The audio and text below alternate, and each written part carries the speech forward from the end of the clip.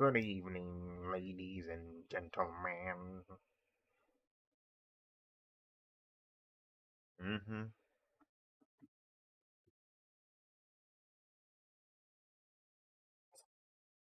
I'm going to try and streamline the sketching process so I don't waste any more time on it.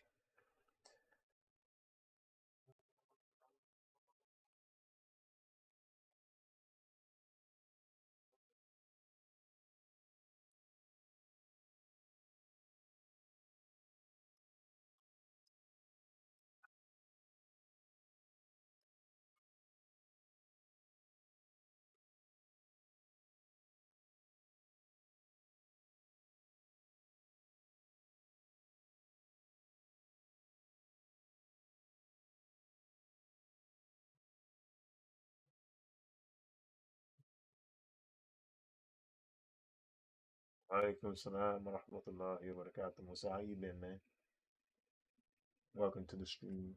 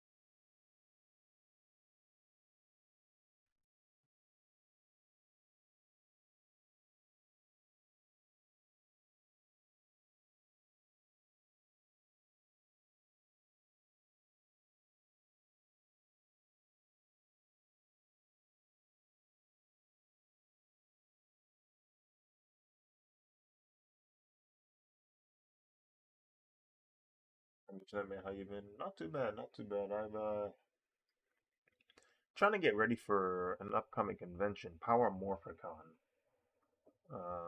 Figured I'd try to increase my Ranger library.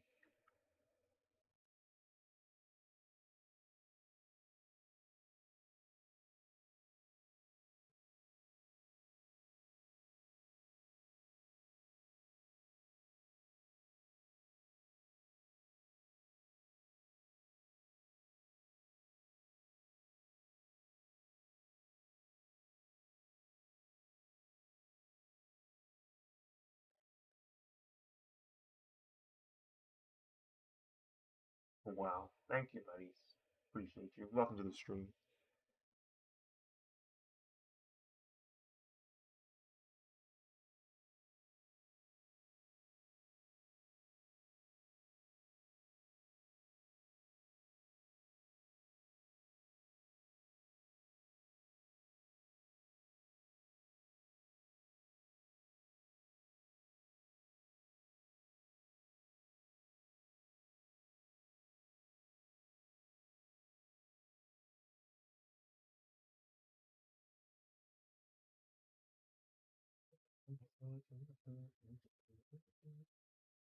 Staying busy, locking about it. When's this event? This event is next week.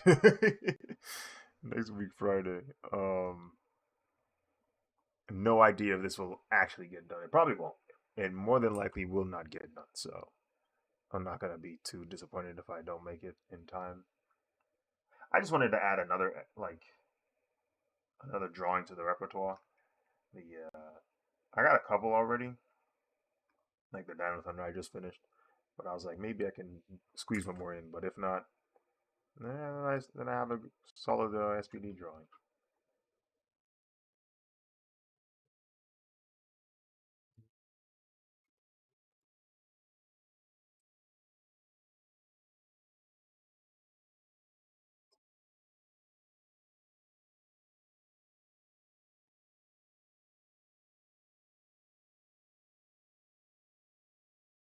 Where's the rest of it?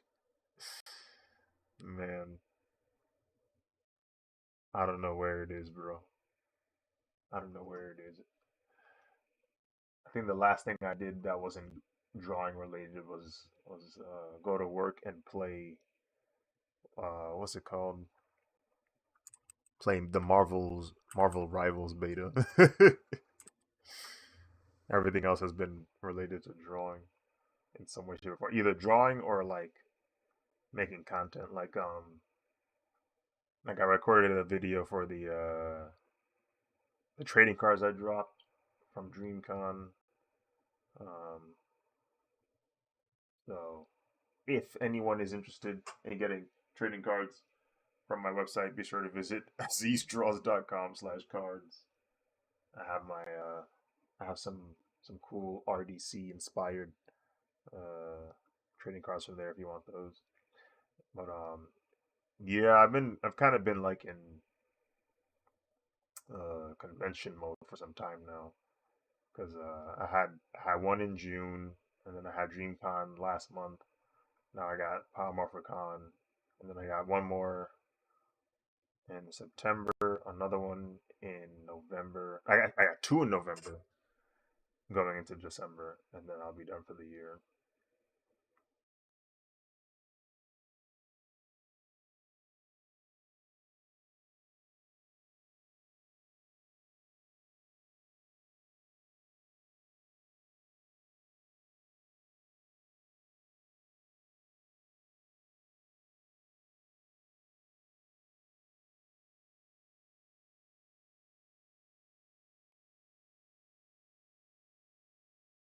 My objective with this orange layer for my sketching is to hopefully get the main proportions and shapes of their helmets and then try not to get too lost in the details because since I'm pressed for time, I have to be efficient with my use of lines and overall just work time on the illustration. So I'm gonna try and be as efficient as I can, like draw what's necessary and then leave the rest for the line art.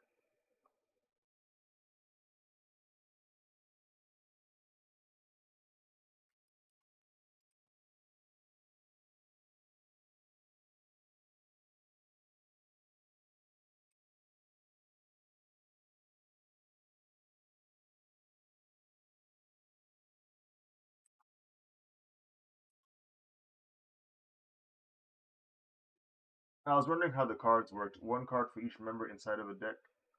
Yeah, pretty much.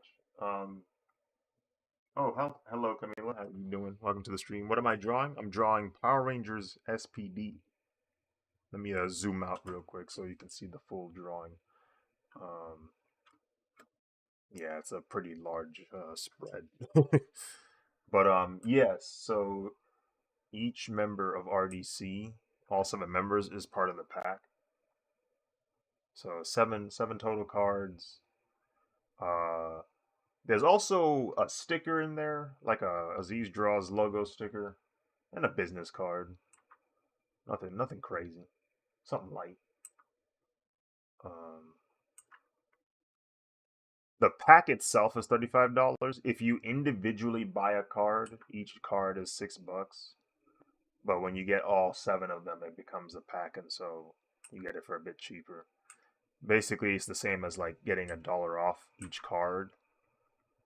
Um, so that's cool.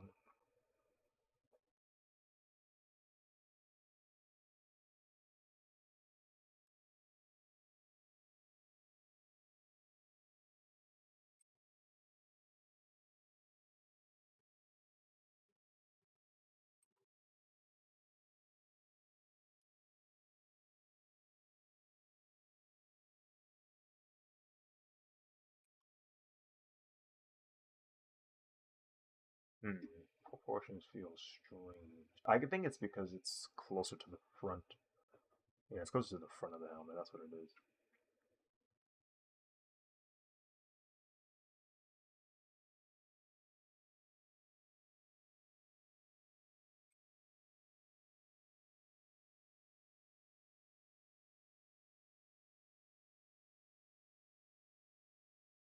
Halo and Vader are separate. Yes. So they're separate cards. Each of them are $60 as well. Um, so like In theory, you could get all 9 cards, but the last 2 cards, Caleb Invader, would just be the regular $6. But you would still get the other 7 as a pack. So total would be like 35 plus 12. What is that? 47? Yeah, $47 total for all the cards available. Not all 9 cards, you pay 47.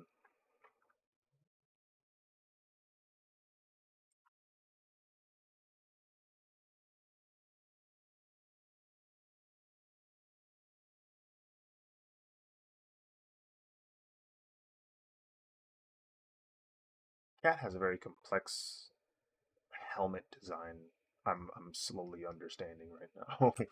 Lots of organic shapes are in here.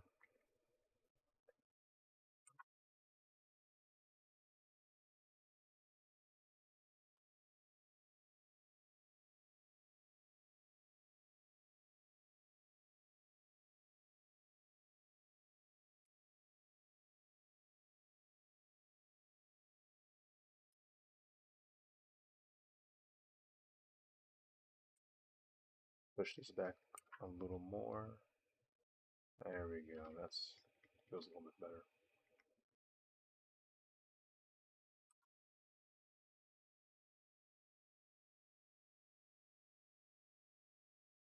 Actually, wasn't there a shop where? Hold on, hold on, hold on, hold on.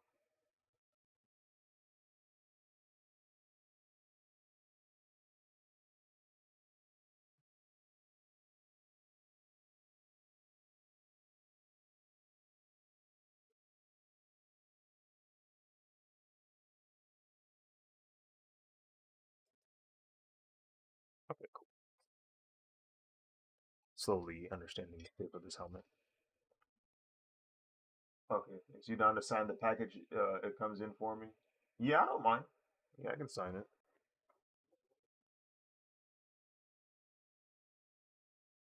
Should be an option, shouldn't it? You want it signed. Hey, brother, keep up the amazing art. Thank you. Thank you, double AHQ. Appreciate you. Welcome to the stream. Hope you're doing well.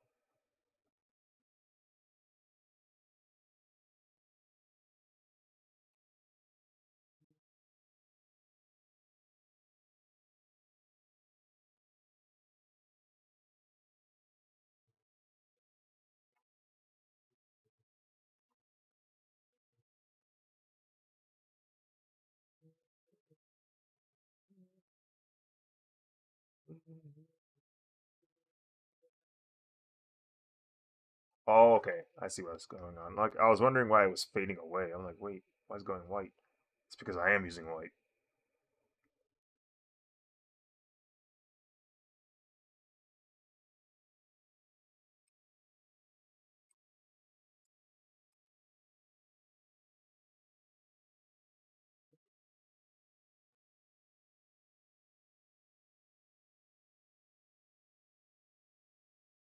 Doubt.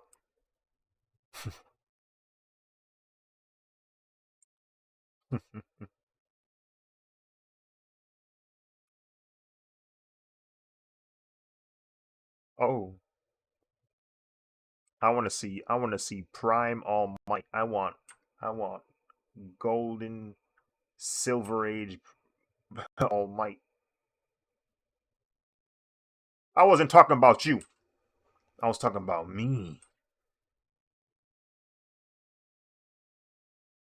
And now we're taking over, Zed. Welcome to the bros.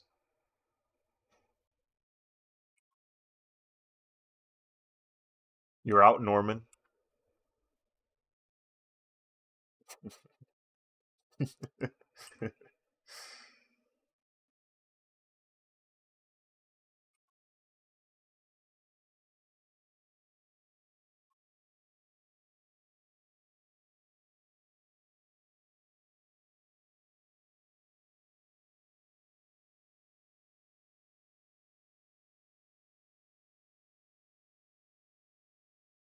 He just doesn't want to do it.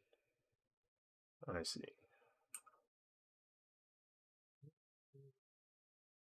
I'm not showing all that. Yeah, yeah. You gotta manipulate him to do it.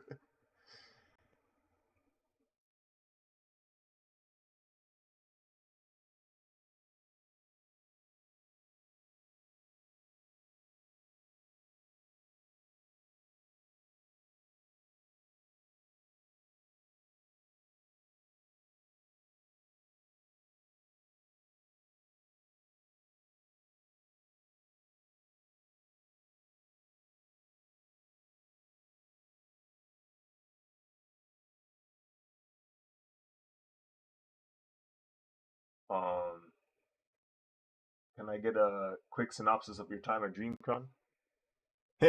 Quick. It might not be quick, but I can tell you what happened.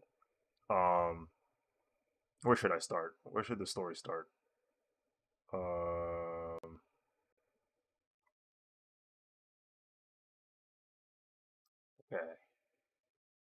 okay, okay. So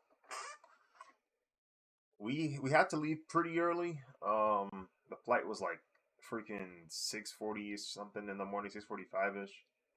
Um, but what happened was we had to go to DreamCon a week, but a little less than a week after the whole Cloud Strife incident.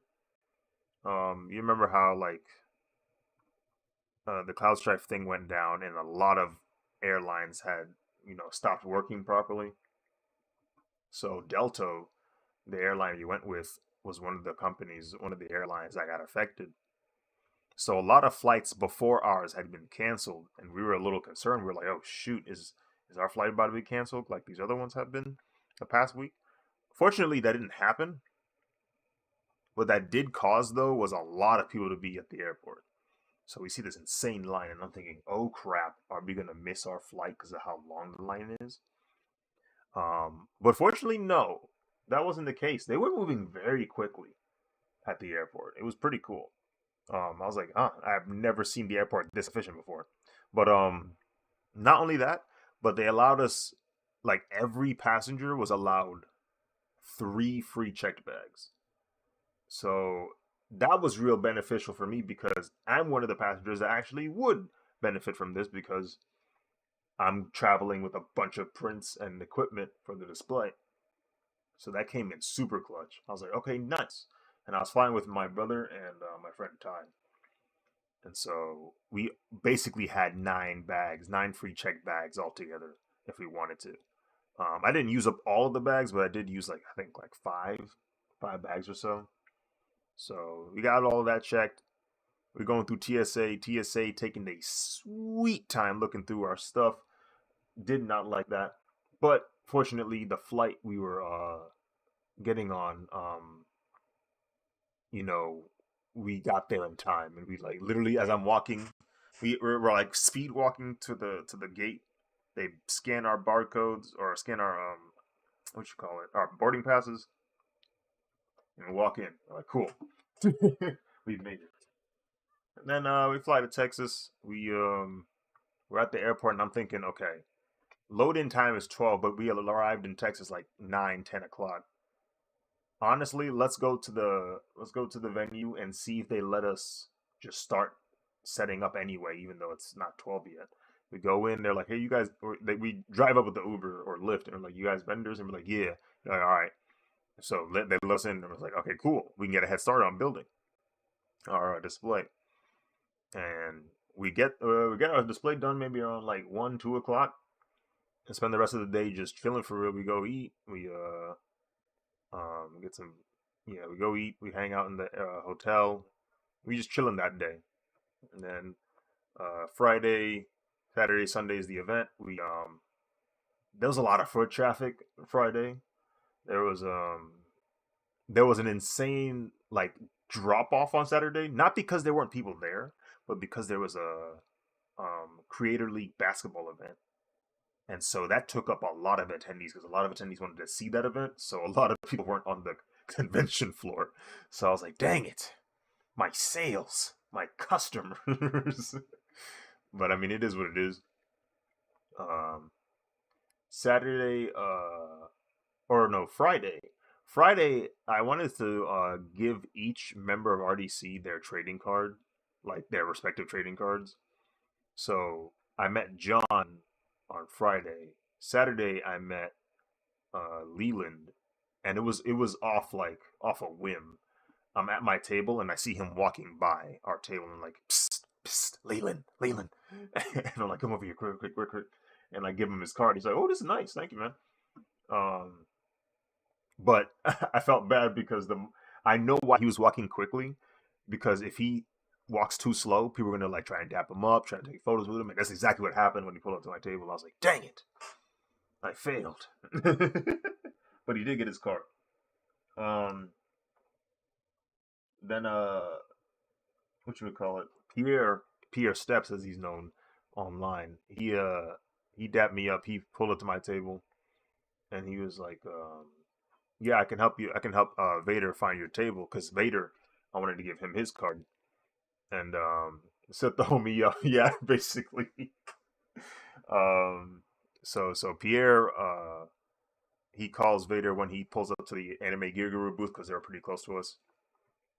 Vader stops by, I dap him up, say what's up, and give him his card. He really likes his card, so that I was happy about that. We took a photo, and he said what he could do is he could actually like grab the other RDC cards and give it to them when he sees them, because because I was stuck at the table, I couldn't really move anywhere for real, and on top of that, it was a little difficult to find them because they'd always be like they're always on the move, or they're like in lounges that I can't access. So it's like, okay, the likelihood of me seeing them in person is low compared to Vader, who can actually go to those spots and give them the cards. So I was like, okay, yeah, that sounds like a plan. And give them the cards. And on top of that, he said, I can give them their cards, and then you can give me a set of cards that they can sign for you. And I was like, oh, that's cool. And like, I wasn't really expecting them to sign anything. I just wanted to give them their cards, but they gave me a pack of signed cards too. So I was like, this is dope. The only card I didn't get was Mark's. Every other member got signed their sleeve except for Mark. So I was like, oh well, it is what it is. But what happened was, at the very end of DreamCon, we were cleaning up our table, packing everything up, and I hear like from behind me, he's like, "Hey, what's up, bro?" And it's Mark and like some other members already see. I was like, "Hey, what's up, y'all?" And so they were like saying, "We appreciate y'all. Thank you for pulling up to DreamCon. We like your art." I was like, "Oh, this is pretty cool." And I was like, "Hey, wait, y'all want to have this? We don't really want to go home with this. Can y'all want to keep it?" And I was pointing at the large 24-inch by 36-inch poster of the Robot RDC guys, and they were like, "Yeah, for sure." So we gave it to them. They were roaming around the artist alley, saying hello to everybody else. Um, and then one of the DreamCon marketing or DreamCon press guys, he called out Marcus like, "Hey, this guy only has 6 members of RDC that signed their cards. You're the only one missing." He's like, "Oh yeah, I got you." So he helped me get the 7th card signed. So I was like, "This is pretty cool." And yeah, so all members got me signed cards. That was really cool to see. Um, and then met a bunch of like friends throughout the weekend. Some people I met online. Some people who I seen the year before. Caleb showed up to my table. I got him his card. He had a disguise on. He was wearing a helmet because he's big enough where it's like if people see him, like they're gonna surround him. So he has to walk in disguise.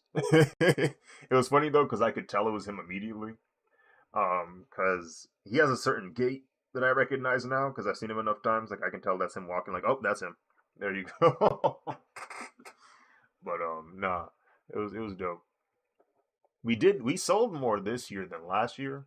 I also spent more this year than last year, so it kind of sucks that I spent more, but I did sell more, so it kind of canceled out.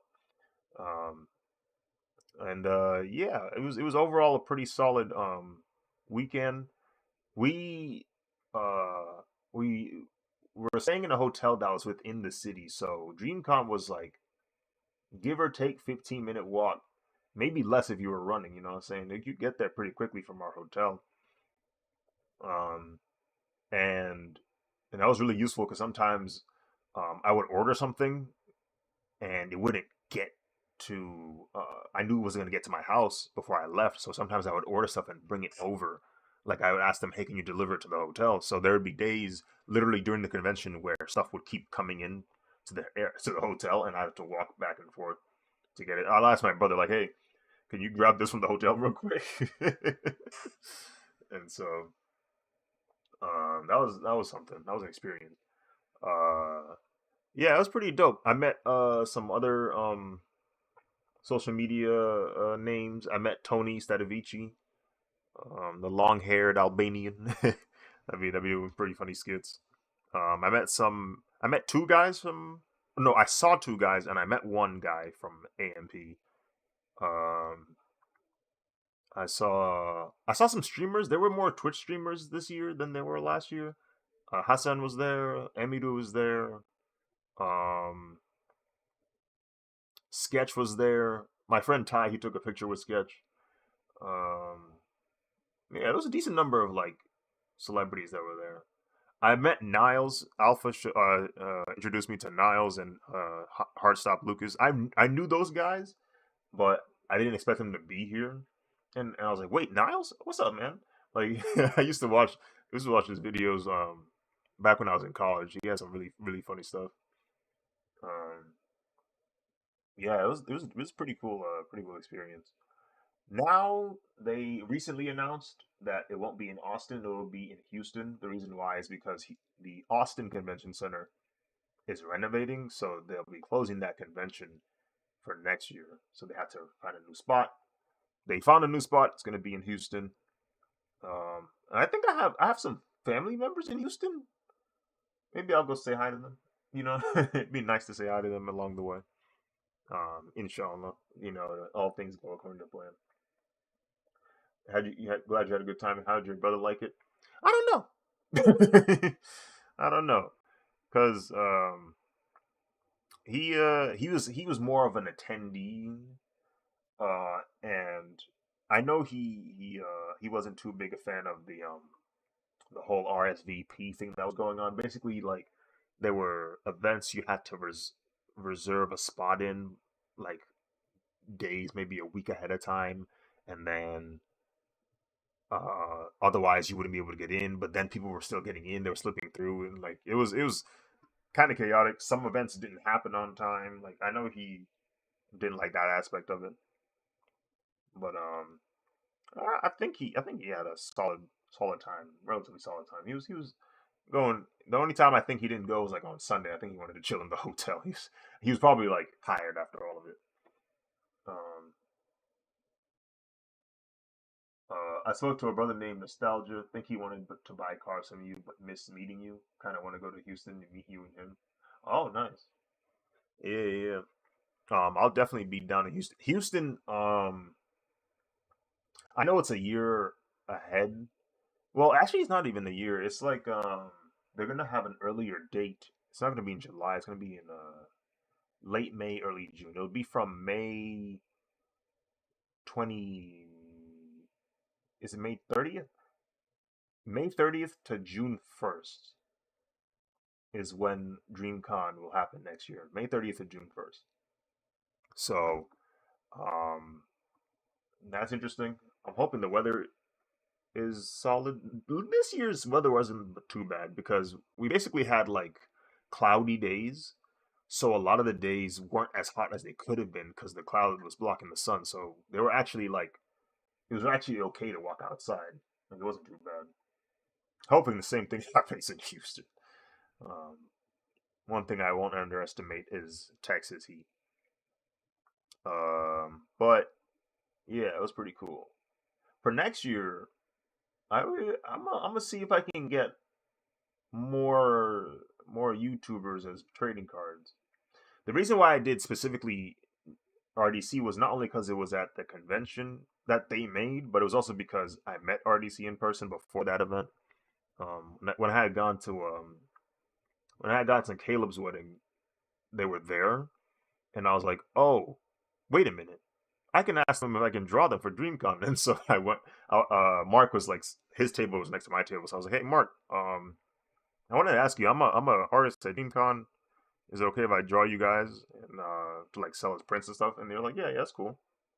And he's like, yeah, just ask John and then verify with him. And I was like, cool. I asked John, he's cool. I said, let me verify to see if Ben and Dylan are okay with it. Like I was asking all throughout the group, and they're like, yeah, this all cool.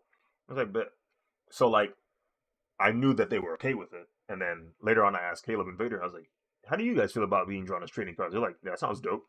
So I was like, okay, cool. So I was like, I got I got verbal verification from all nine of those guys that they wanted trading cards with them. So now I got to find out if there's anybody else that wants trading cards done with them that people would want to buy. Increase the library of trading cards. Also, I might try to each year do like a new edition of trading cards. Like maybe you get a Mark 2024 edition of the trading card, and then maybe there's a 2025 Mark edition. Like, who knows? Like maybe he's wearing something different. Maybe he's posed different. Something. I think that would be pretty cool. But yeah. I got some things planned for that. Hopefully that works out well. But yeah, if anyone wants a trading card, be sure to visit my site, azizdraws.com/cards. In fact, I'm gonna type that in the chat in case anybody wants to know what that link looks like. I don't know if it'll work well on Instagram, but azizdraws.com/cards. Okay, okay, yeah, yeah, yeah. And I'm gonna type it in here. Sticky art shorts. Hello there. Well, well, it's probably just sticky art. Shorts is probably just um, that version of your channel, isn't it? Welcome to the stream. I hope you're doing well. Not too bad, not too bad. I was sharing my story about my time at DreamCon a few weeks ago. Musa, for whatever reason, even though DreamCon happened um, literally 2 weeks ago, maybe, yeah, 2 weeks ago, 2 to 3 weeks ago, it feels like it happened like months ago, like several months ago. I don't know what that's all about. I don't like it. But yeah, it's very very strange sensation.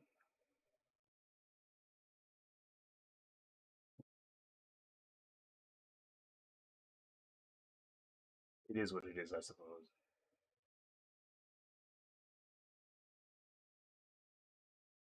Yeah, this is much clearer. I wish I could flip this. Can I flip this? I'm looking at various images for reference and trying to see if there's a way to flip one of the images.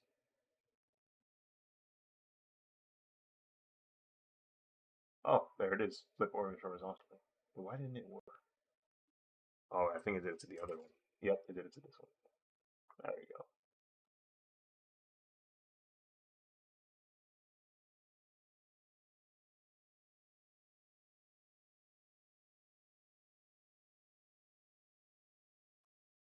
Okay, good. Yeah, that's what I need. That's what I need.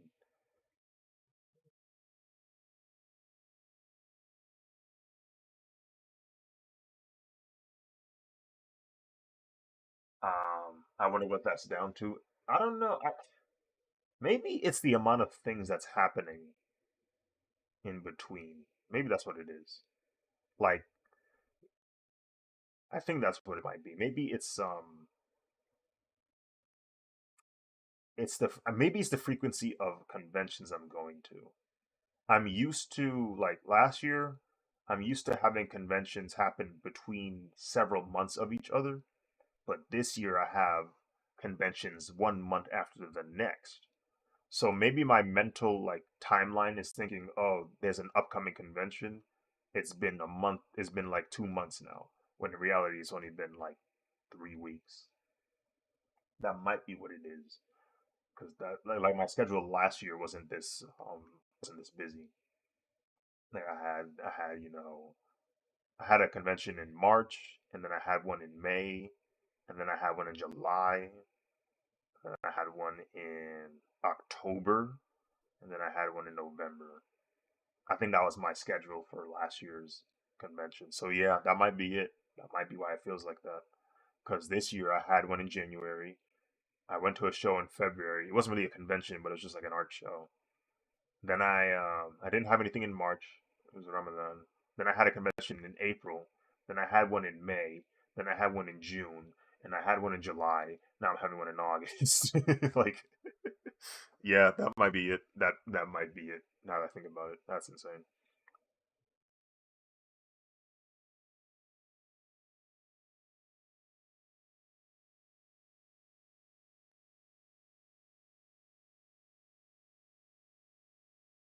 I know some people some people do it full time, so they'll have like a convention one every other week.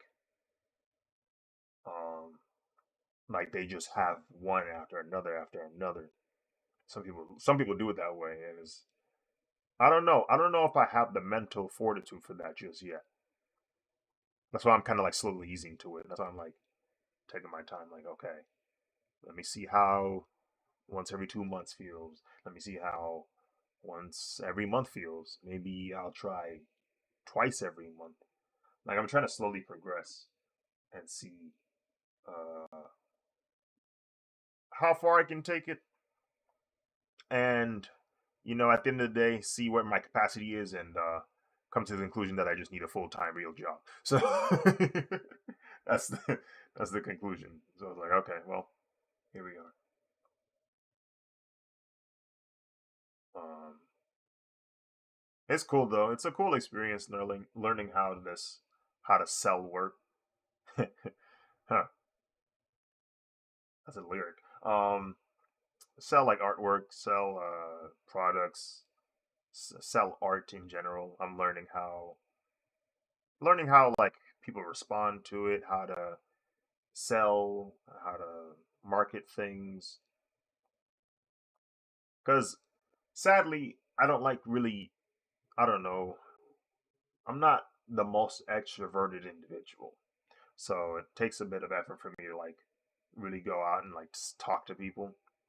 It's easier when they pull up to my table and be like, "Whoa, this is cool," and I'd be like, "Let me tell you more about this." It's easier then, but if like they're not really paying attention, they're not looking, I'm like, "Hey, come over here." Like I don't really do that. That's why I have my friend Ty do it.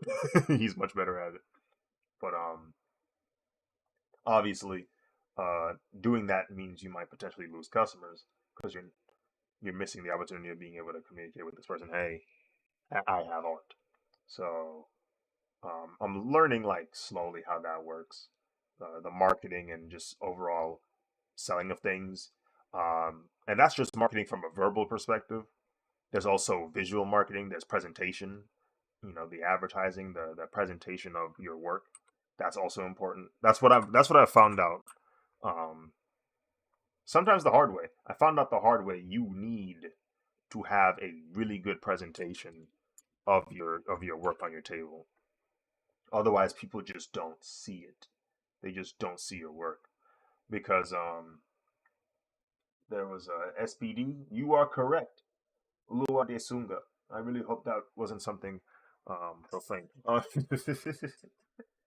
Um, but what you would call it? Yes. Welcome to the stream. I hope you're doing well. Uh, yeah. You learn how to present your work because when I was in Ichiban Con, yes, Ichiban Con, I was at a convention called Ichiban Con, and I sold well. That wasn't the issue. Um, but it felt like I could have sold more. It almost felt like my table was invisible at times. Like people were just whizzing by it. They weren't even looking. I'd understand if you um I'd understand if you didn't want my work, right? Like say you looked at it and you're like, this is not my style. Maybe this isn't what I'm looking for right now. Cool. I mean that's fine. That's totally okay. But you don't even know it exists. You know what I mean? That's what it felt like. It's like you don't even see it. You don't even see the art.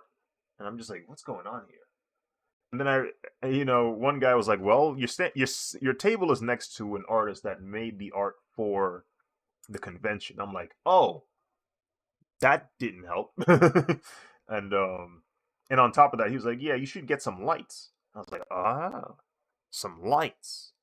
Yeah, because what was happening was I kind of stood back and I looked at my table and I was like, "Oh, yeah, it's kind of dark." Like the way that the lighting was hitting my booth or my table, it was you could see the art, but it wasn't super duper bright. It wasn't super noticeable compared to the table next to me that had pink LED lights.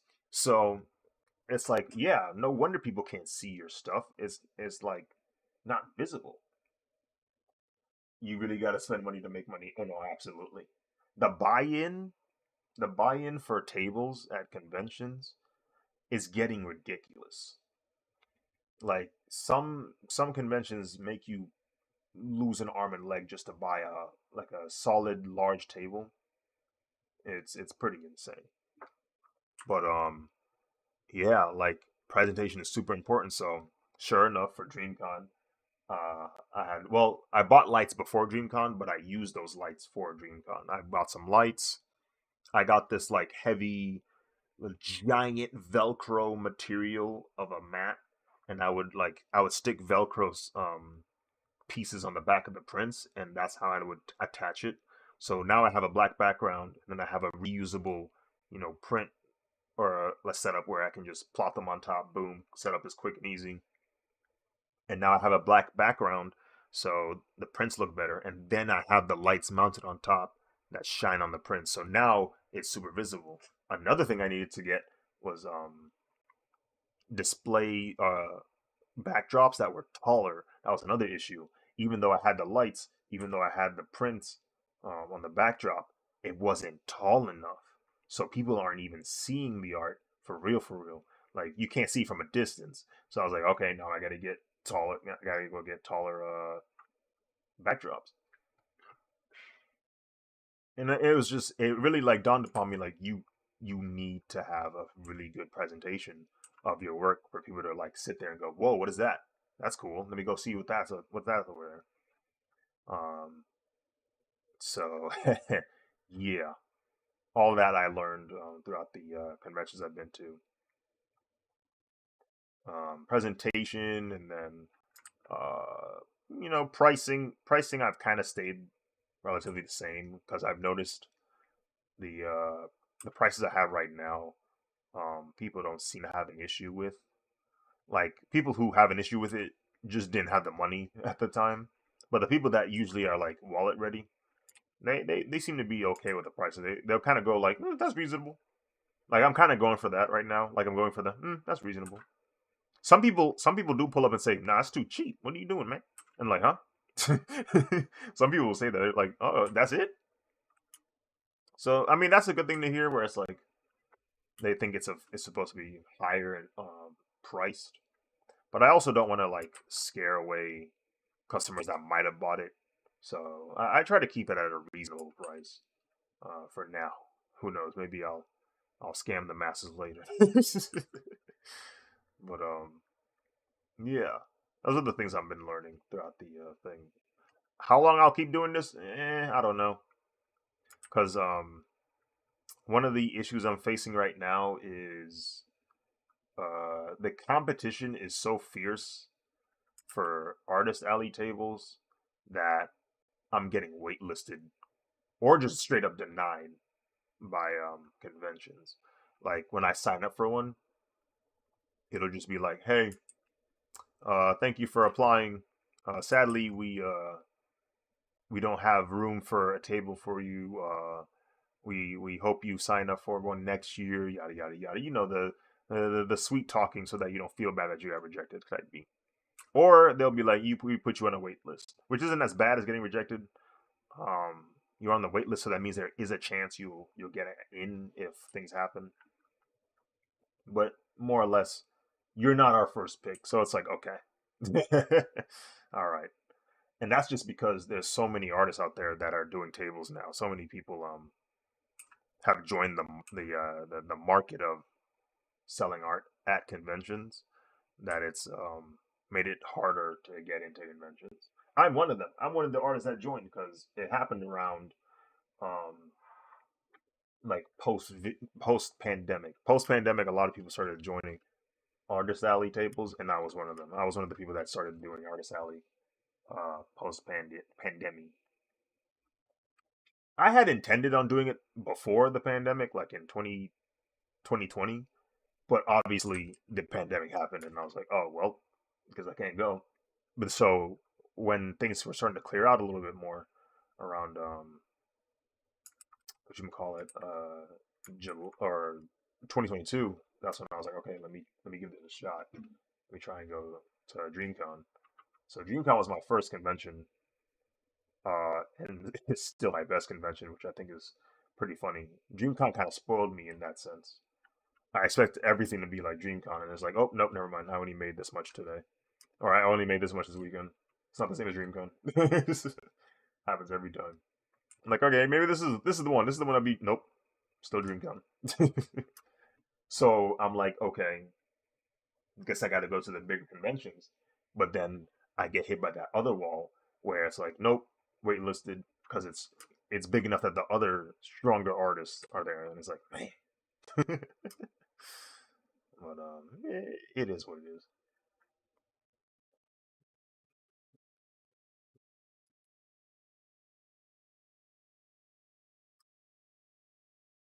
What is going on with these legs here? What is this?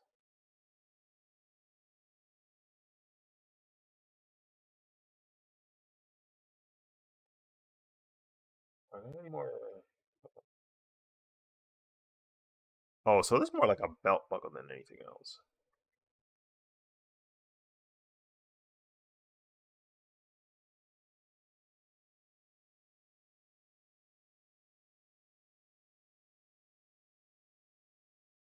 Oh, this is a really high res photo. Hold on, let me grab this.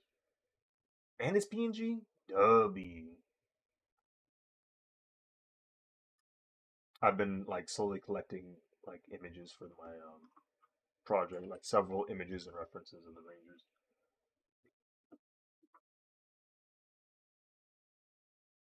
What do you attribute that to? Size of convention, demographic? Yeah, like the naturally the bigger conventions means bigger attendee number, so that means bigger um like different like bigger pool of people that will buy your prints, and then on top of that, um I noticed, at least for DreamCon, um the attendees come in with the mindset of I'm going to buy things. That's what I've noticed. Like the vibe is different. Not only because like scale wise, DreamCon isn't super big yet, but it is getting there. It's at 20,000 attendees now, which is a pretty healthy number. It's a pretty good number for a convention. Um, but it's not the largest convention. Um, you think you'd pull the same at a Comic Con? Yeah, like at a Comic Con, I feel like I'd do okay. I feel like I would get a decent amount of sales because it's a Comic Con, like it's a massive event. Like a lot of people pull up Comic Con, but the difficulty of getting in, you know what I mean? But like I'll do a convention in my area, right? But the buying like mentality isn't as strong. Like sometimes you're in a city where people don't really want to buy things. Like that can happen. Like yeah, a lot of people show up, but they do not have the intention of purchasing or buying product. So it's like, oh well, guess I'm out of luck. Like that happened to me recently. Like I went to a convention, and even though they said on the intercom, this is the largest turnout we've had for this event. Like this is we've got a new record for attendees this year. So it was like that was a big ups for them. I didn't feel it. I couldn't tell. You told me that they had a okay attendance. I would believe you. But it's because the mindset was different, and I was also in a bad spot. I was deep in the corner of the galaxy. People could not find my table because I was so far back. But Like that can't happen where you in a convention, lots of people are there and nobody wants to buy, or they want to buy a specific thing and you don't have it, or there's too many celebrities. That also can happen. If you're in a convention where there's too many celebrities, that also can hurt your sales because attendees are focusing their entire time at the convention to meet said celebrities, as opposed to venturing around the artist alley and seeing who else is out here, that kind of thing. Like that can also happen. There's so many factors that play into it. One factor that scares me is what people have referred to as customer fatigue, and what I mean by that is my concern is what if there's too many conventions? What if there's too many conventions close to each other? How many conventions can you go to before you say, I've spent too much money, I'm not going to any more conventions? Or maybe you go to the conventions, but you say, I'm not buying anything anymore.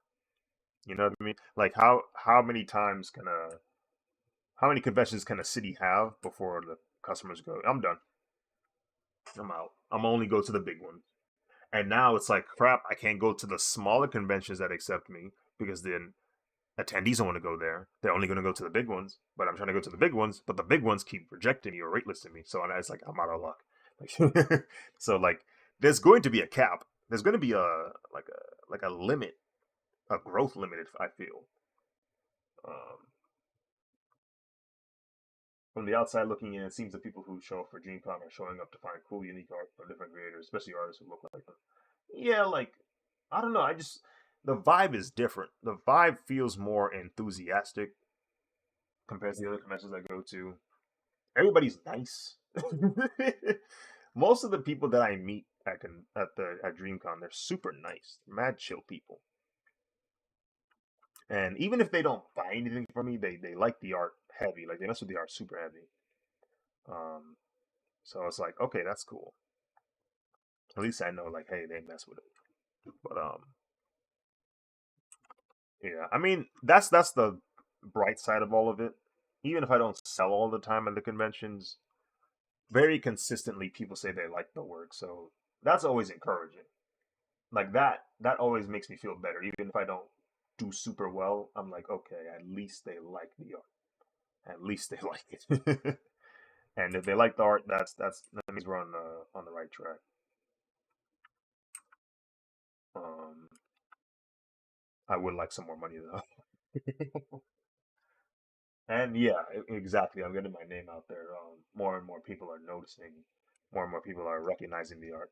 What's cool is every convention I go to, more and more often, I hear people go, "Oh, I was looking for you." I said, "What?" Yeah, I was looking for your table. You were looking for me specifically? That's always cool to hear because now it's like these people are going to these conventions and specifically seeking me out. They're specifically searching for me. Like in a way, it's almost as if it feels like they wanted to go to this convention just to see me. I know that's not the case. That's not true. But that's what it feels like, right? It's a bit uplifting. It's like, oh, cool. You came to see me? Obviously, they came here for other reasons, but you were one of them. You were one of the reasons. So it's like, oh, that's cool. That's really cool. I'm in the RDC Twitter community, and I saw a handful of people showing up at work. That's pretty cool. I'm not gonna lie. That's dope. Yeah, it's really cool. Seeing the like the artwork grow. It's cool seeing people respond to it, and it's getting more traction. Like some of the people that were at the table, they were like, "Wait, I've seen this drawing before." Like they might have seen a Twitter post of it or something. Like, hey, I remember seeing this online. This was you. And I was like, yeah, yeah. So it was really cool. It's really cool to see that happen in real time. I've said it before, but you can't really like tell how much somebody messes with your work as much online compared to like in person. Like when it's online, you can kind of like surmise what how they respond to it because it's all text, but also it's like it's online, so you don't get to see the full experience. But when you see them in person respond to it, it's like, oh yeah, they actually do like mess with this heavy. They really do like this work. Um, so that's always cool to see.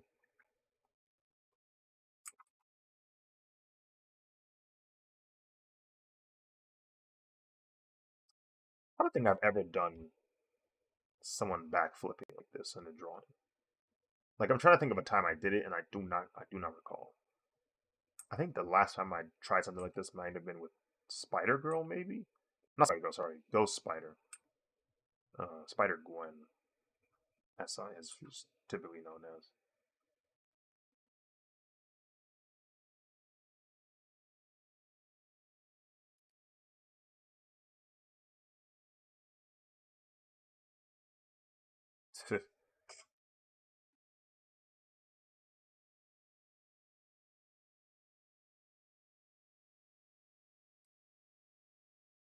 Let's see. This is right here is the Yellow Ranger. I'm trying to make sure I get the proportions of the helmet correct at least. I don't have to get all the details in here, but at least the proportions. Worry about the details a little bit later.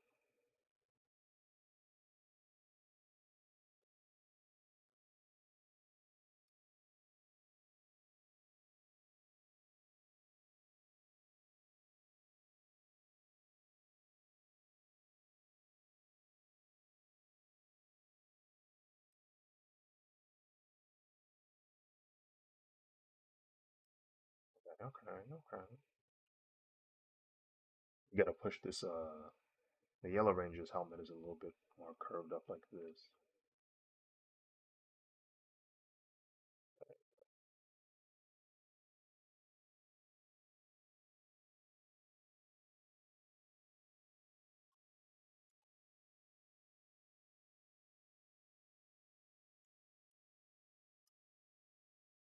Okay, yeah, that looks a little bit better.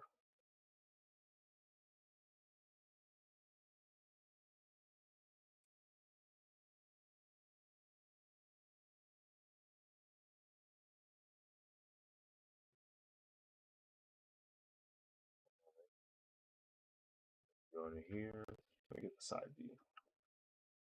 You've been keeping up with JoJo. A coworker has been reading ahead and is really fond of future characters. I sadly am delusional and still have hope that Steel Ball Run will drop as an anime. So I haven't read the manga yet. Um, my hope slowly withers with each passing day, but that's the only reason as to why I haven't caught up yet.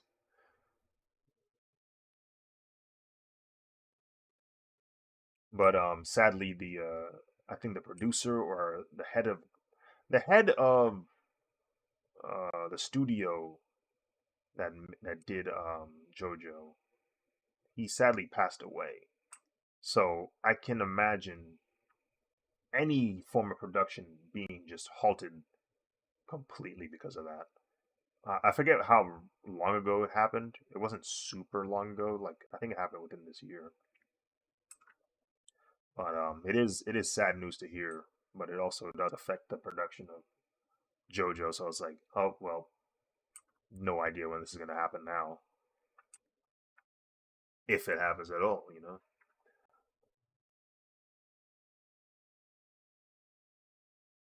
I think my friend Sky was saying that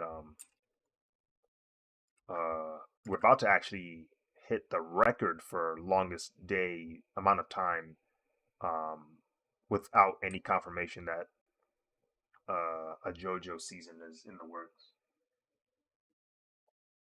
I still haven't finished the season with Jolene. Ah, yeah, yeah, yeah. Um, that wasn't too bad. That one wasn't too bad. I mess with it.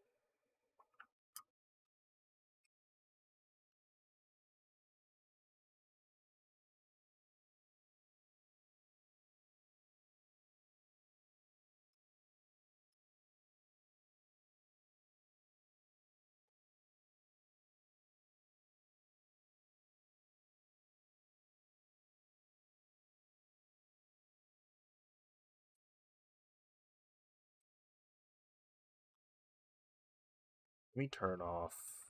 There we go. The masks.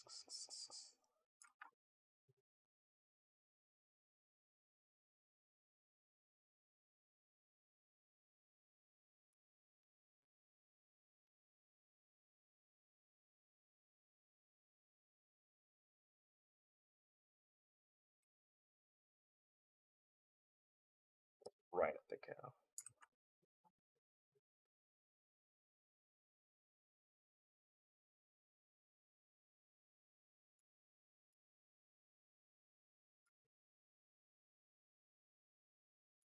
That's too much.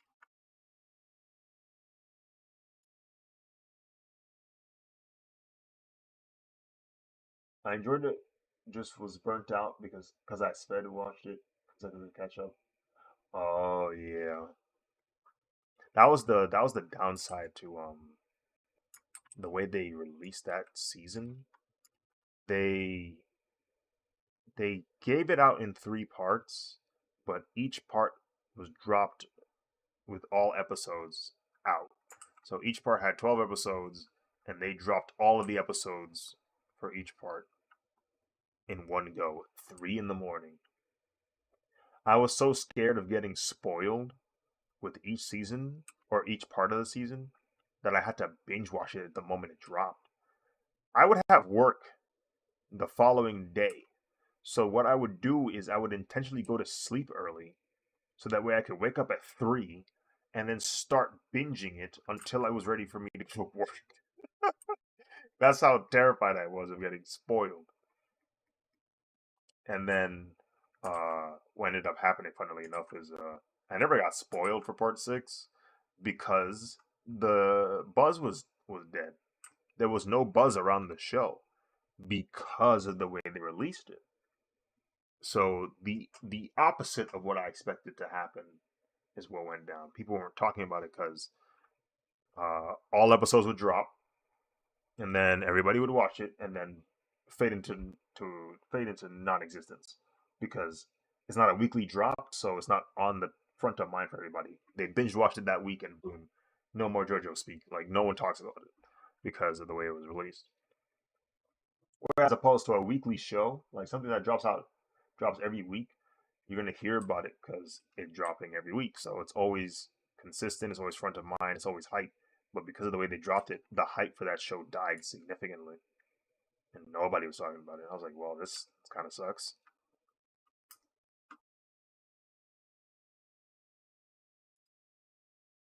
I hope they don't do that for part 7. I hope for part 7 they just drop it every week. I know people like to binge watch. I know people like to see their shows, the moment they drop all the way through. They want to watch it at their own pace as quickly as they want. But man, like whatever happened to delayed gratitude, bro? You can be patient. You don't need that. You don't need that all right now.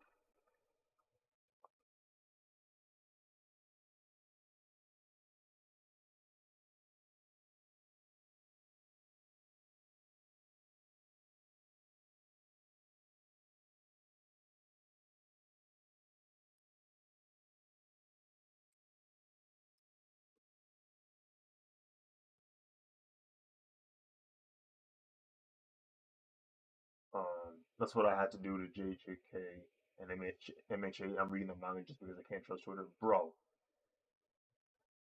I kind of like. I'm pretty good at avoiding JJK stuff, but it is frustrating to know that at least with my friend group, they're not reading the manga. They're reading the leaks of the manga. That's how caught up they are. They're not reading the official pages of the manga. They're reading the leaks of it. They're reading someone taking a photo of it, scanning it, and translating it in real time. Like he's translating the thing to English, and people are waiting for him to upload the images. Like what? Why is it? Why? Why are we doing this? Like, why is it that serious? Why are we reading leaks? Goodness freaking gracious!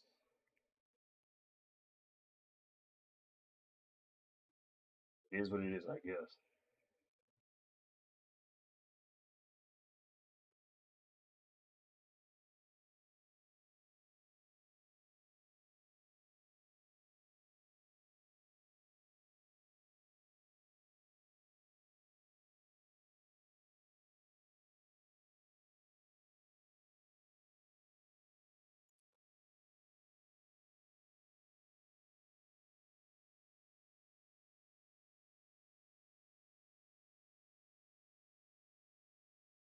But yeah, Twitter.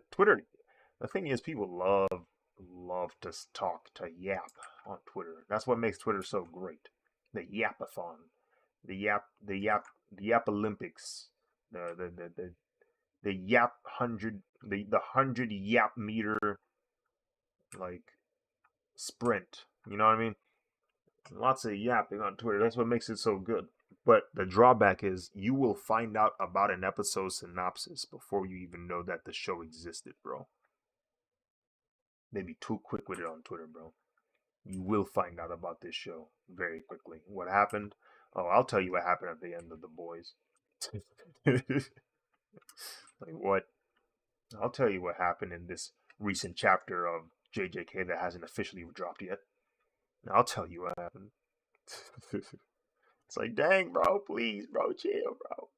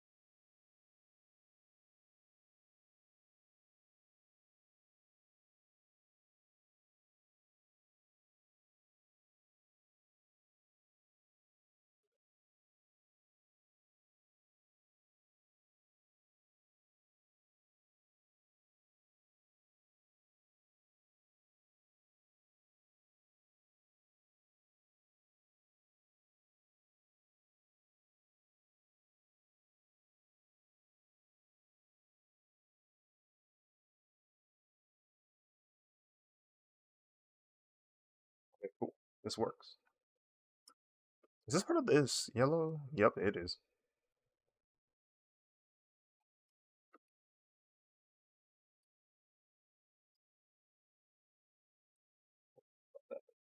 You know why everyone's smiling? I'll tell you. Um, Twitter is a portrayal of the hold on, the old dude in the back of the bar with the one eye who knows the hidden history of the town, and he likes to provide you the details and riddles. What kind of boots do they have? Is it this? Yep, it's the same. Oh wow, I'm just now noticing the polygon. Anyway,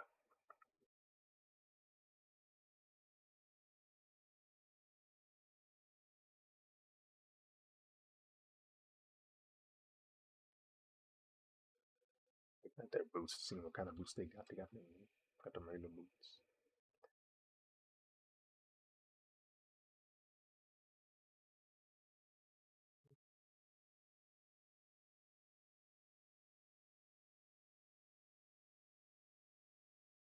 Hmm.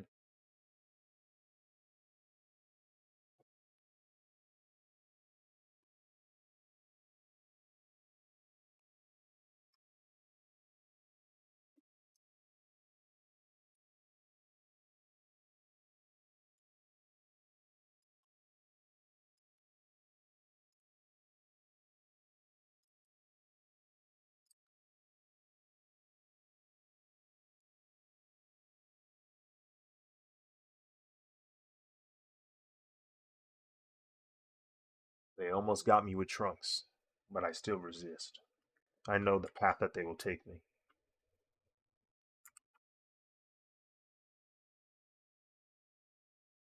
They might get me if they drop Power Rangers, depending on what Power Rangers it is, and if it actually looks solid.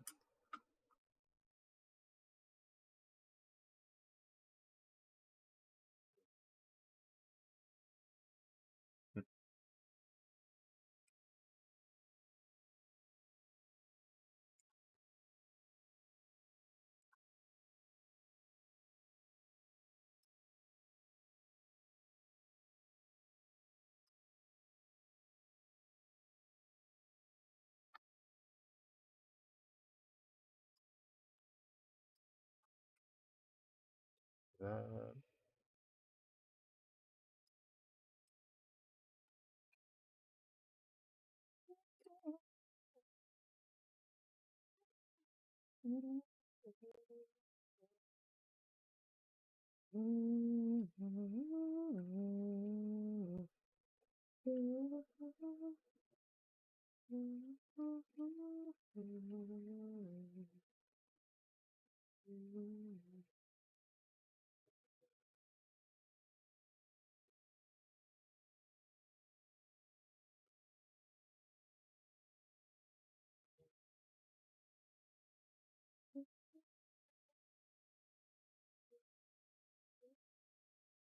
These thugs wear belts. Oh, yes, they do.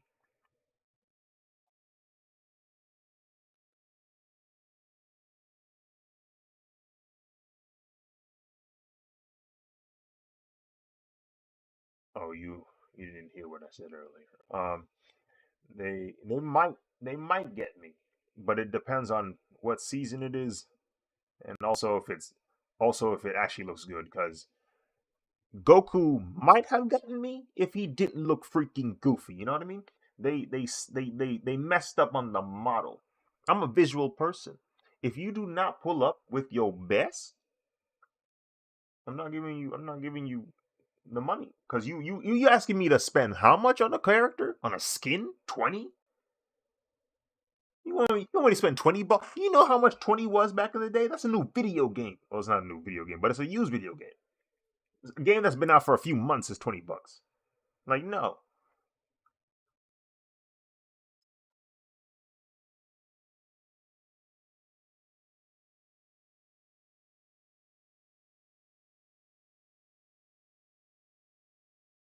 That'd be cool. But if the models suck, I ain't buying it. I'm not even sure if I'd buy it if the models are good. Because I'm stingy like that. Because I don't want to spend 20 bucks on a skin. Like, it has to be so good. It has to be so good that I have to be buy it.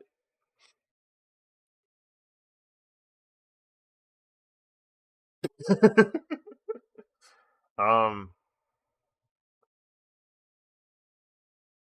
yeah. Oof.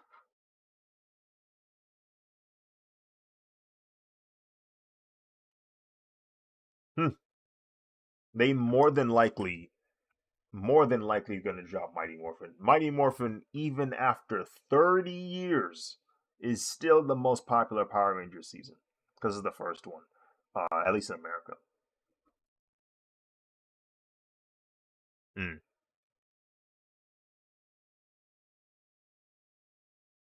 5-man team. So, also because there's six in Mighty Morphin, if you include the Green Ranger. Yeah, technically seven because you got the Green Ranger who becomes the White Ranger later. So seven different skins. But do they only drop four at a time?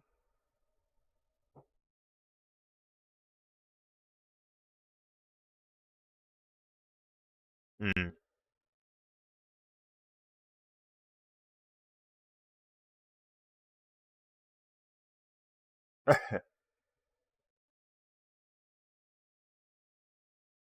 Mm. Yeah,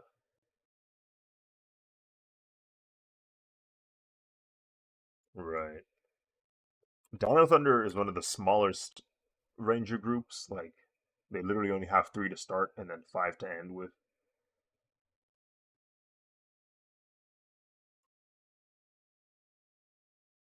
Ninja Storm ends with six.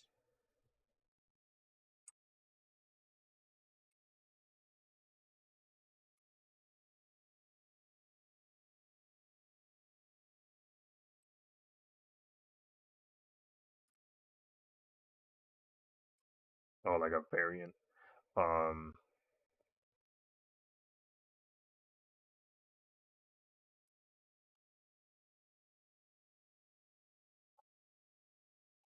yeah, I can see that happening.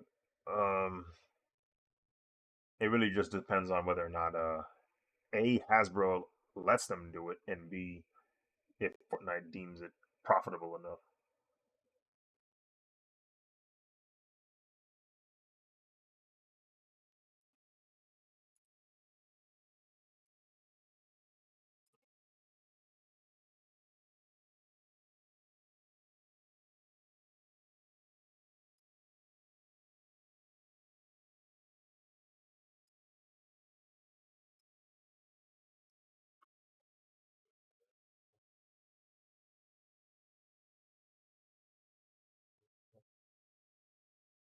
What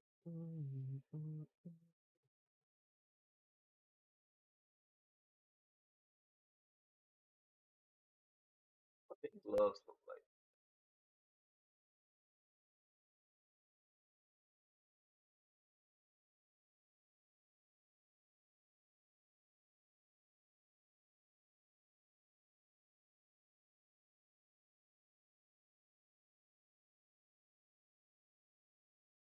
He said they do have the lines on it. Okay, bet.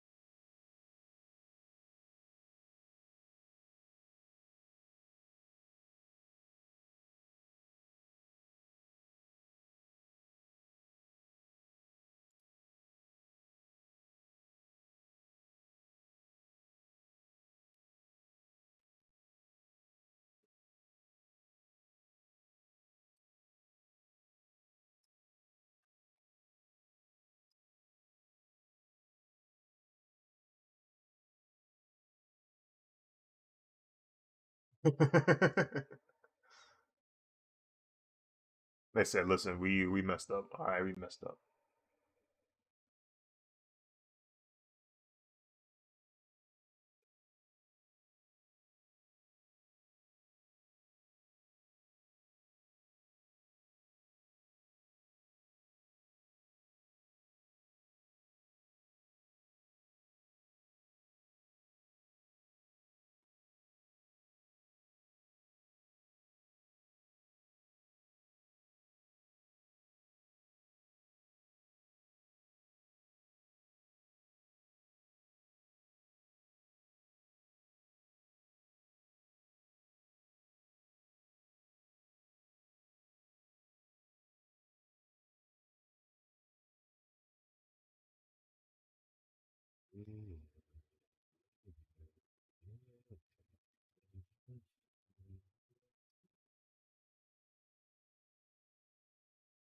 This small image, but it works.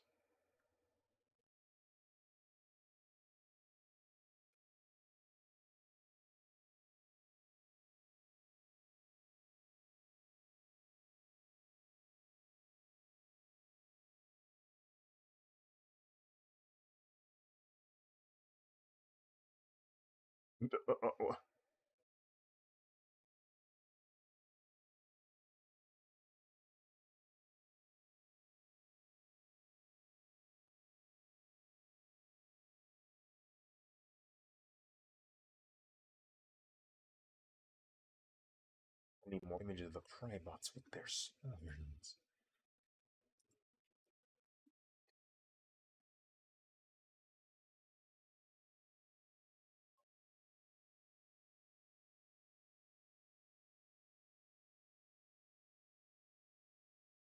That's amazing. You can really draw. Thank you. I tried to draw one of my characters I made. Let's just say I'm never drawing again. Insane. You do commission? Yeah, every now and then. It's temporarily on hold since I'm tight on a tight schedule. But I'll try to open them back up later this month. If not later this month, then September, early September.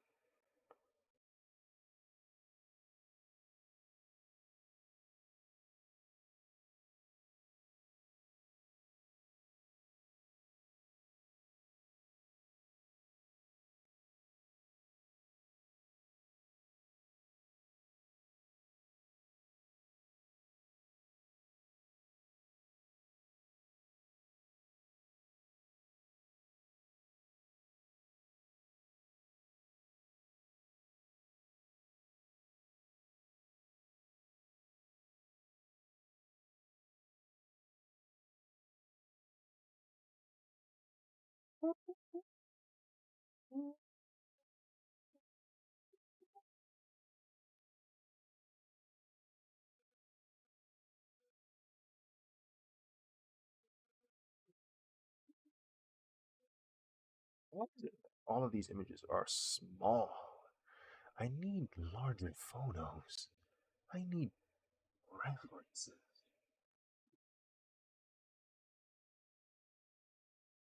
Okay, I'm basically making an anime called Limitless Void. It's a body hunter anime. Interesting.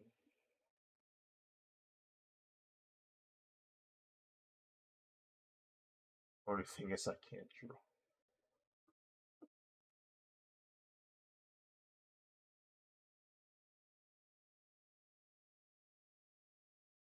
I know some of these guys have like, are those drills? Is that what that is? Is that a drill on their hand? Mhm.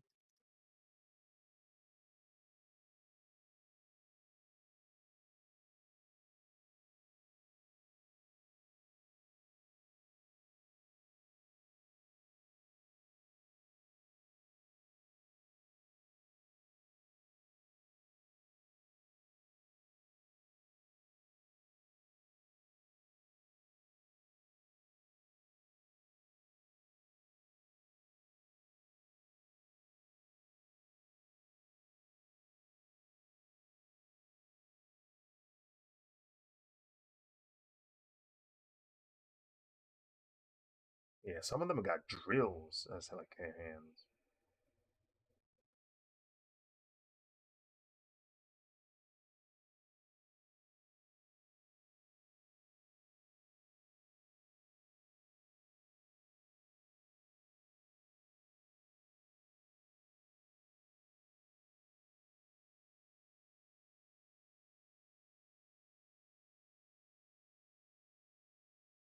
What's up? Just heard about your trading cards through DreamCon posts.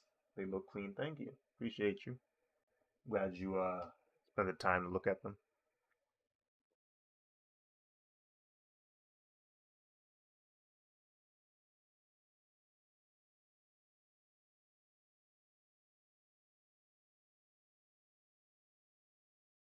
Let me see where they all go. Where the Crybots go.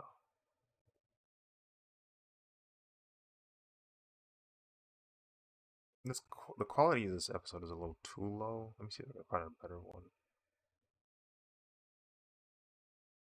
Okay, hold on. This might work.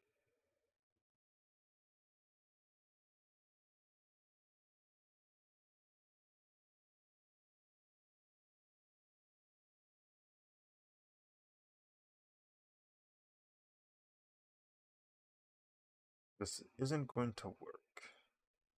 I might have to watch it through Pluto.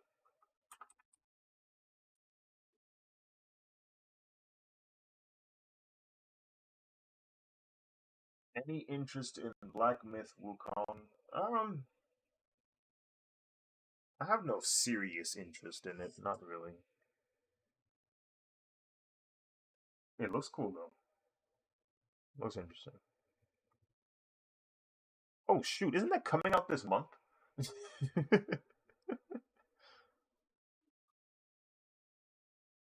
Isn't that coming out in like a few weeks? Black Myth, Wukong, 4 days. Oh.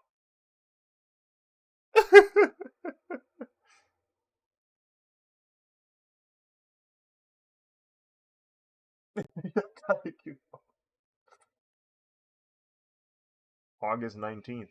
There it is. Malamushi.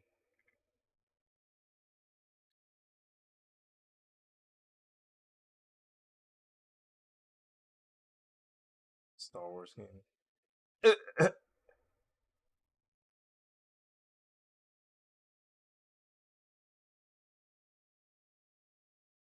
Interesting, interesting.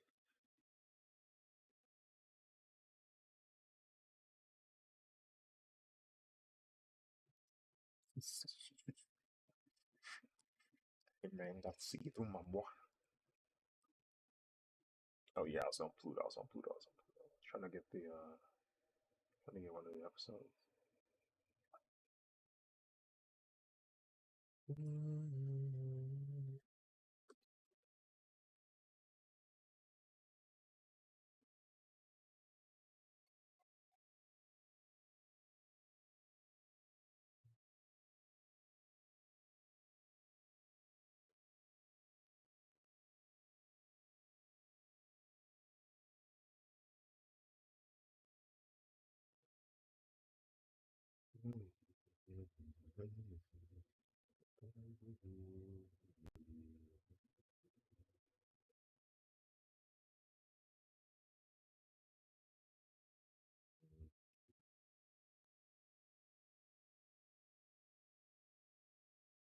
Did I start drawing?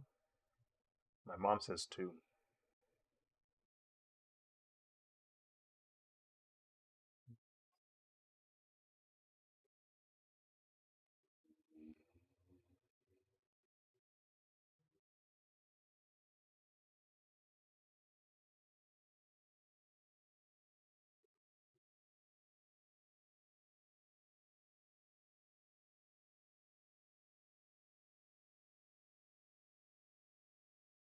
Give me Wukong the DLC for Persona 3 on Gucci. Understandable.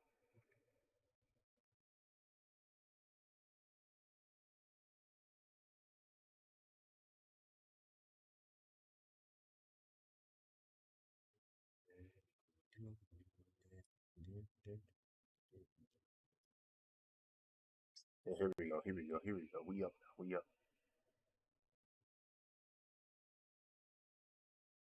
Playing a episode of S.P.D right now to get some more references. So talented. Thank you. Thank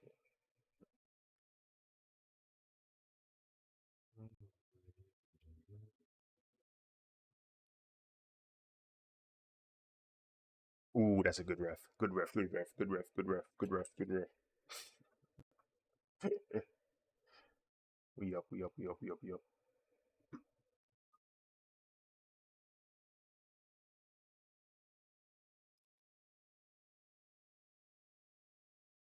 Mm.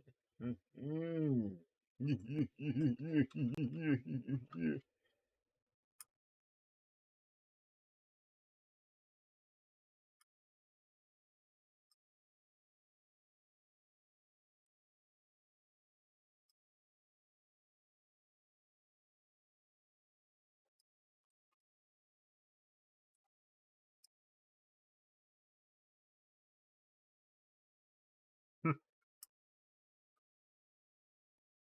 Yeah.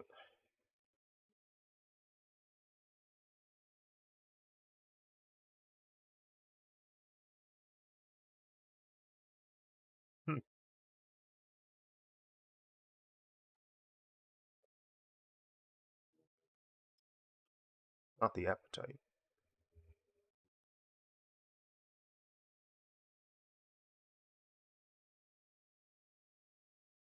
Okay, so this is the next layer right here. Let's go to the blue suit. Blue Ranger.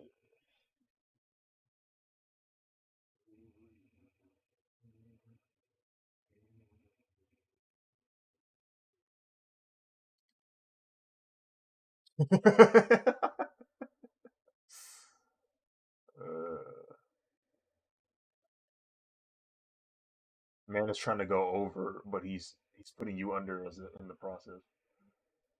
Mad approve him since last night. TF. Hey man, I'm trying to make some leeway here. You know what I'm saying? I'm trying to make some distance.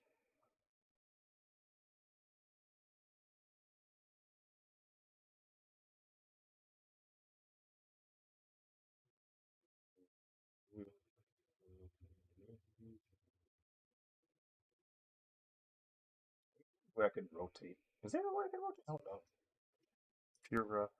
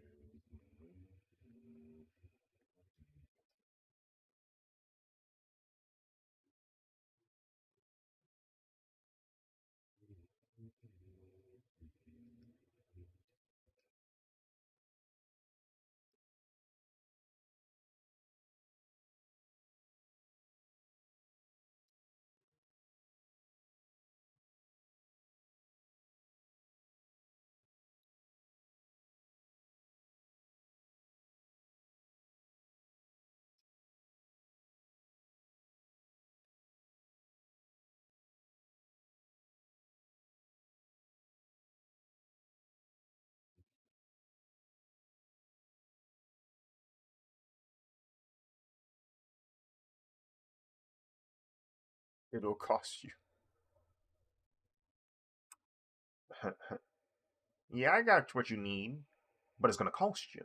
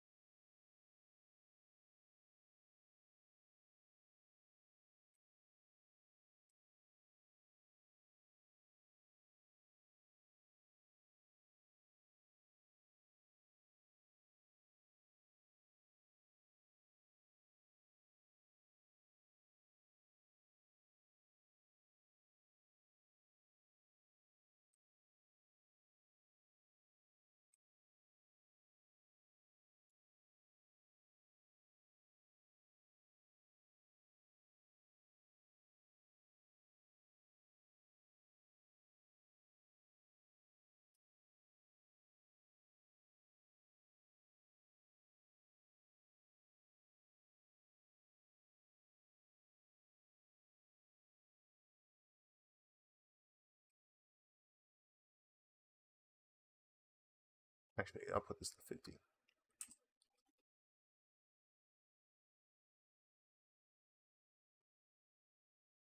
Did you run into NPC Miles? Nah, bro. I didn't even know he was there until I looked at I looked on social media. I said, "What? He was there the whole time?"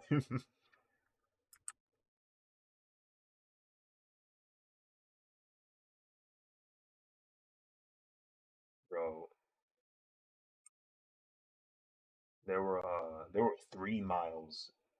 There were 3 different miles at DreamCon. There was the video game miles, Najee Jeter from the PlayStation game.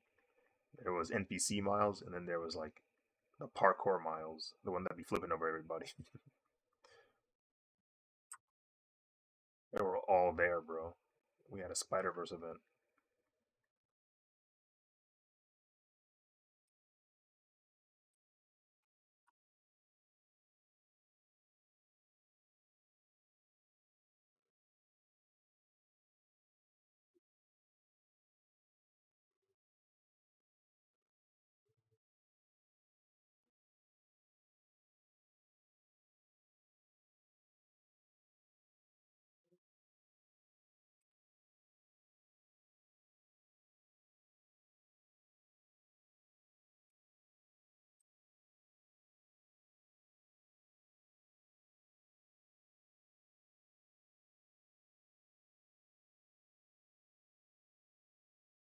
Space Patrol Delta.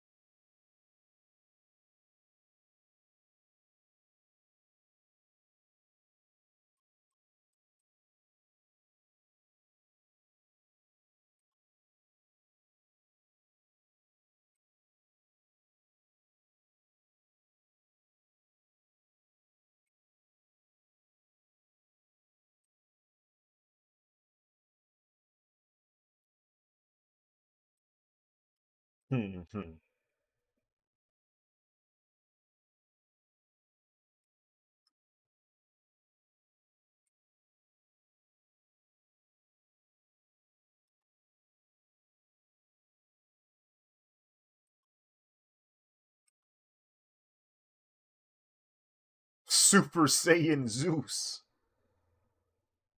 Frick.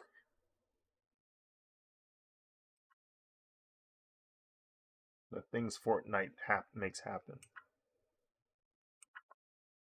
Never would I have thought in several years that Kratos would say, I'm a kitty, kitty, kitty, I'm a cat. You're gonna get scratched.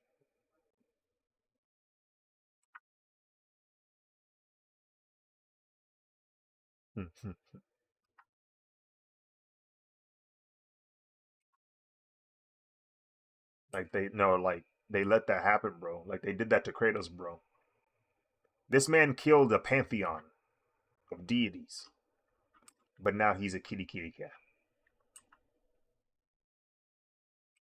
Freaking ridiculous.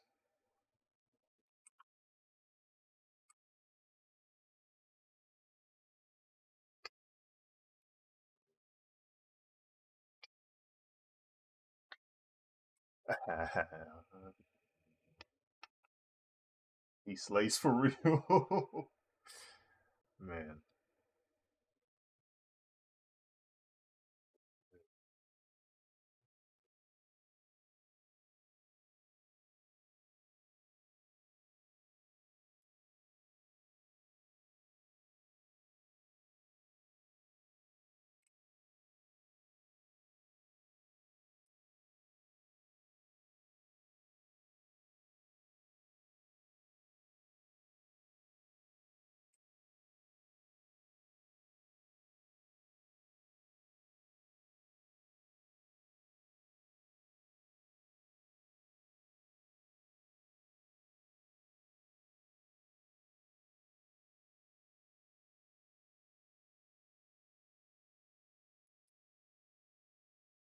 That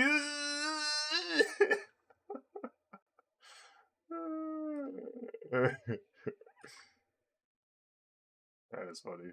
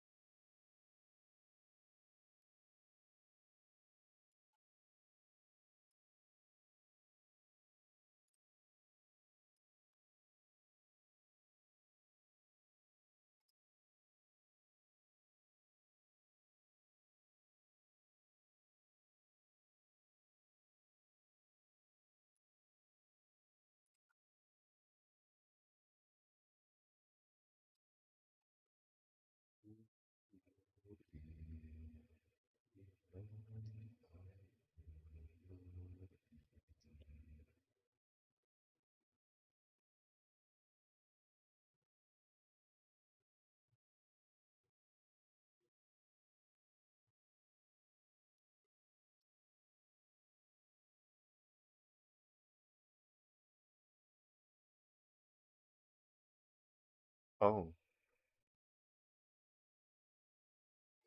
she's telling the truth. Say it ain't so. Oh,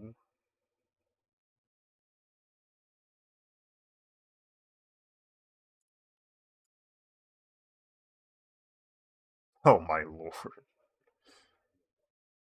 I don't know which one's worse now.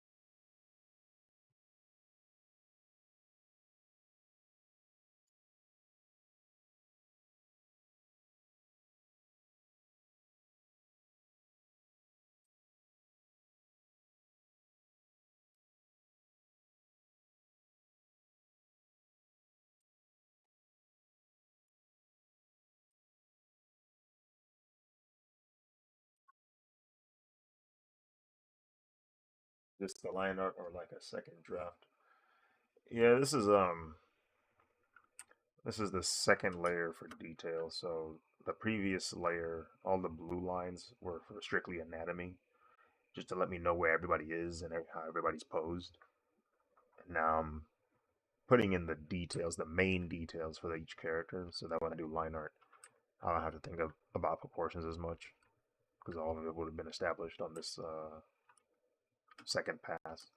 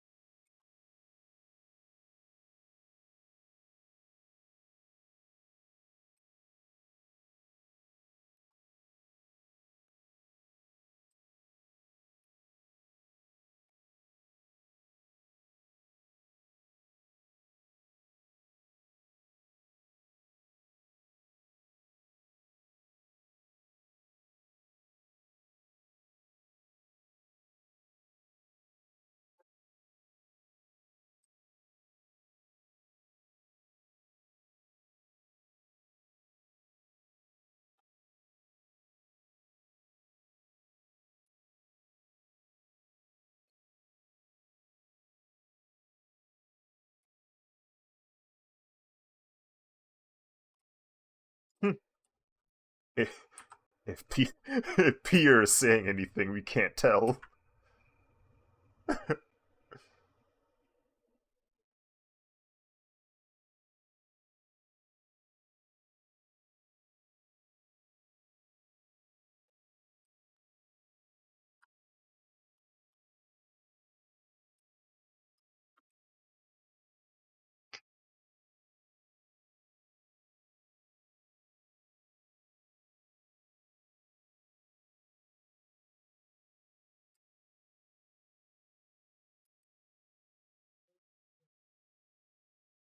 That Vader drawing is a little too crazy.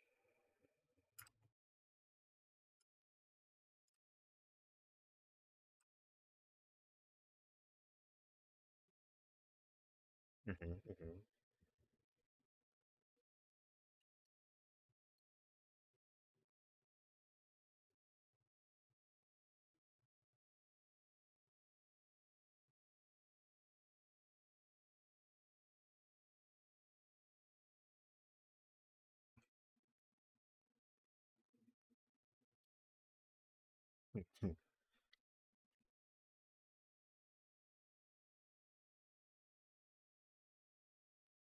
That's what gotta be.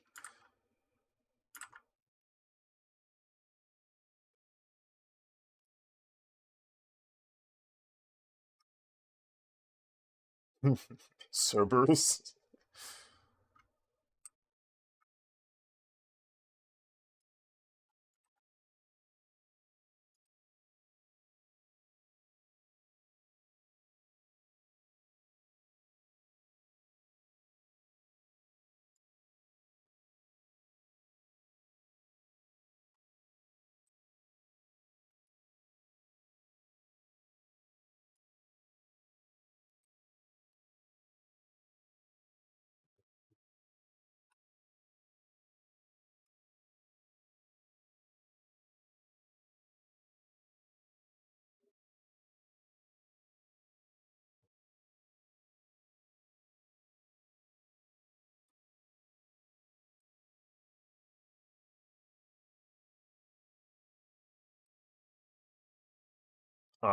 They still have any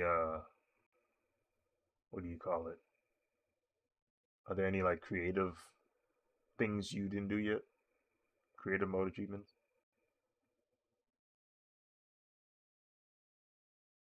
You know, you could maybe you could you know, find one of them the maps. Oh well, unfortunate.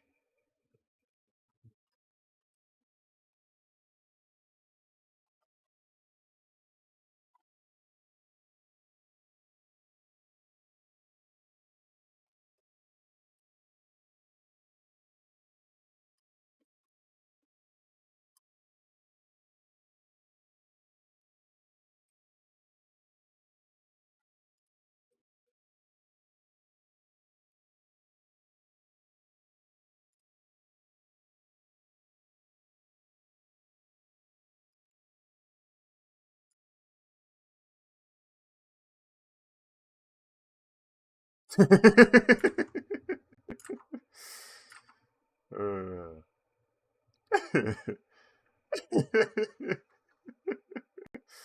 what is wrong with you?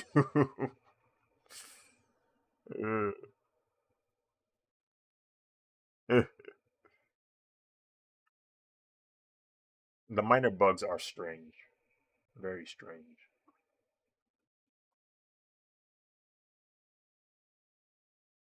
Hmm.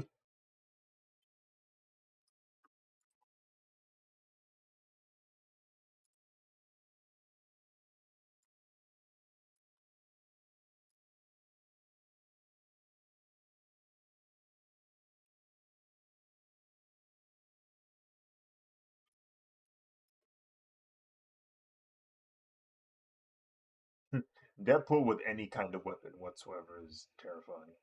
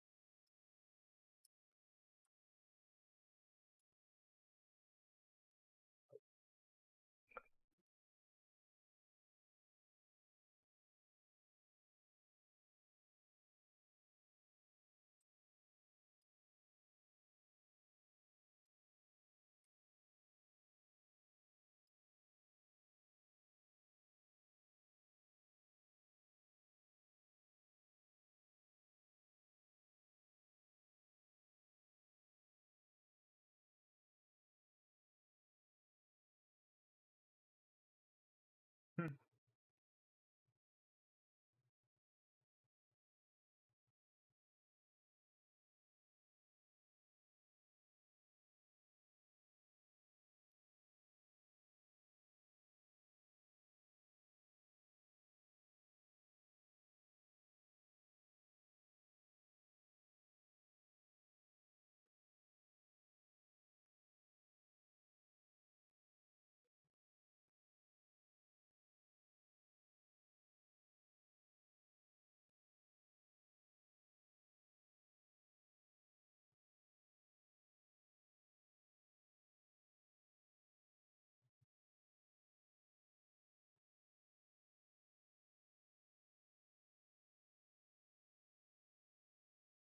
Austin Powers it.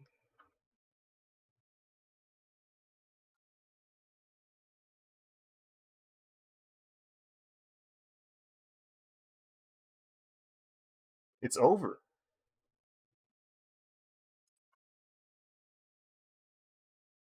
That's got to be that's got to be the wildest thing I've ever heard pertaining to lawsuits.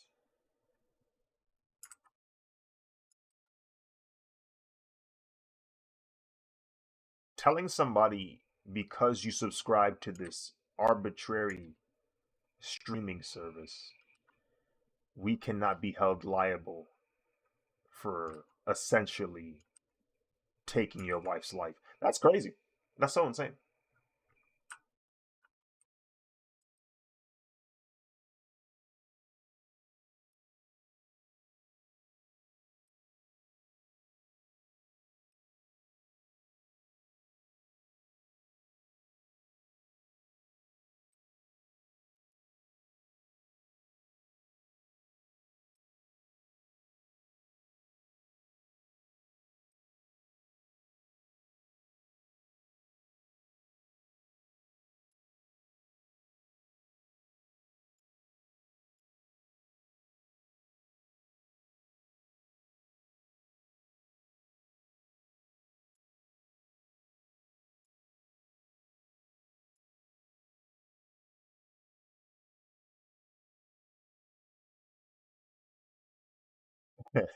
Yeah, $150 more or less.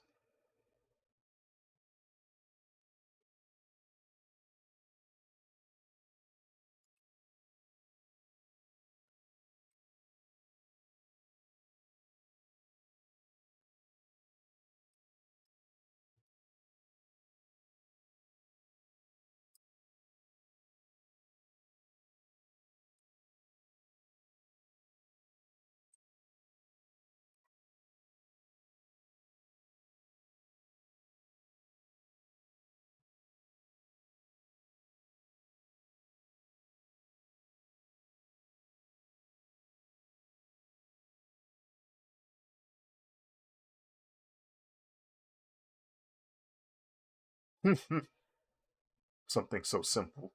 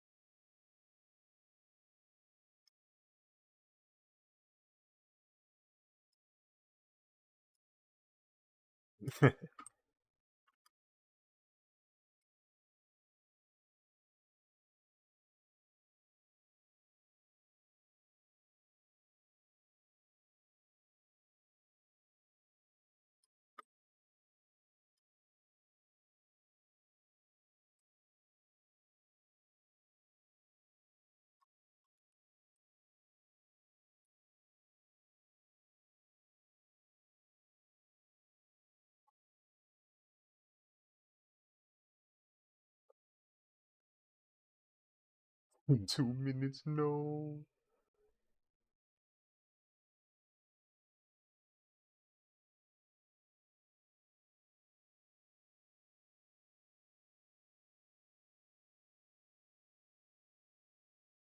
Oh, brick.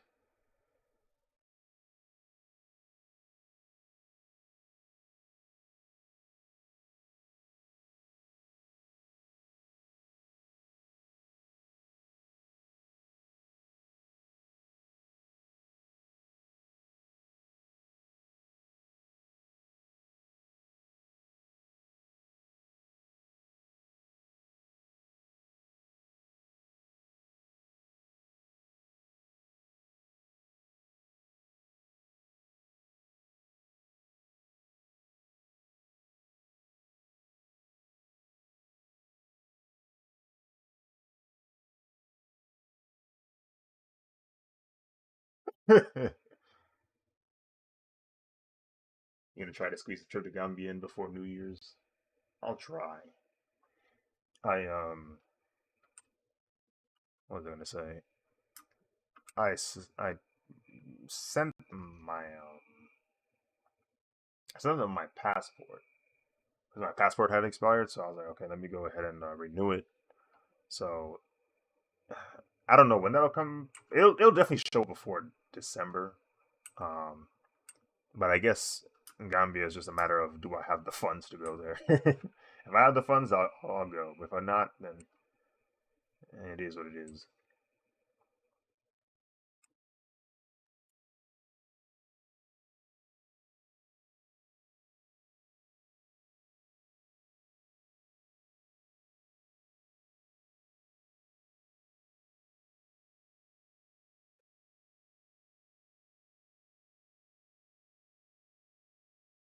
Oh shoot, it's 10:30. No way. No way. No way.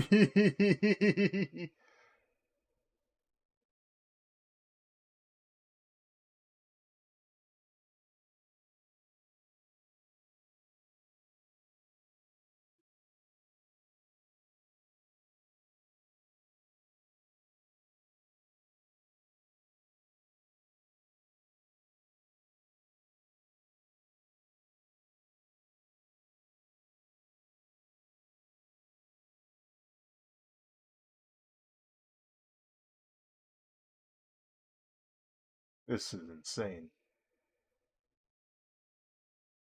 Yeah.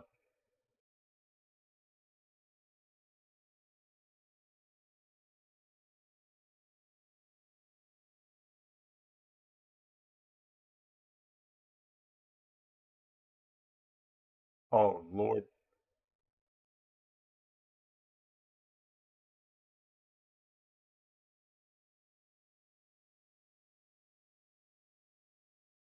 Oh dang.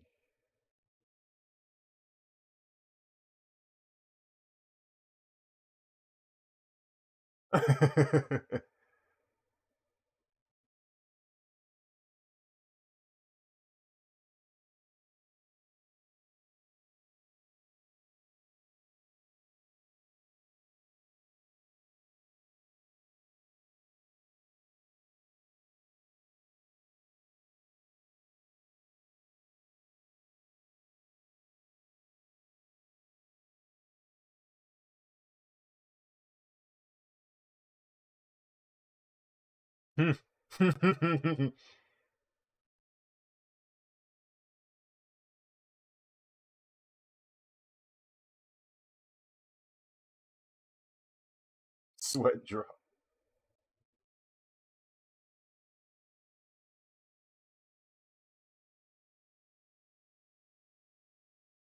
Whoa.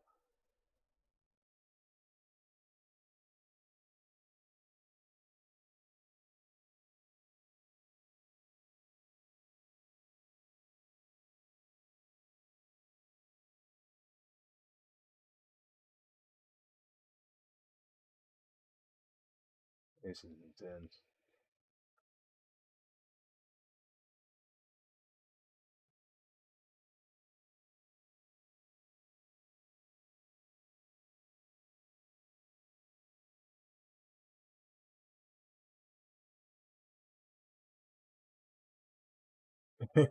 That boy Master said, "You are going to die." Man, there's a lot of people here.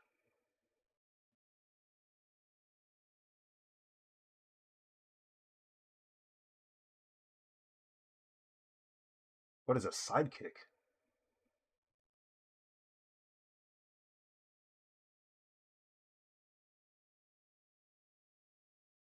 Rig, dude.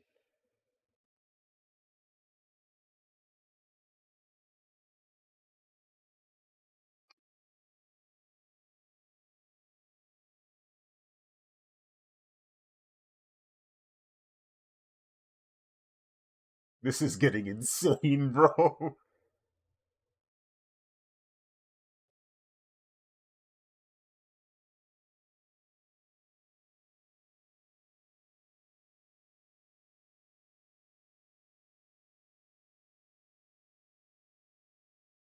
Nice.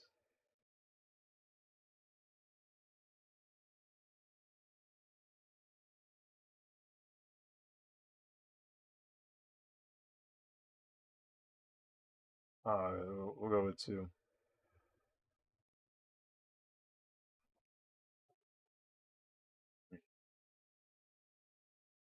Pops is there now. Could have went with him, but I only have 10 vacation days left. I had to save those till next year and be gone a month. Ah, yeah, I got you. Save it all up. Get a nice little escape from the Americas.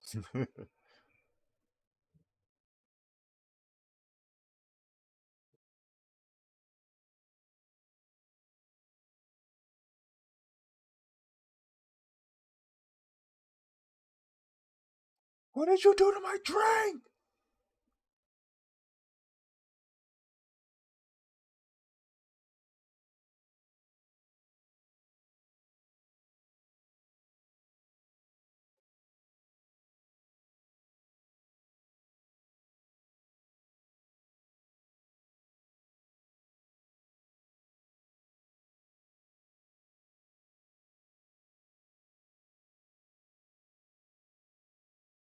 This movement is toxic.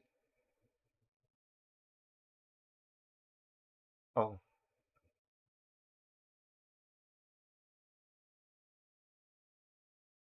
Lord mercy, Lord mercy, Lord mercy, Lord mercy, Lord mercy, Lord mercy. Jeez, bro.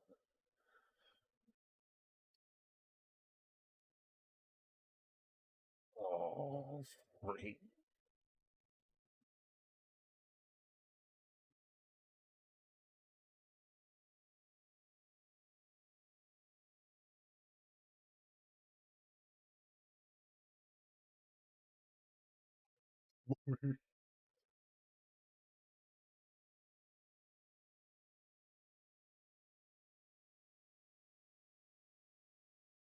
It's such a ridiculous game to watch.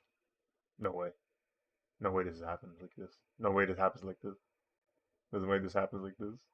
Oh my freaking goodness. No, that was so lame. That was lame. That was so lame. That was so lame. You're so tired. Yeah.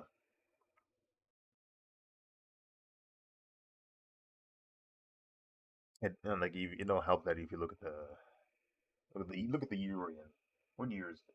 What happens on this every 4 years? You know.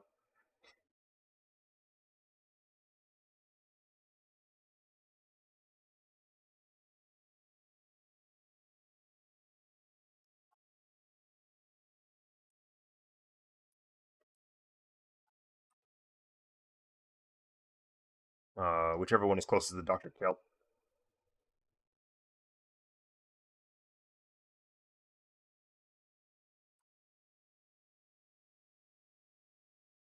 We'll go with the brown one.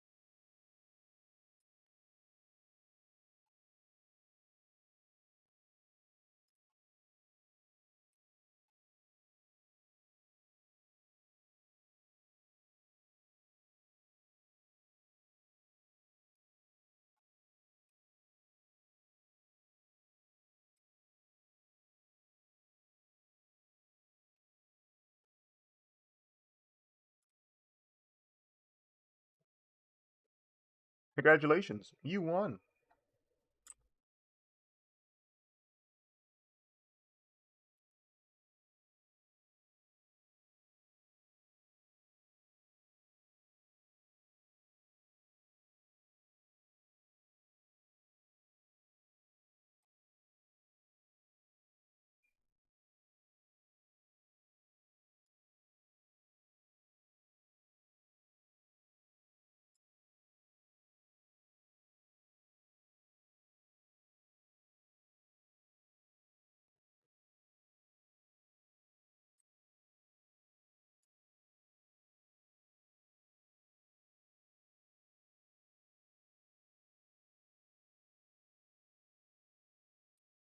Sand coffin, sand burial.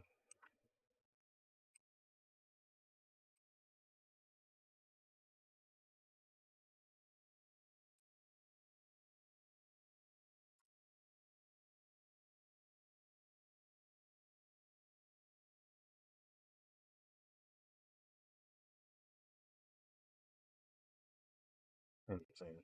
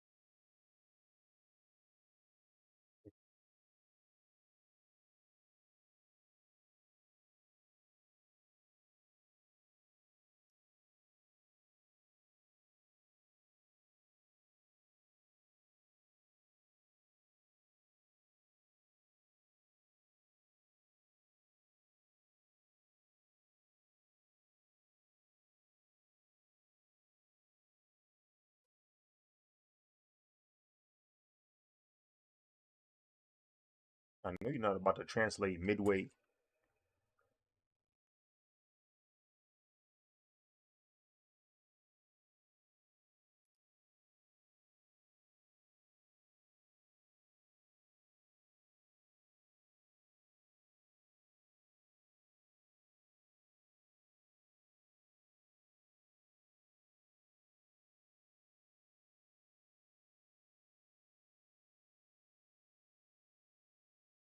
Oh yeah.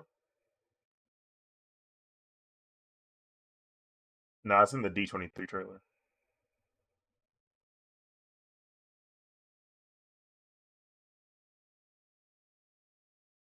Rigorous combat.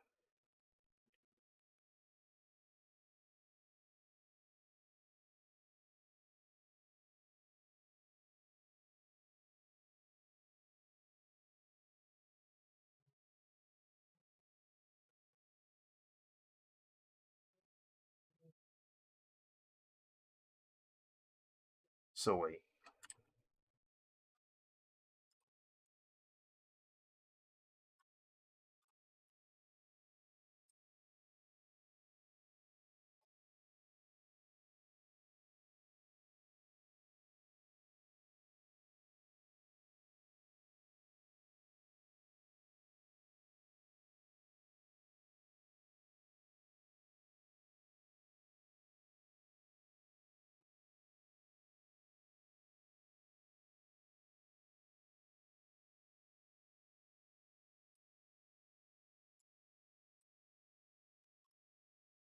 the Decepticons have entered have entered our systems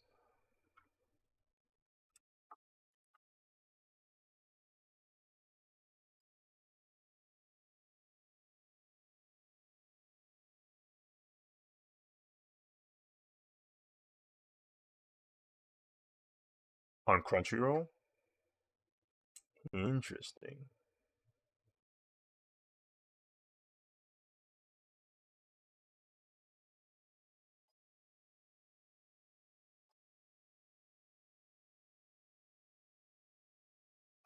Uh,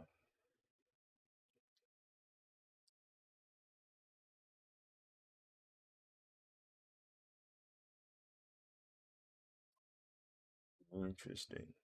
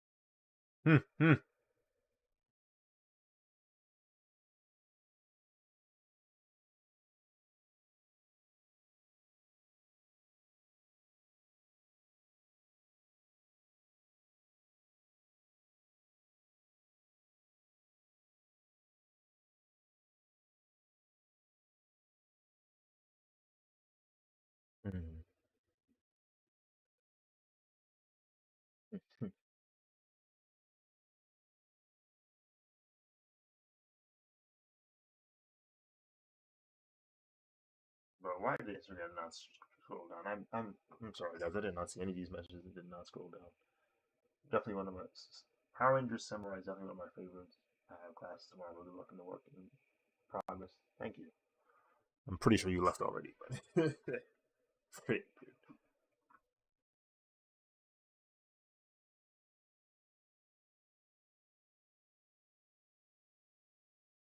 So so wait, what were you 50 short on, Sky?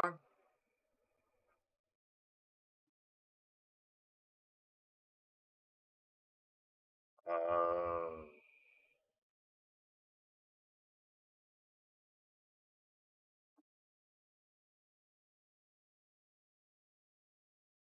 oh really? Okay. Think Yeah, I think I still have some left over because I the last season I played had Zeus and Gang in them. I think. Yeah, that was the last one I played. So I've just been storing all of the V Bucks I saved from that season for an upcoming one. Yeah, I don't know how I'm gonna play it, but I'm gonna find a way. I'm gonna find some time.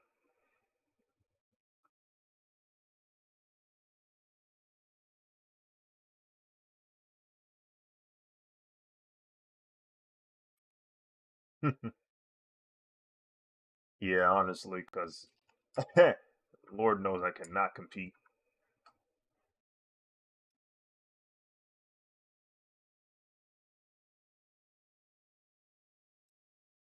Right.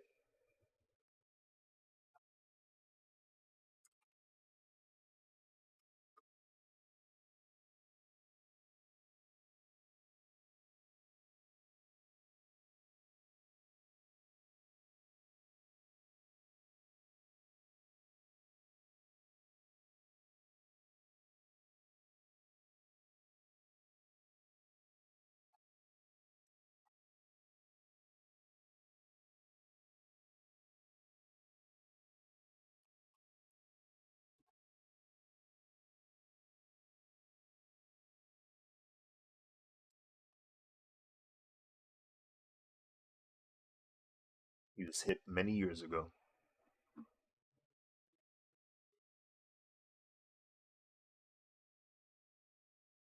He said, "Y'all don't know the real."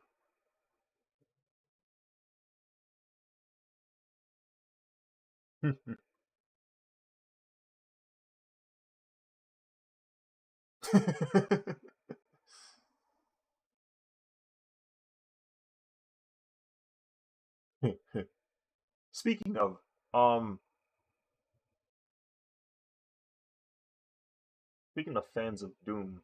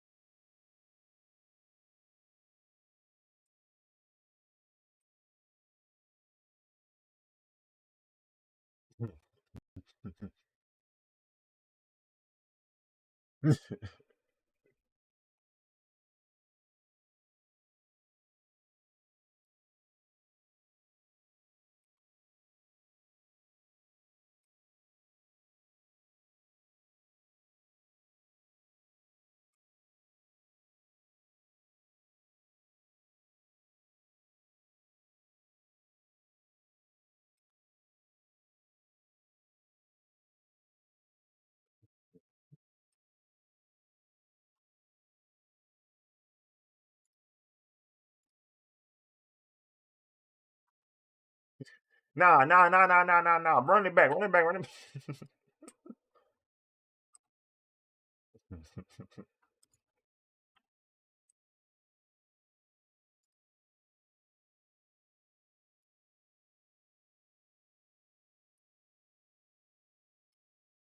Like, this is a terrible life to live, bro. Like, what are we doing, bro? Got some dude translating pages off of a Japanese print, bro. Like the frick? Are you kidding me right now, bro? Off a newsletter, bro?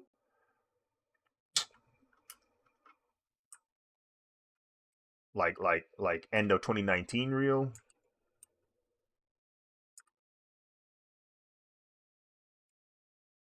Uh,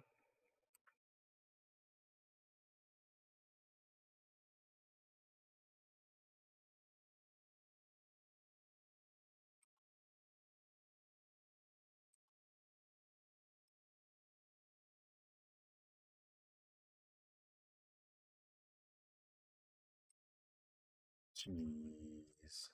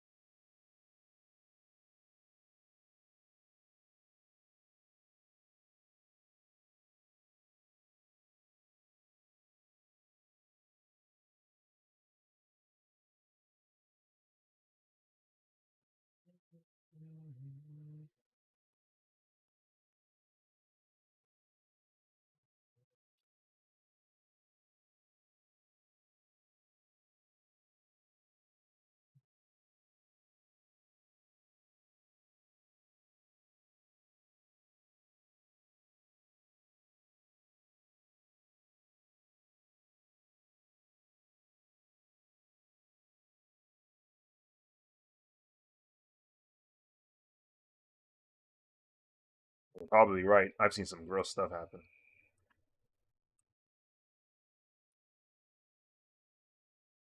It genuinely infuriates me, bro.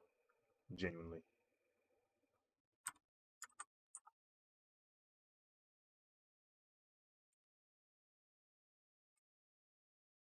It genuinely upsets me.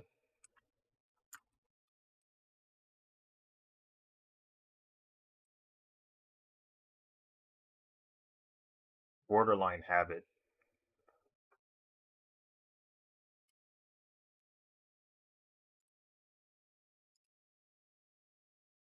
Mm. That's why I can't stand those wind blowers or whatever they have in bathrooms, bro. Because the not only did you not put soap on your hands, but you decided to spread that around with air. Come on, bro.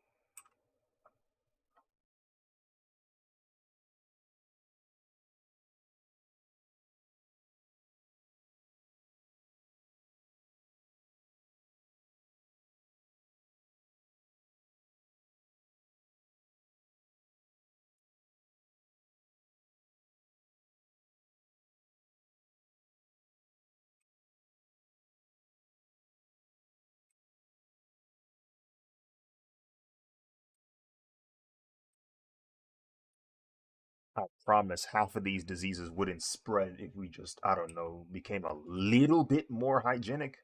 But we didn't learn. We didn't learn, I guess, from the 3 year pandemic. I guess we didn't learn.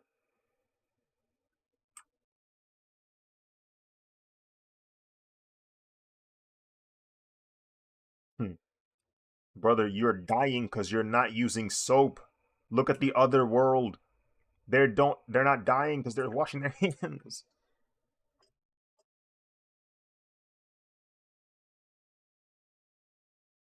The strong survived. What?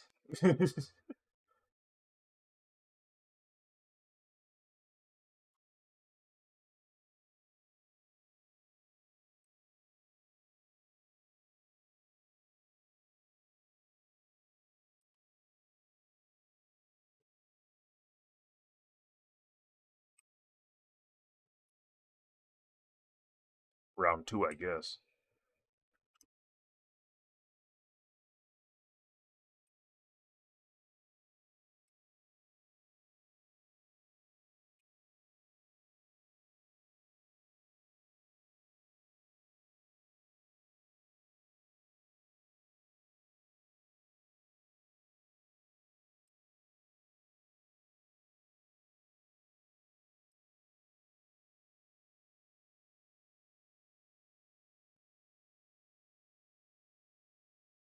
Also, that's what's happening with the design of the. Okay, everything makes sense now.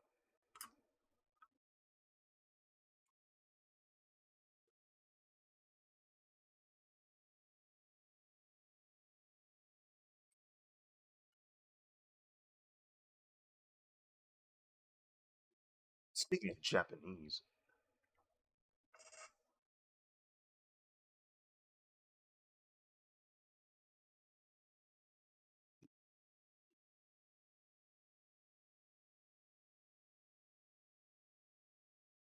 this is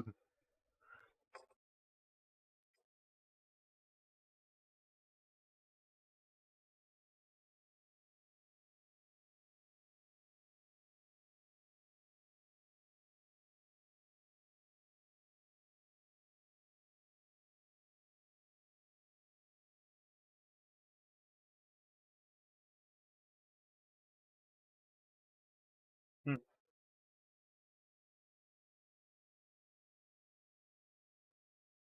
for a while.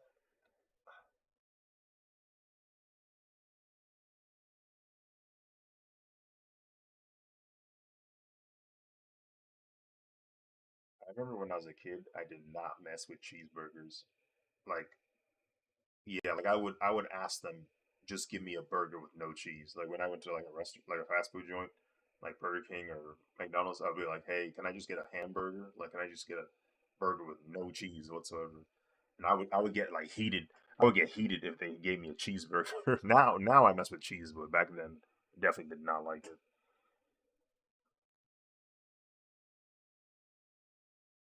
Mm. Grilled corn, goodness gracious, bro. Whoever found out that just putting fire on corn needs a raise. They need something. Yeah, go ahead and get the raise, bro. That's diabolical. It's not diabolical, Musa. I don't know the cheese. I think it was because it was American cheese. Like, yeah, I just didn't like American cheese. Yeah, no condiment. No, there'd be condiments in the burger though. Yeah, there'd be like ketchup and stuff in there. Um,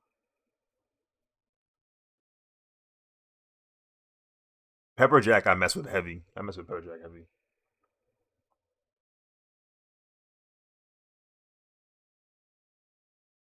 Mozzie, I like me some Mozzie sticks. You know what I'm saying? Some Mozzie straight. What's up, Antonio? Welcome to the stream.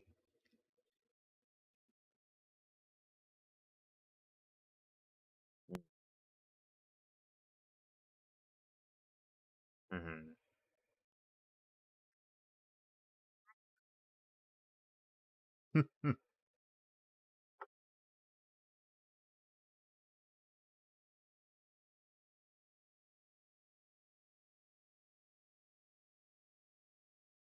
mm.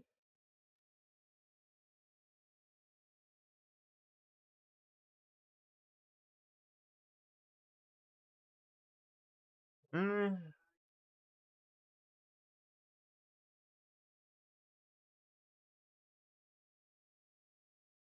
Mm.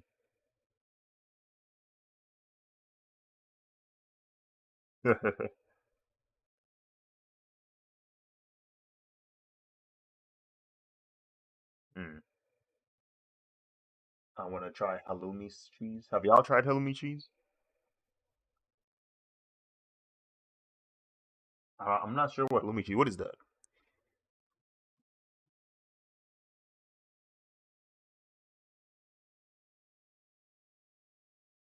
Um, let me see.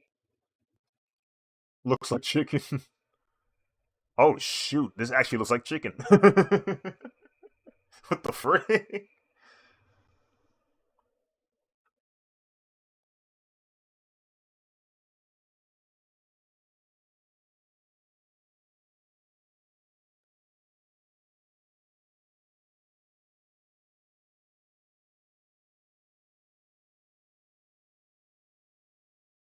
Jungle Fury and Omega Rangers, my personal favorites.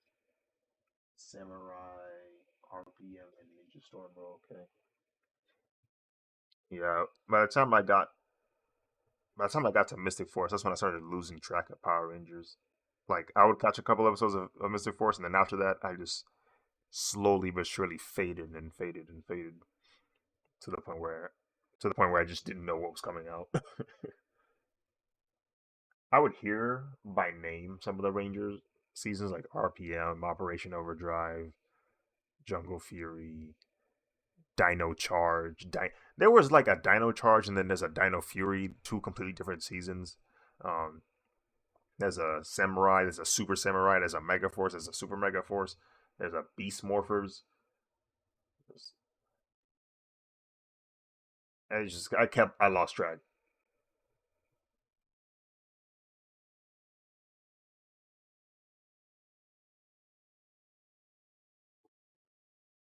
I tried to come back. Oh, I tried to come back for what you would call it. Mega Force was the season that I tried to come back to because yeah, Super Samurai is like the second season of Samurai.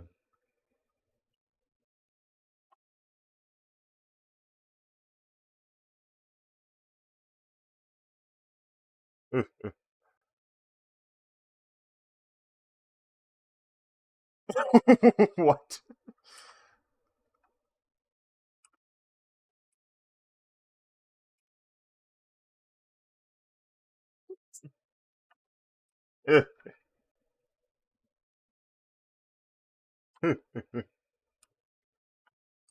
I didn't watch enough of Samurai to really make a statement on that. They look cool though.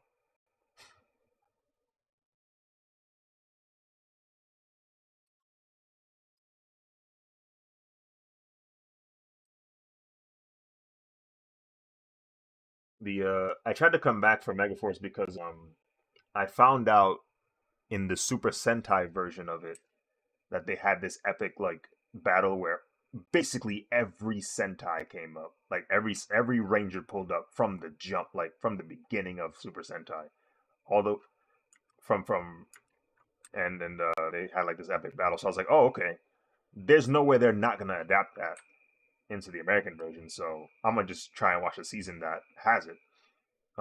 So I was watching Megaforce here and there, and sure enough, they had the epic battle. They had Jason David Frank in that episode. They had a couple other guys in there too. Um, it is really funny though seeing Rangers that you've never seen in America in that battle. Like imagine seeing imagine seeing Jack Q for the first time, and you're just like, why does that Ranger have a full blown face? Like you're gonna be asking questions like that because you've never seen it before. Like that's never shown up in America. It was cool though.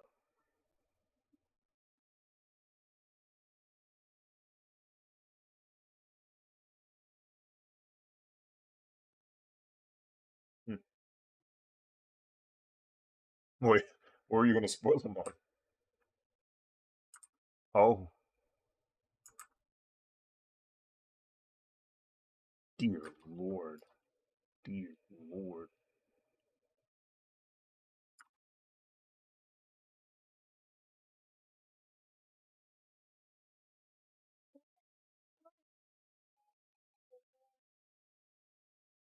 it's the desire to like share information that you believe no one else has. I don't know, bro. Maybe it's the excitement of it. I don't know. Like the excitement of telling somebody something they don't know. I think that's what it is.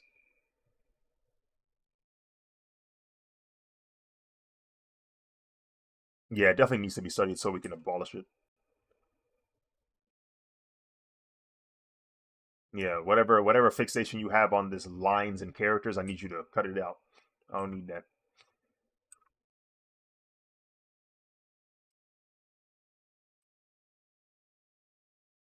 Oh, thank goodness. Yeah, because that that's been useful. Seeing real people comment again, take it for granted. Yeah, because Twitter has been plagued by bot comments. Like the super popular posts, they just keep getting hit with like only fan bots and just ads, and it's just not a fun experience going into the comment section.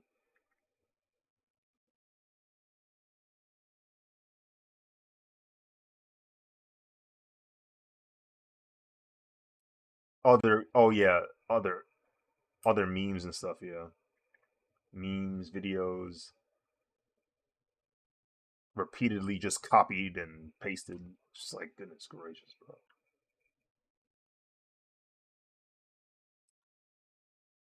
But I don't even know what the toxicity of Facebook is right now. Like, because last time I was there, it felt like people.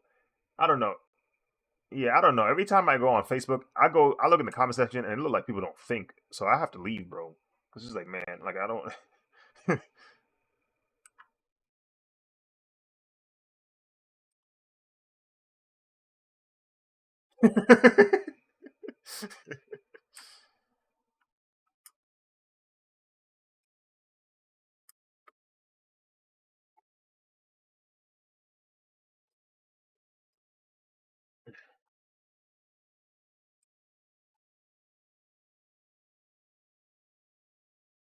What are you gonna say, Sky? Before you forget, Brit.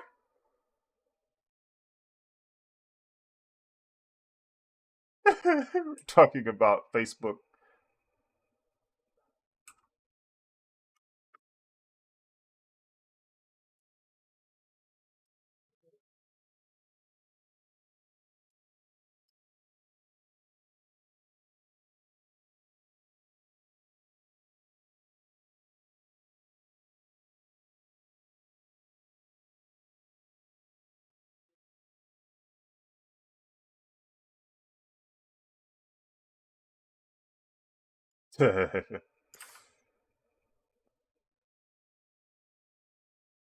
What I'm.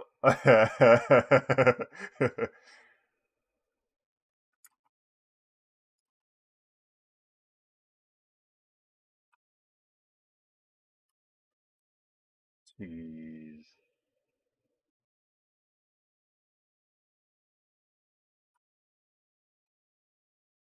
The psychology is gross, bro. The haggling, digital haggling is the worst haggling I can possibly think of, bro. Man,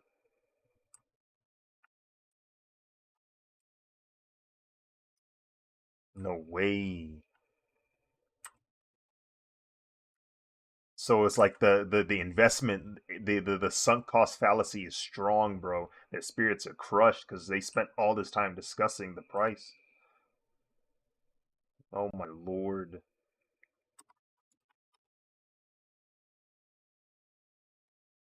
Megaforce is cool, but I only found out about them through the Boom Studio. Oh yeah, I have a bunch of Power Rangers books I have to read through. I bought them for decoration at this point.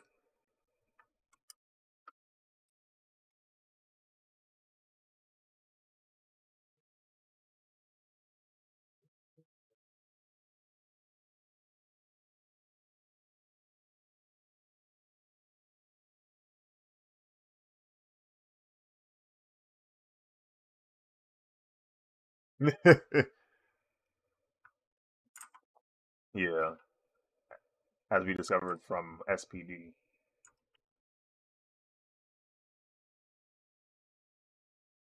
Literally, bro.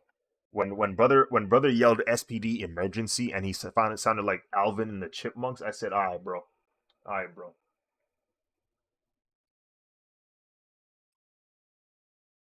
I said, "Listen, bro, we can't do this."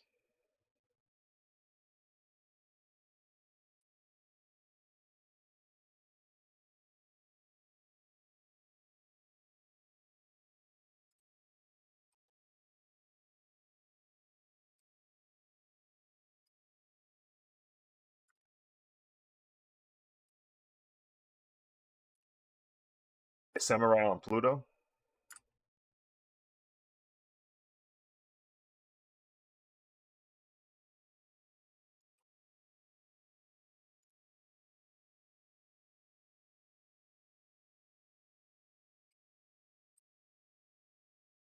It's definitely not fun. I didn't think we would come back so soon.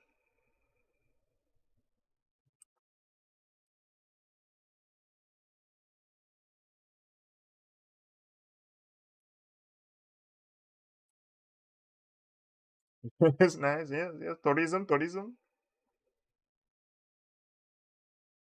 sightseeing, place to go, place to go.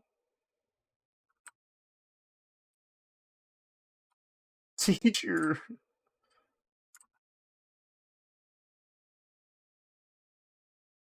Hmm.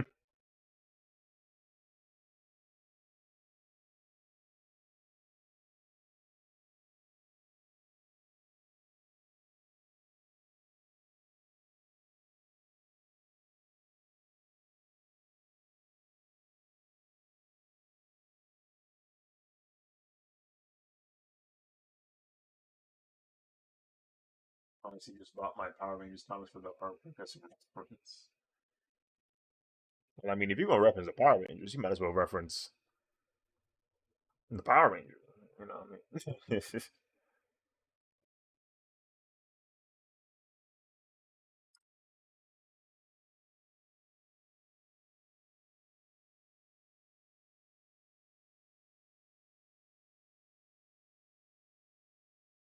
Oh yeah, this is during that era of Power Rangers where they just kept reusing the original theme.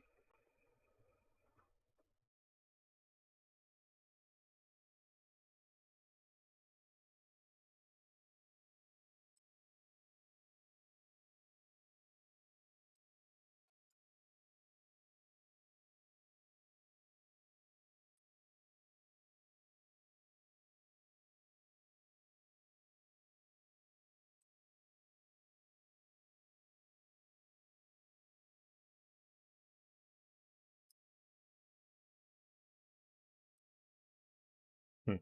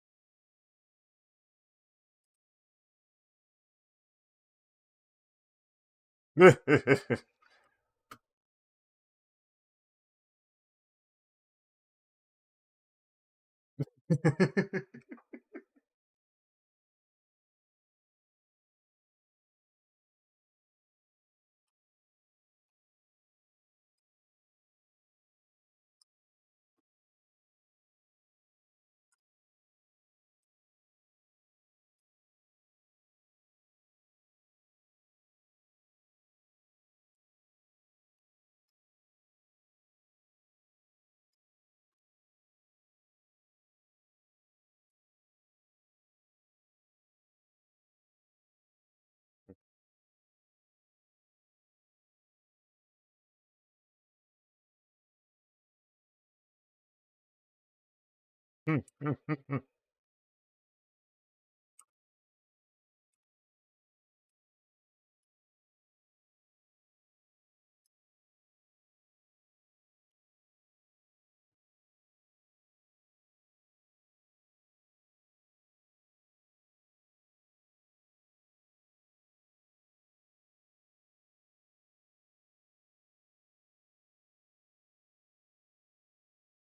Hmm. He said, "I gotta go to bed."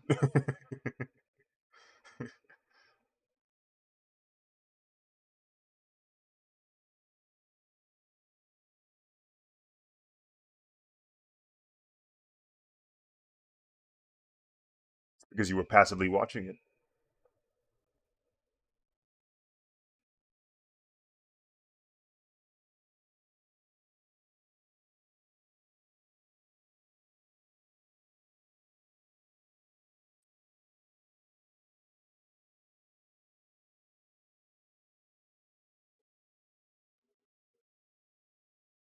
Oh frick! That's all you hear.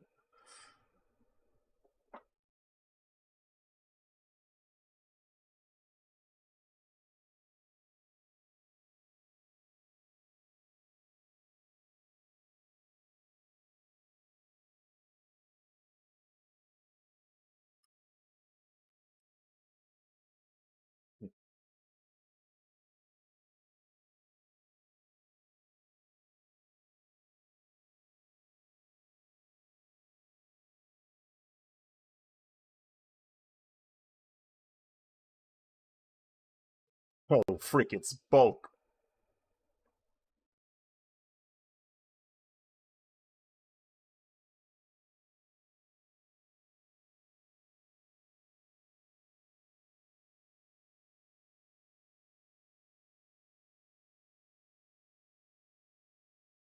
Man, like Fortnite in the background. He updated Fortnite all on his computer.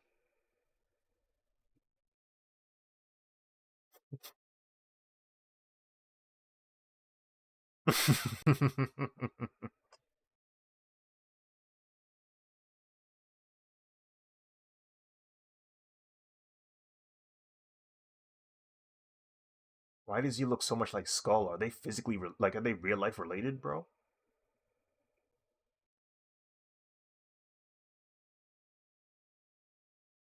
Like, is that Skull's son or something? What the frick?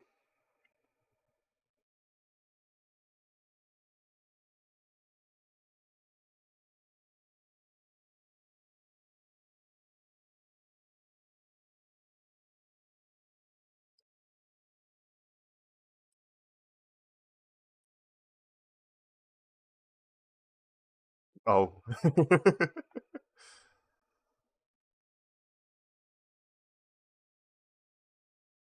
Hmm.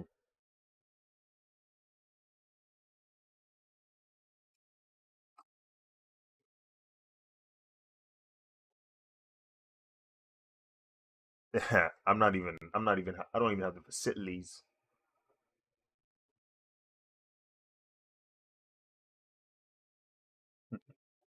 Have you ever thought about drawing the Red Ranger's battleizers?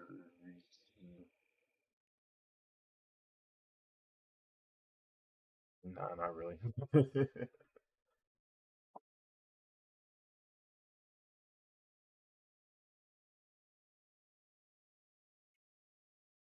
Maybe if there was like a Red Ranger only drawing.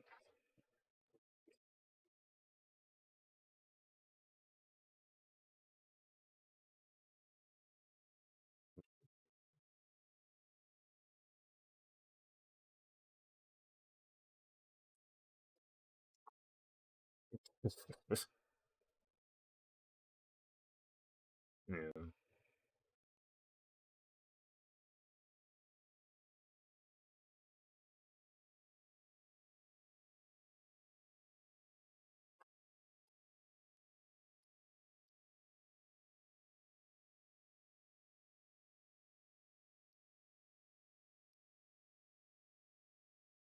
I had this one idea for of a drawing uh of a Super Sentai before Z Ranger. It's you remember the baseball one's Dynaman? It'd be cool to have a drawing of like the red Dynaman Ranger like batting up.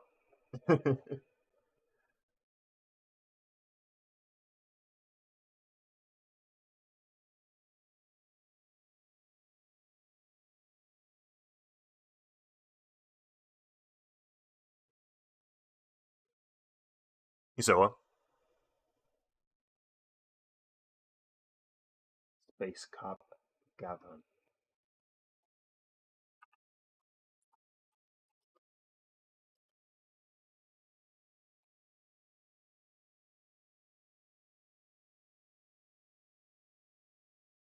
1982. Goodness gracious. Space Sheriff Gavin. What, brother? This looked like the RoboCop, but before RoboCop. But holy crap!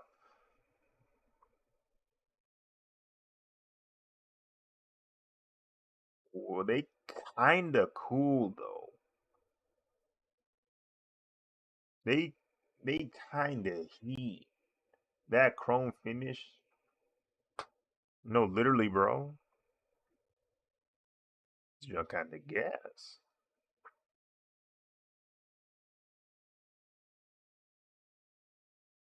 I might have to look into this later. Hold on, let me save this. Fandango. Does the? I mean, check YouTube. You know what I'm saying? Check YouTube, see if the pitch is bad.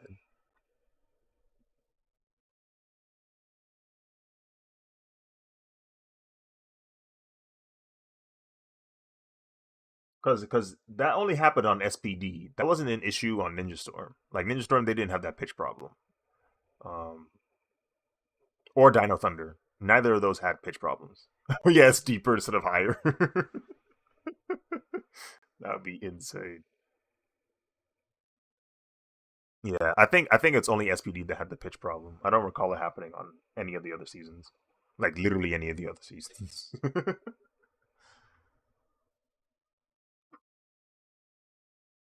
Mystic Force.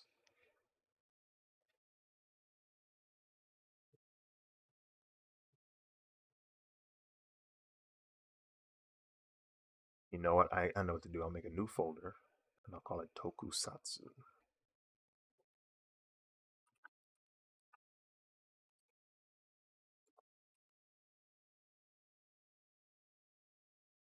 No, no, no, no.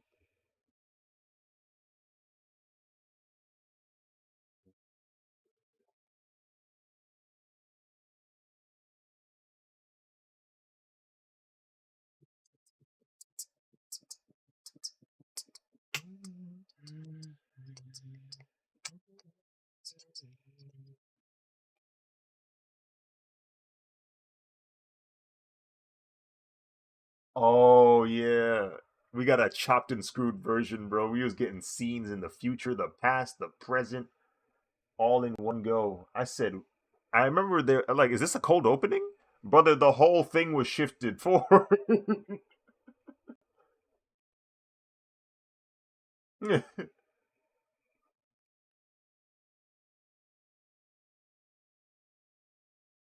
That's crazy.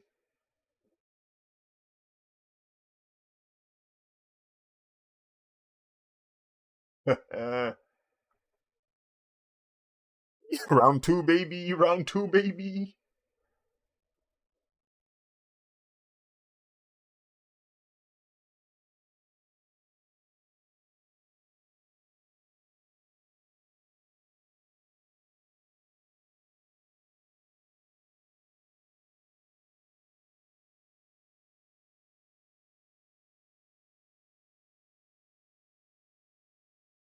Oh.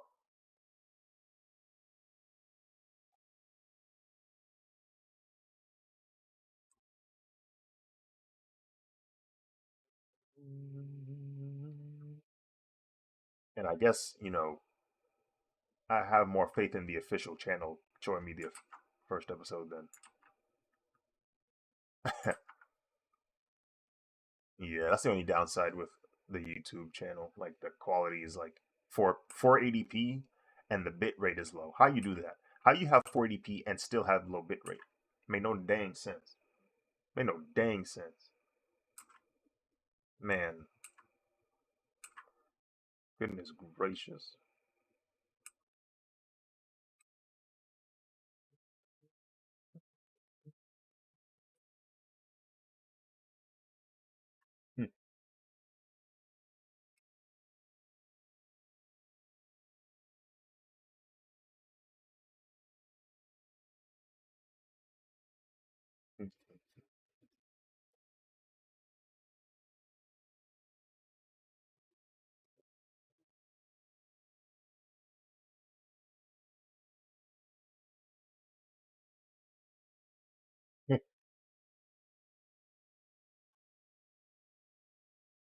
Every hit.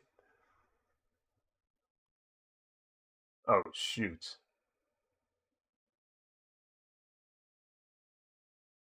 He caused enough friction to start the flame.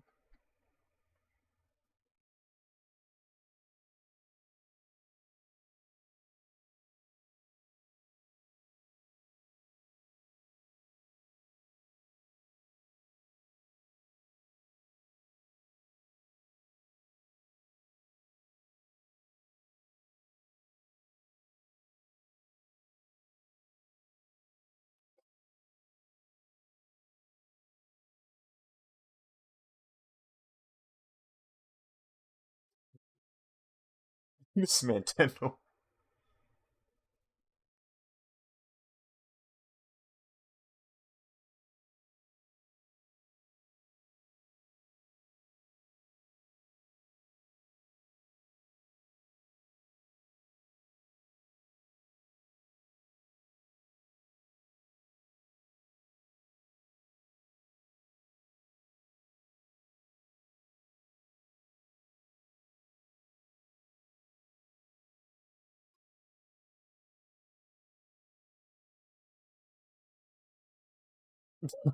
What?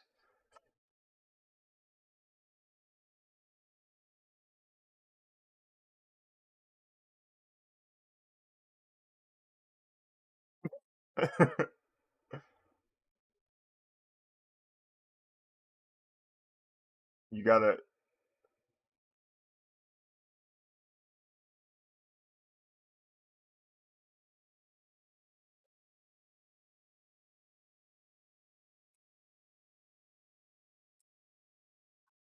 them pop what?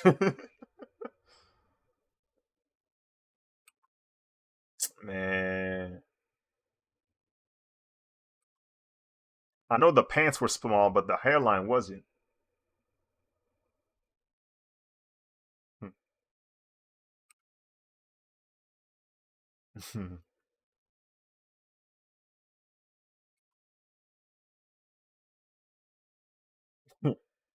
Ay, Carly.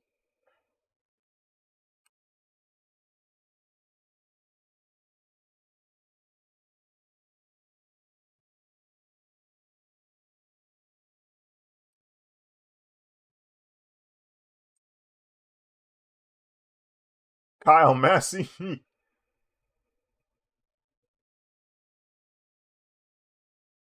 He had a pretty low cut throughout his career. Like he had a very low cut throughout his Disney time. So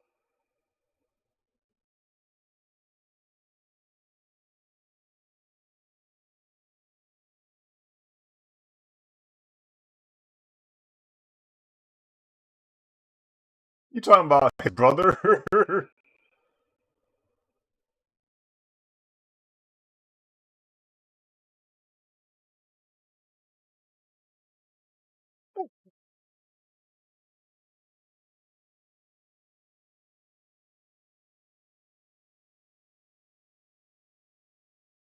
Fake.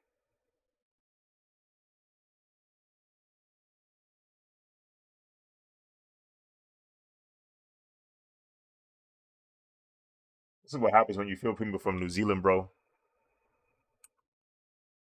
This is it's too peaceful over there, bro. It's too peaceful over there.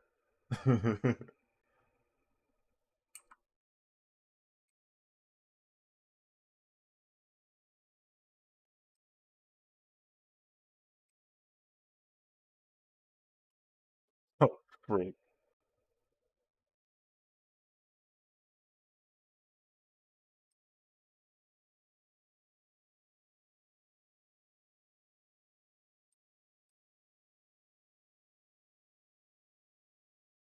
You know, low key, the Red Ranger from S.P.D. His helmet kind of remind me of Spider Man.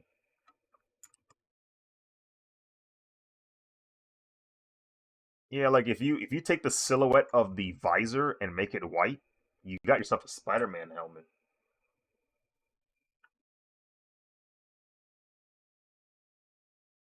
Oh, oh shoot! Mike is live. Mike is hot, bro. Mike is hot.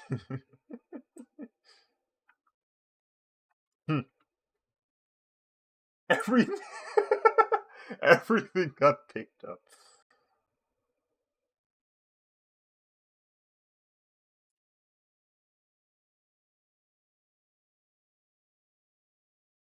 Listen, bro, we got to get on that one. We got to get on that one.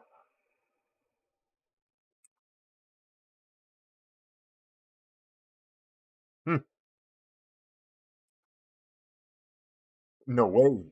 You can't claim two. You cannot claim two, and you know it.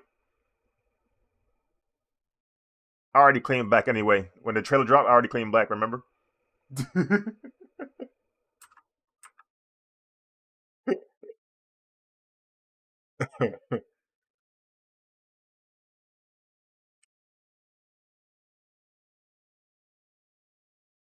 Yeah, who leave them to their devices. All I know is I claimed black when that trailer dropped. You take green, I guess. You saying green like he's shrub or something, or like he ain't the Green Ranger.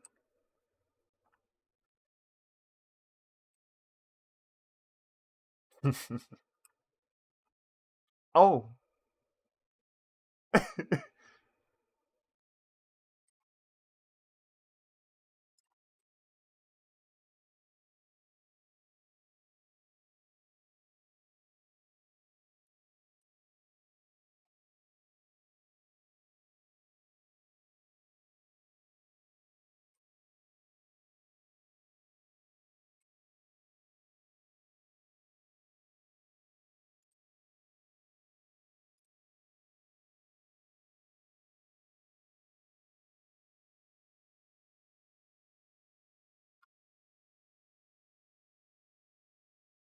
it's a different cut. Yeah.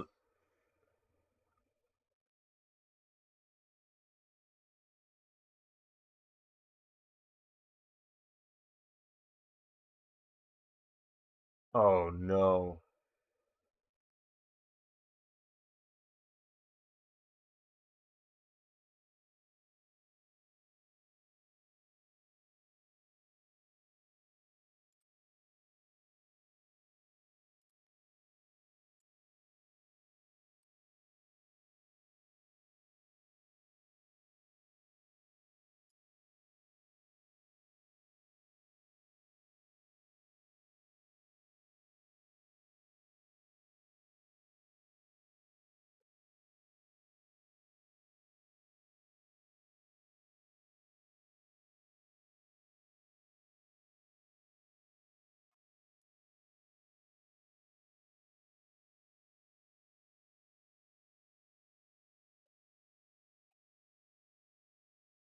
Hmm.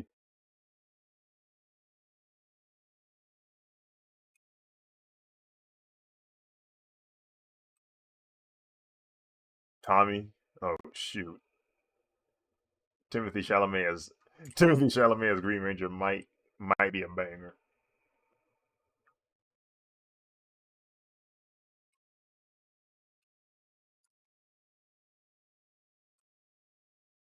Is Zordon? Kevin Hart is Zordon.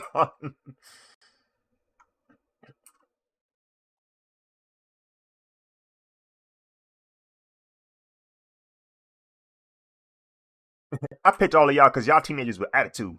You gonna be Power Rangers from now on.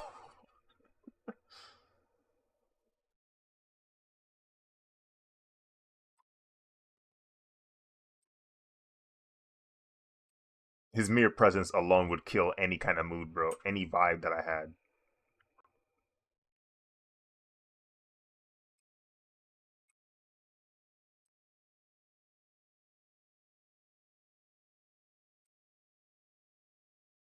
Was brother getting ready to spoil?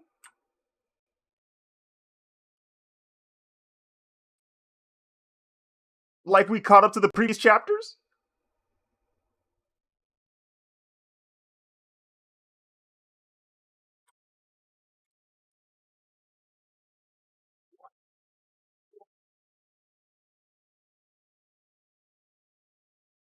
We we not all manga readers.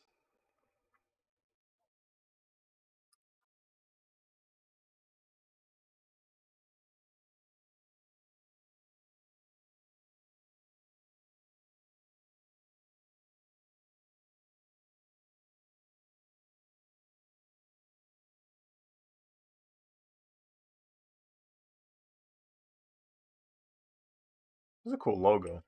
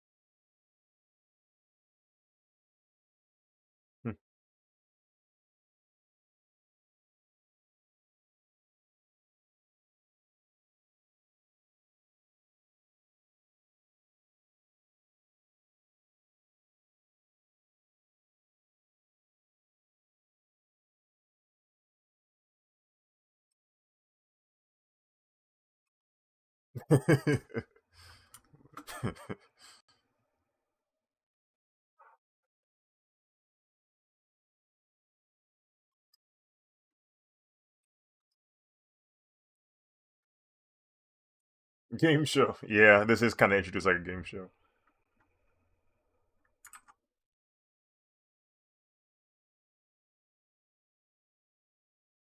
Hmm. You will be fighting for Earth as Power Rangers.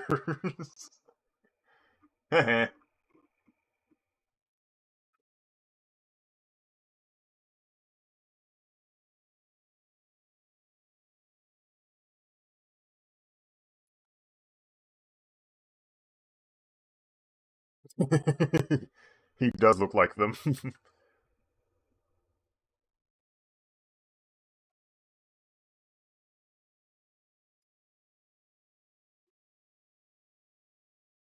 Not the Power Rangers theme playing.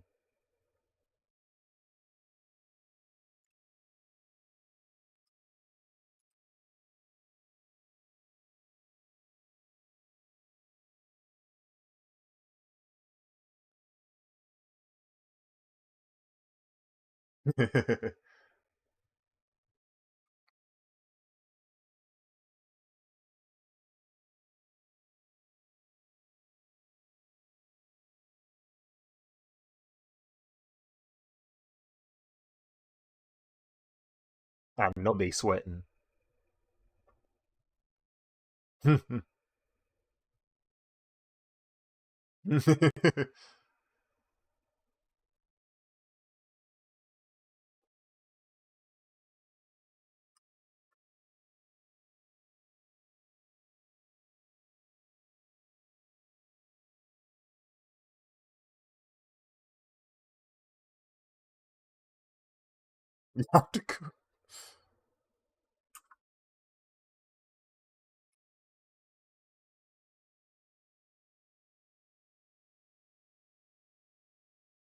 Wait, the OG Red and Gold is here? Oh shoot!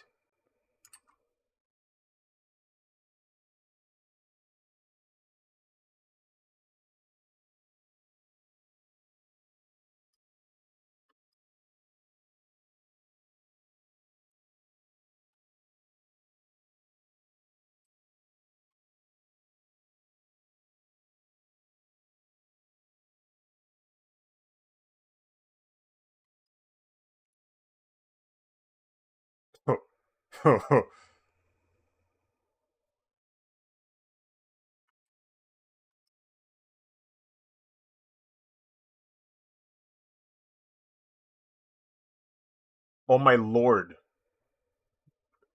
brother! Is that the dragon sword? What's going on?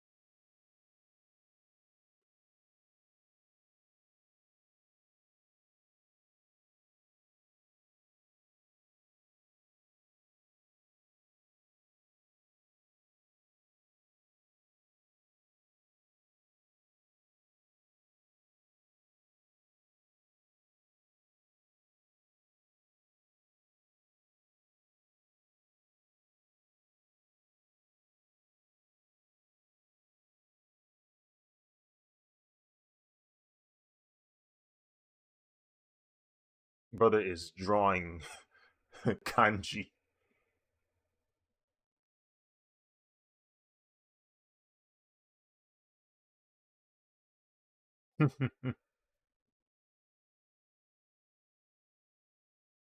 This is so early for a super like for like a Red Ranger like Megazord like I don't know. This is very early. They're introducing this very early in the show.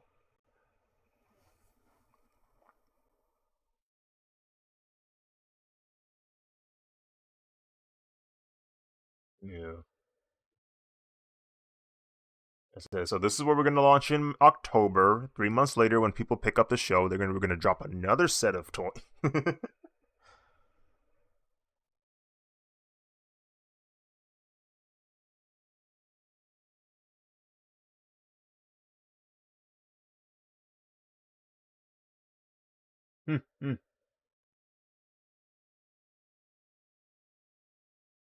These suits definitely feel more Kamen Rider than Sentai.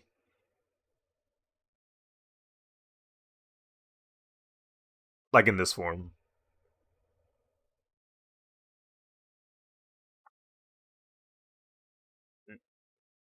Mm-hmm.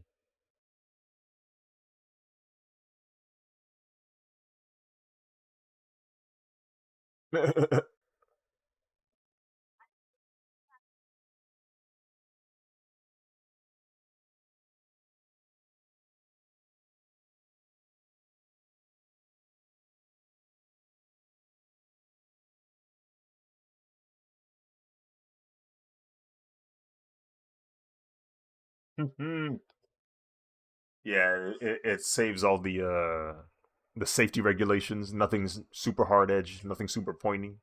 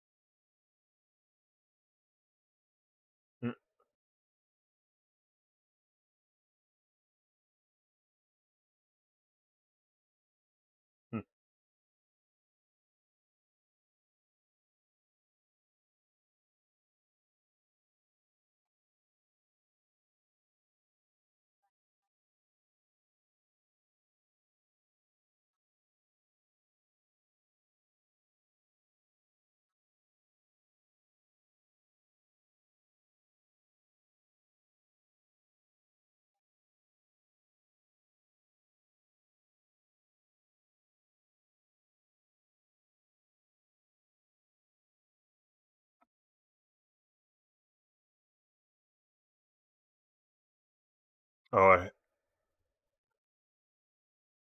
it definitely looks very pointy. You can't sell that as a toy.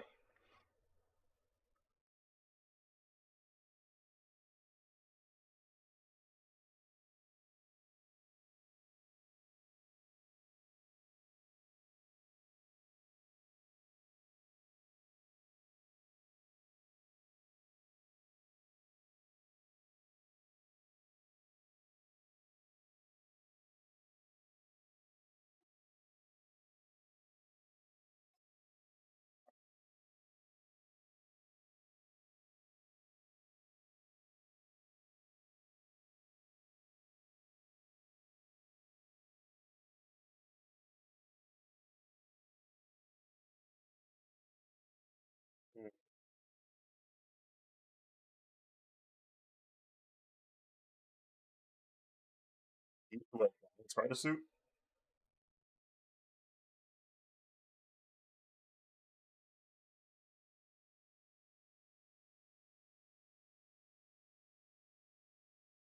Um, he in Homecoming he uses instant kill mode, but yeah, yeah.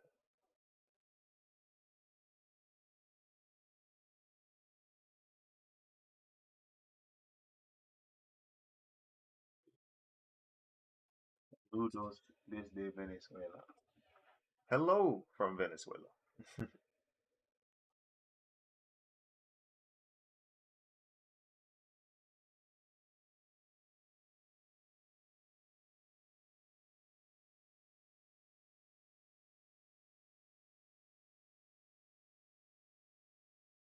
Is that Iron Patriot? Goodness gracious! Oh shoot, it's Shooty.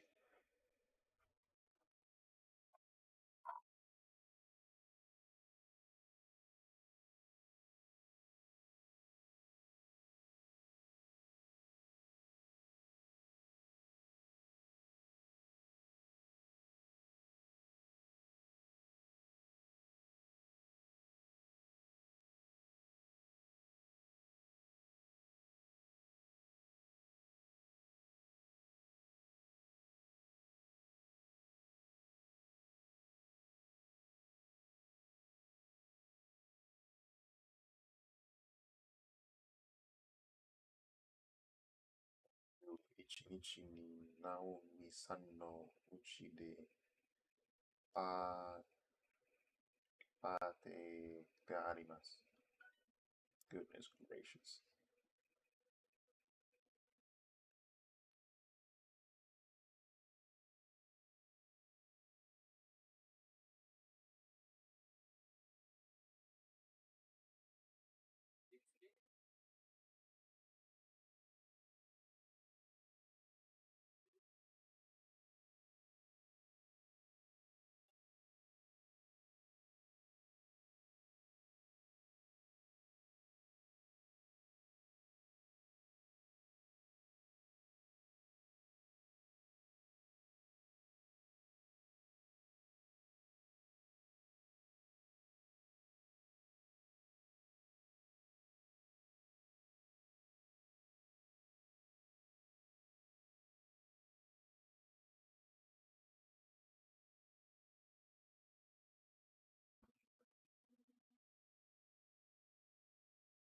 Yeah.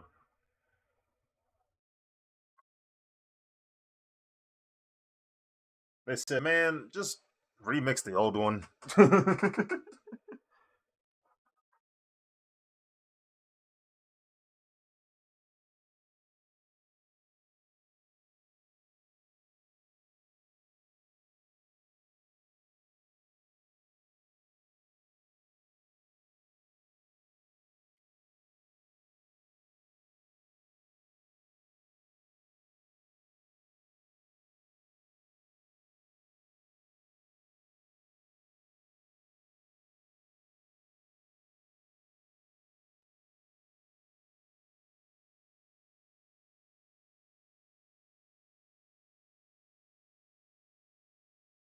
can do a better kicker than that. Come on, man.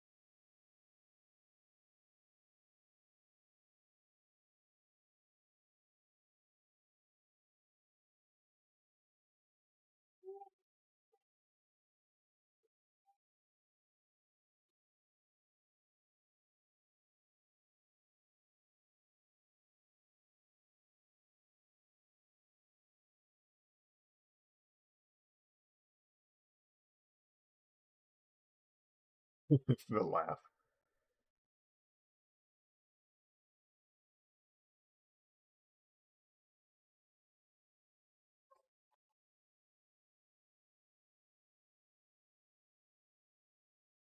I'm really curious as to whether or not he's actually Skull's son, like in real life, because they look almost identical.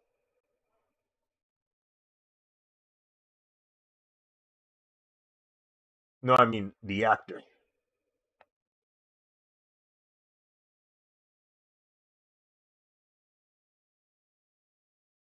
Hmm.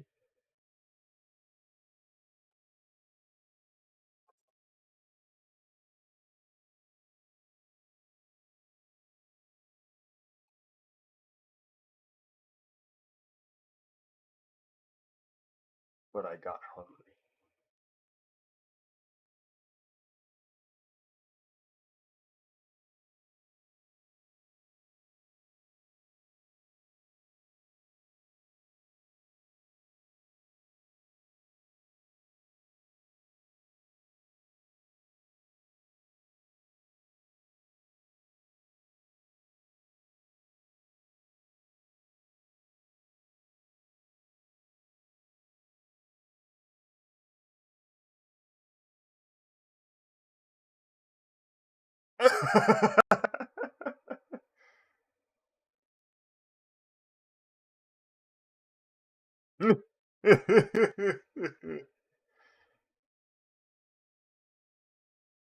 Oh.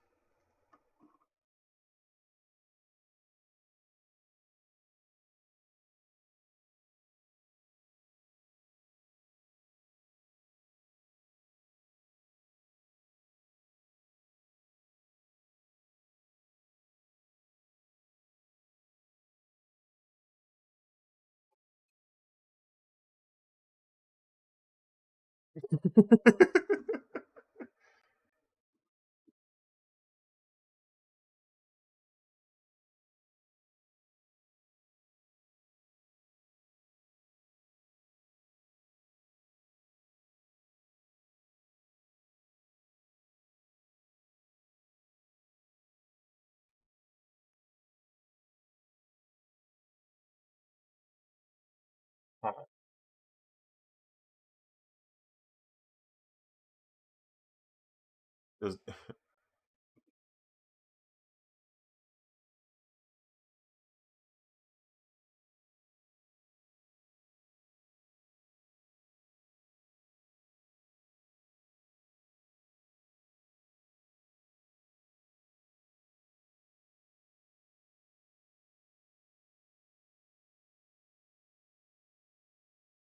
Beetle.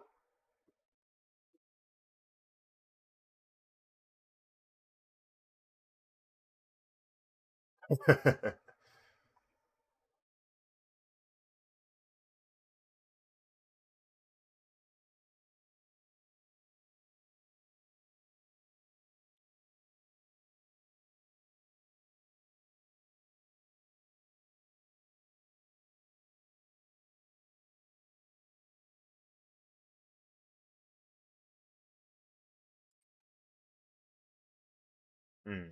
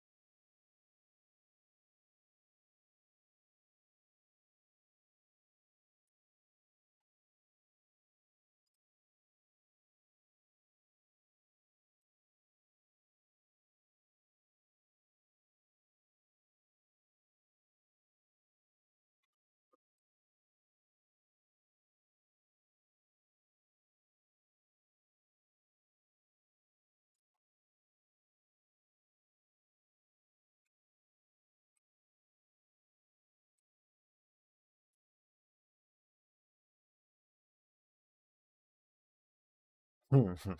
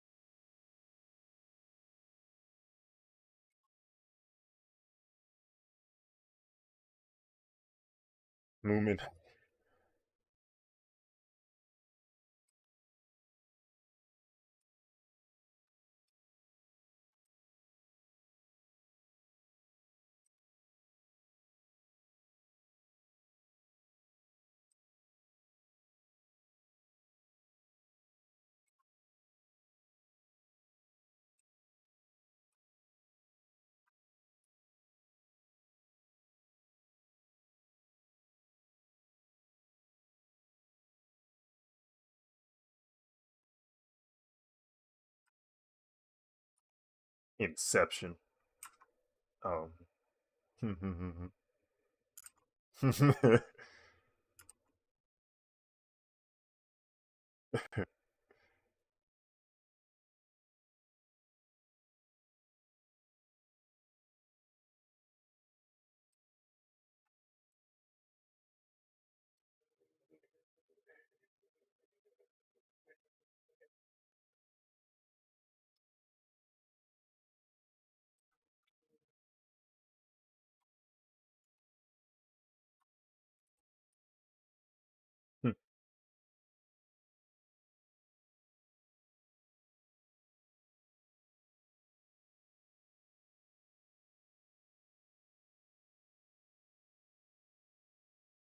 What, Balkan Skull?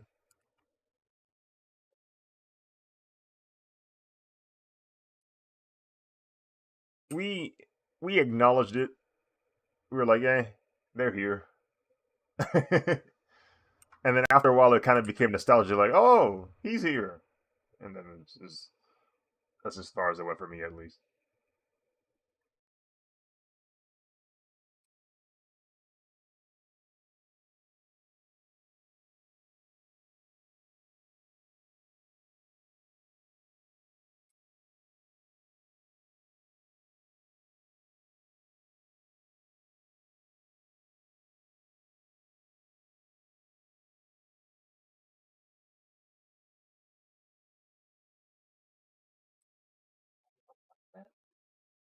Still very dangerous. Not the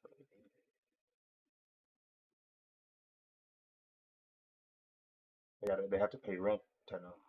Rent. It was going to act themselves out.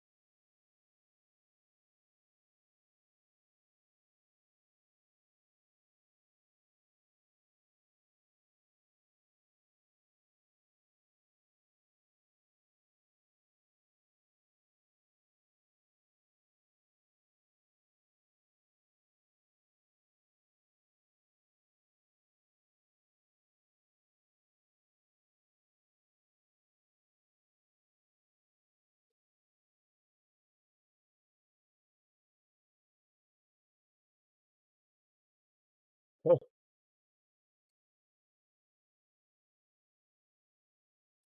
I wonder how much money them boys got paid, bro.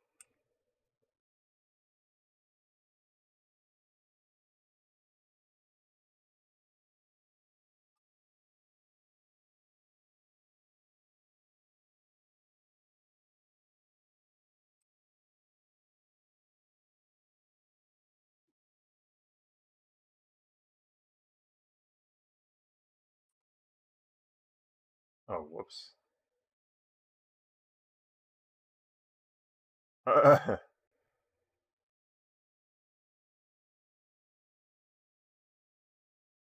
I did this the wrong way. Hold on. I was not looking at my reference correctly.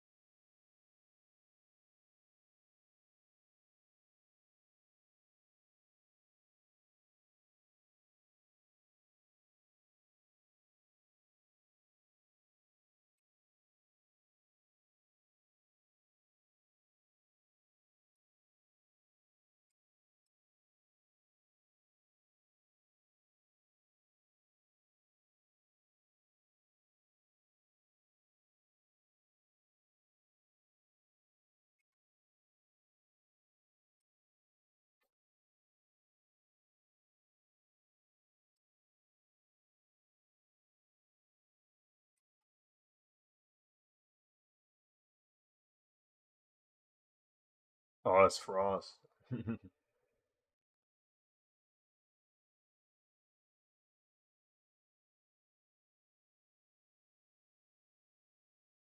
oh, shoot.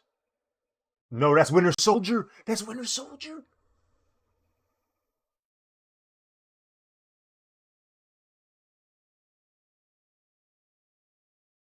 They got him with the Winter Soldier fit.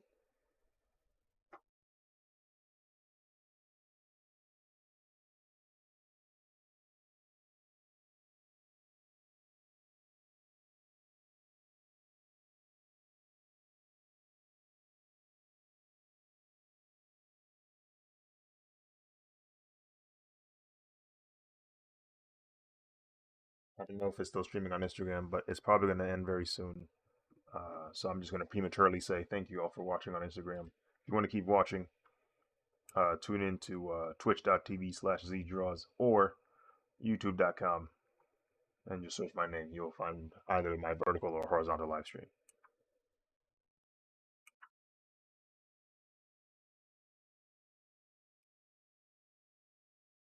He did say he do be gaming.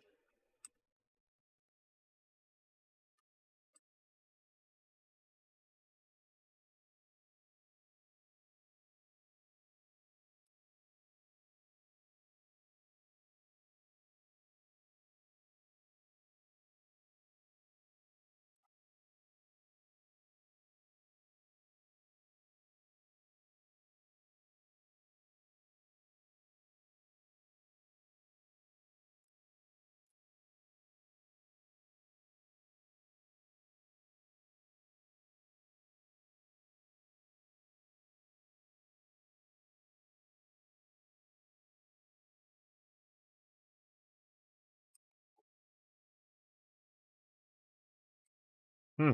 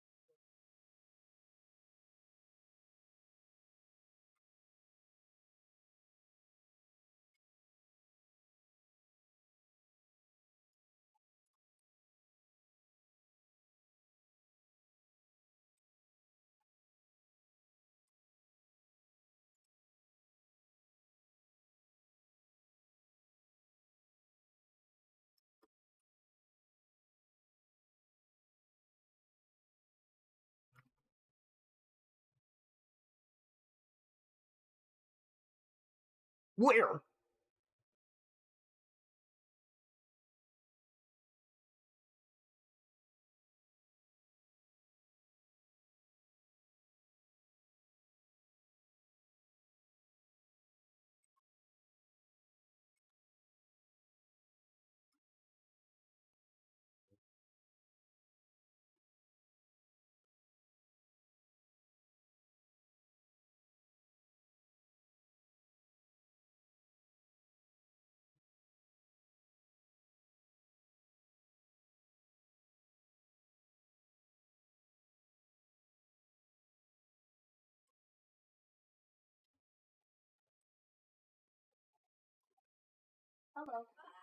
Man.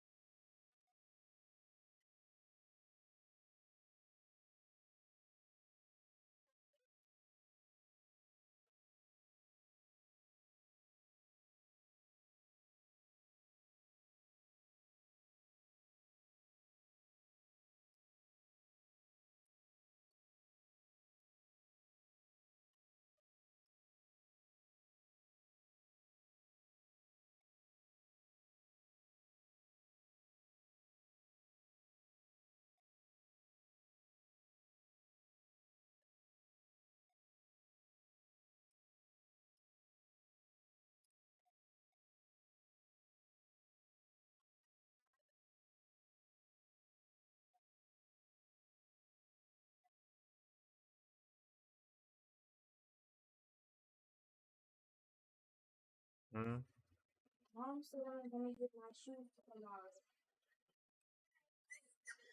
School shoes.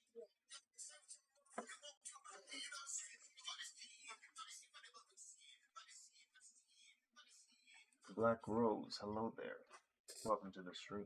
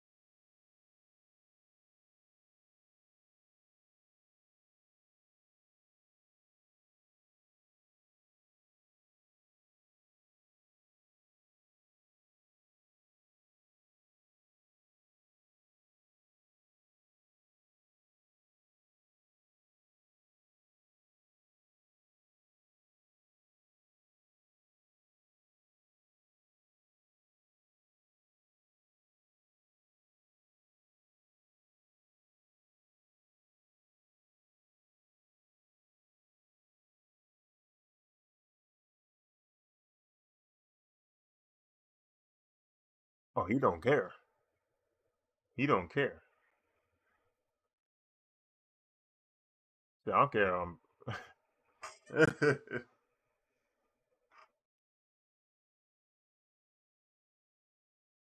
Oh no, he cooking him.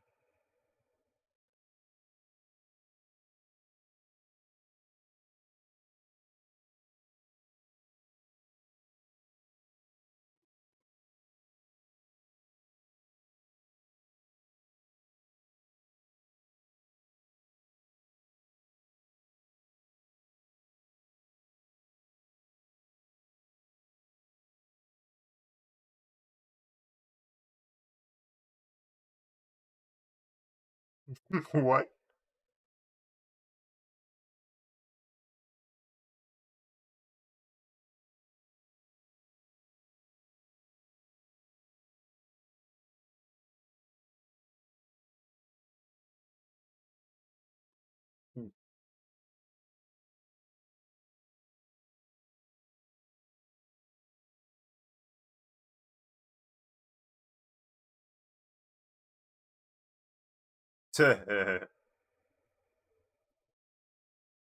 Dude, I almost had him.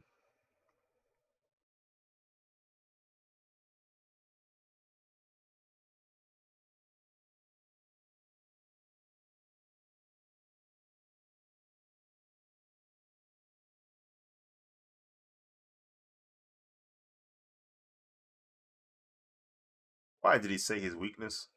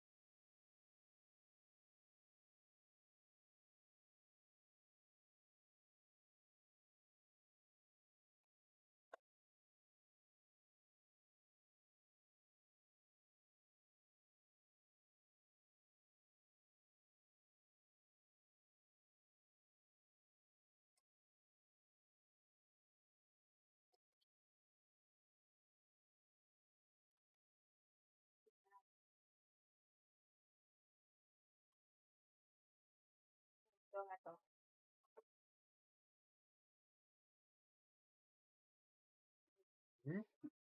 Sir, I just washed the dishes. Maybe I Are you gonna wash them? don't know upstairs after the spring.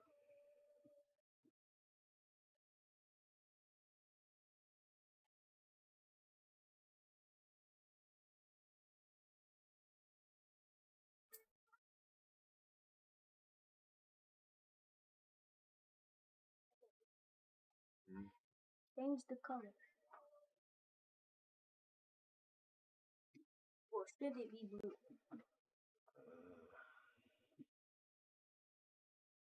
I need to put some color in this, to be honest. How? I wasn't looking that way.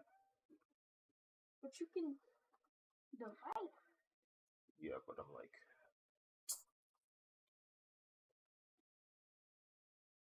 Well, what color should it be?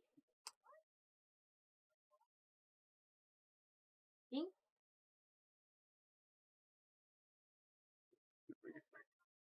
Okay, I'm gonna need your vote.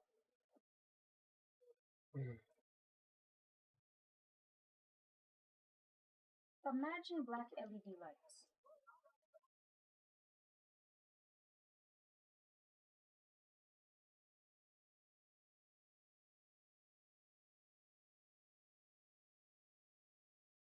If I chose the other color, yes, yes.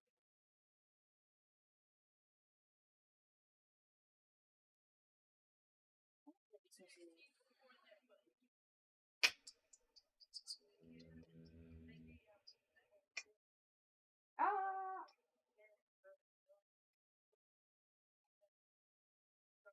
yeah, that looks cute, I think.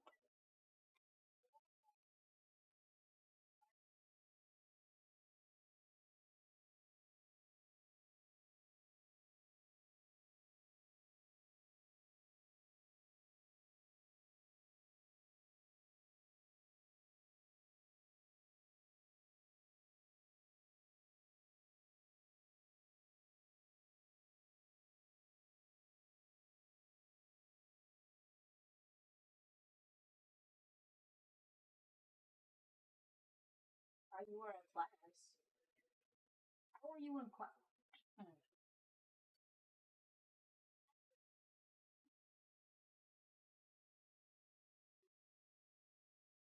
He was always making faces. Faces. What the flip? Faces.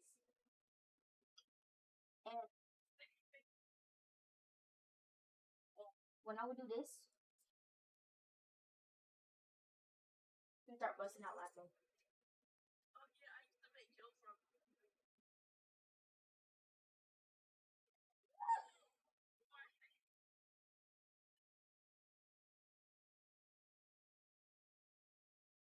I can't even do it.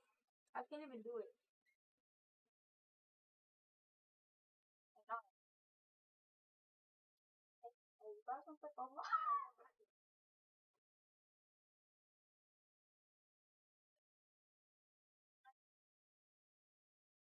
You should charge your AirPod. It's on 1%.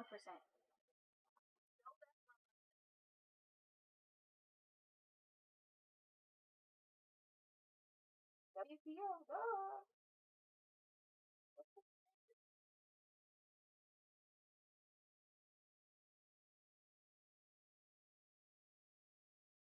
Okay.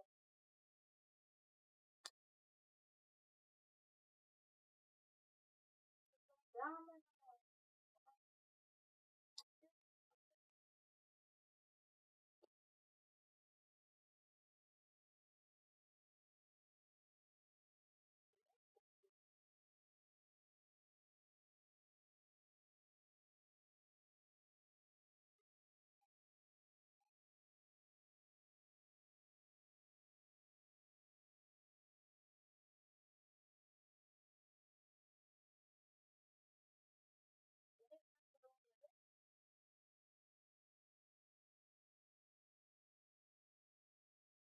You don't have to stop. Bro is about to get hypnotized.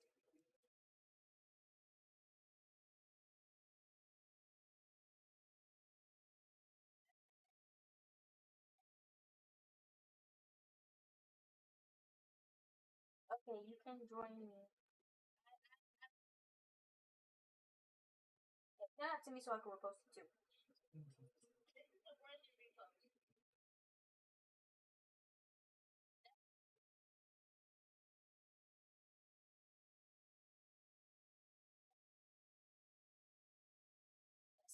Bro, David said I'm only using her.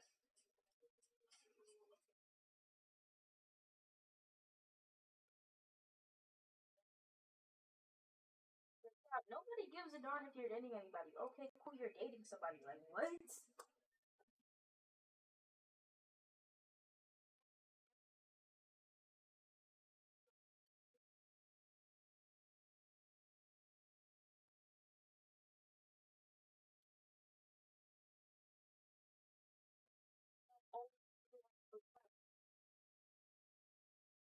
You don't even have a phone.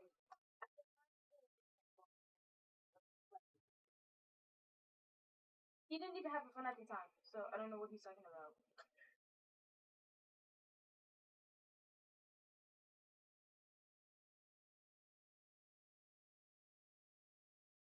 Oh wait, does they? He done.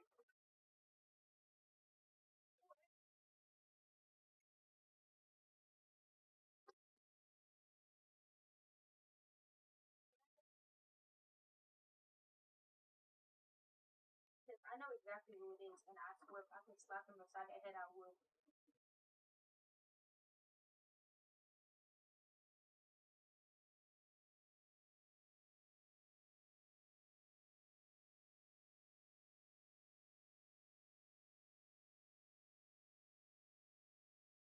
Somebody help me, please.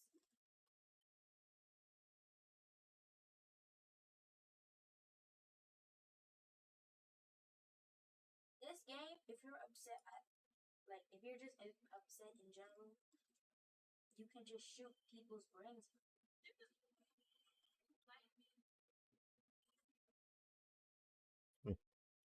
He got free forms. Hmm?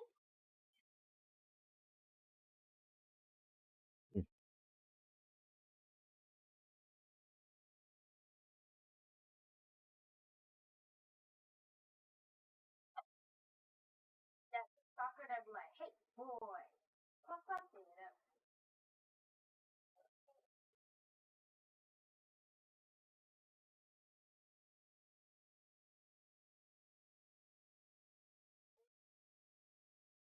Okay.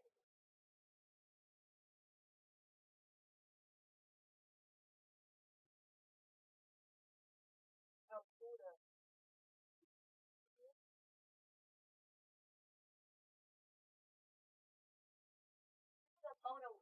Loda, Toda, whatever his name is. Okay, Kennedy, let's go.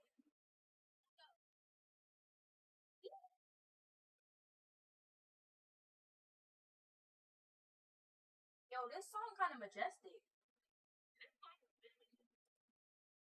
I want it. Said that. They weren't captain.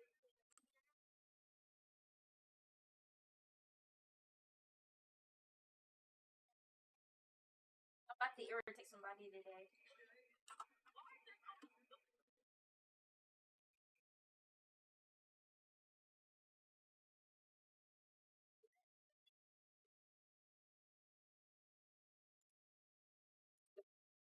Now let me shoot this person because he was shooting me too.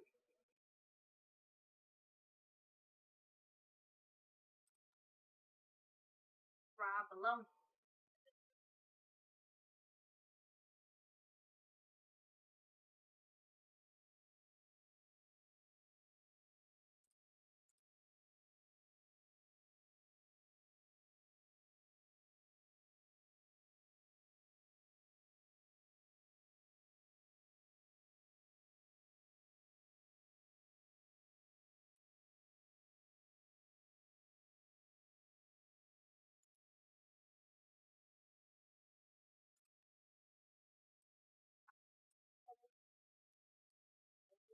I'm gonna kill myself.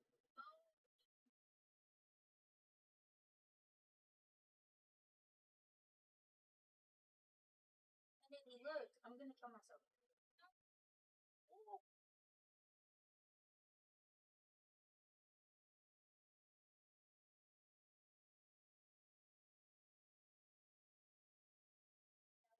Kill myself.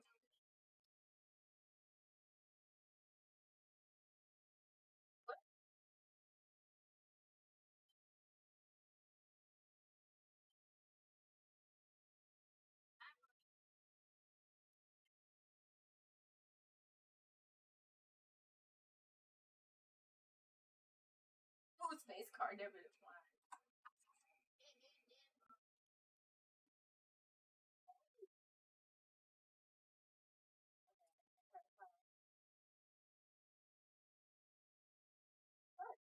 Maybe it doesn't sound like a little kid anymore.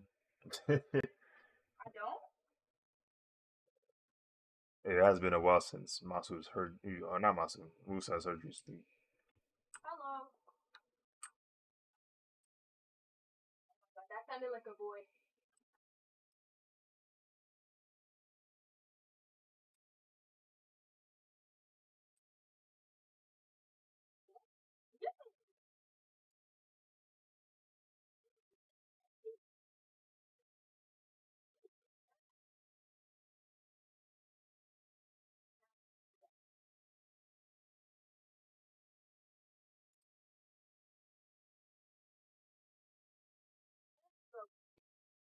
Come back here.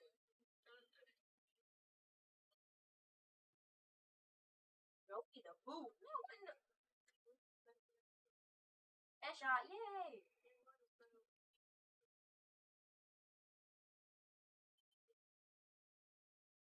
Kennedy, how dare you disappear from me? Come back here this instant.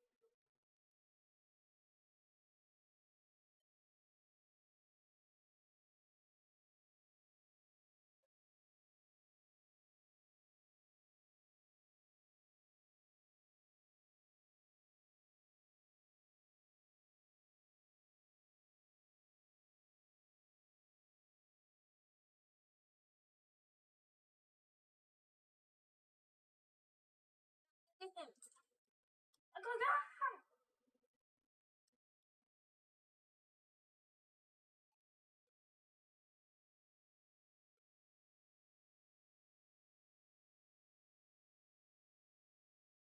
And then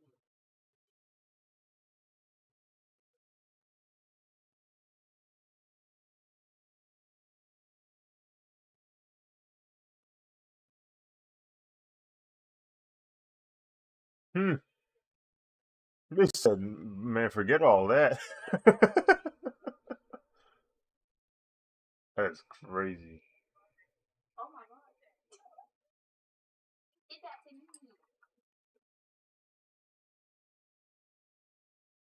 Hmm.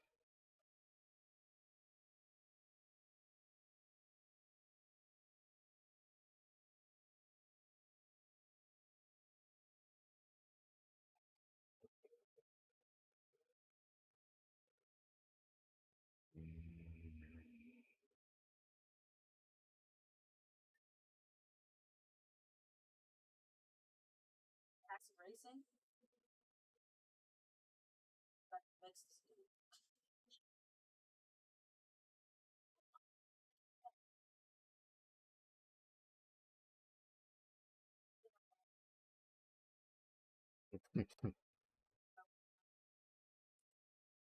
oh, that's my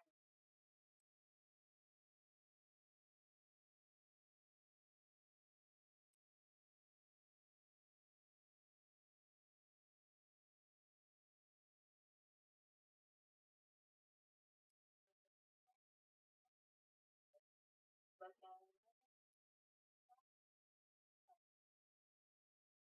is that him? Hmm. Did he come down?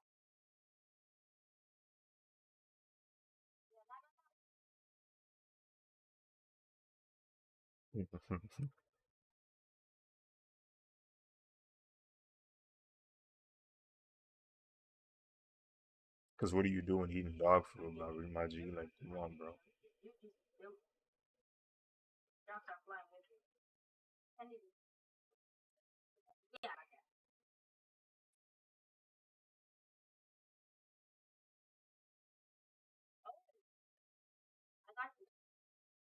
too fast.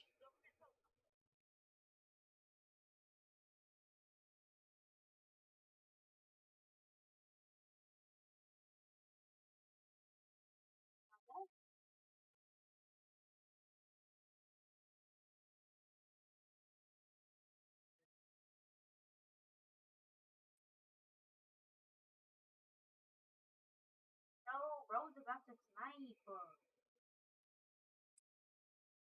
Because I have a dead blown sniper and bro wanna try and snipe. Yellow girl.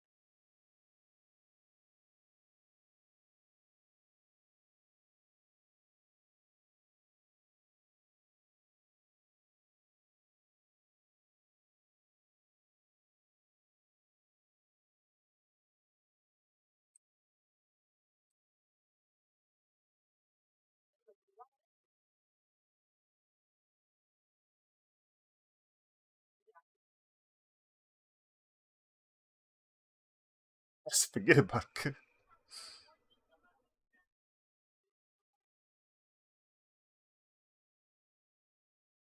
God, tell him to leave him. Leave me alone, you monkey.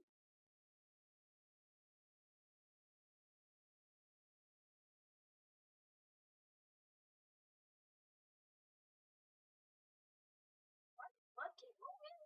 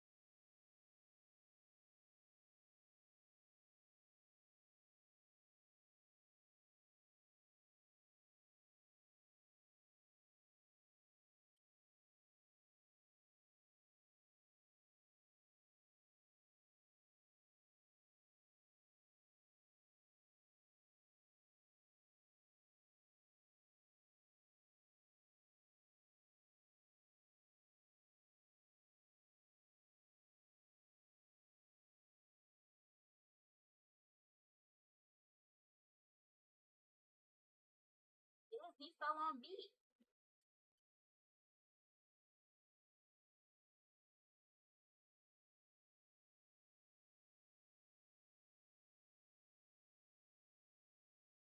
I gotta get jumped. I'm getting jumped.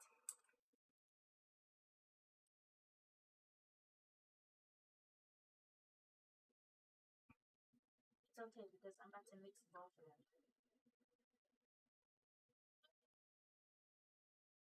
No, I know she don't. A shot.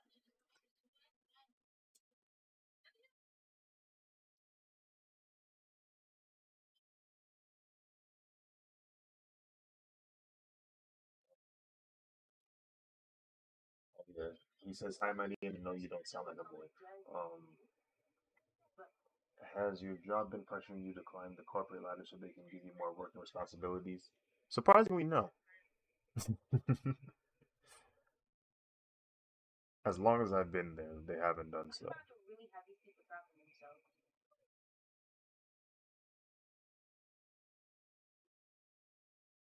And I'm kind of glad because I do not want to climb that corporate ladder specifically.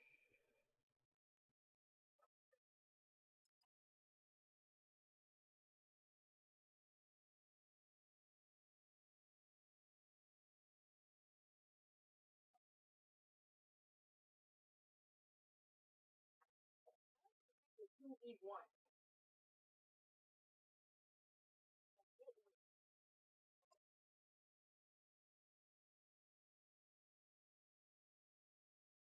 Don't leave me on open. I know you what I said. Oh! Now, what do you mean? Why do you like me more? Because I don't. Oh!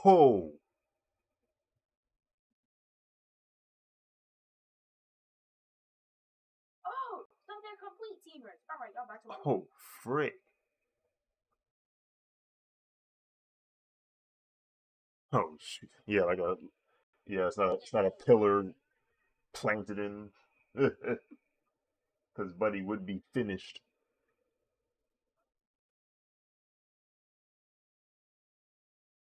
Add him right now.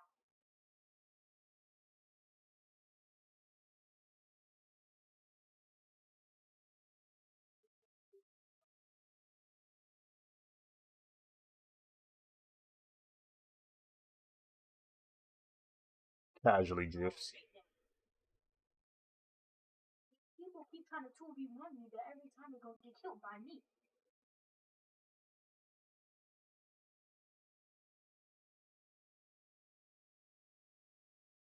I'm literally jump every 2.5 seconds. Like,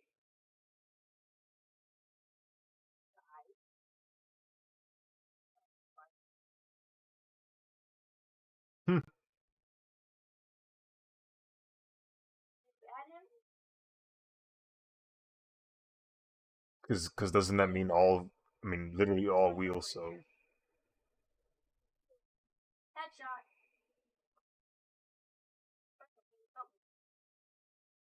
Mm, And I'm gonna kill myself in the process.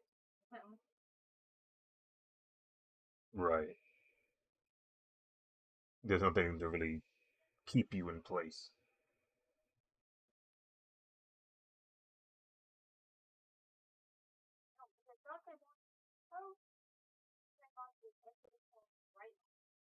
Mm, mm, I made them rage quit. okay, I see. Kennedy, I made your friend rage quit. He was drunk? No, it was him. Is it like Luigi sliding more than Mario?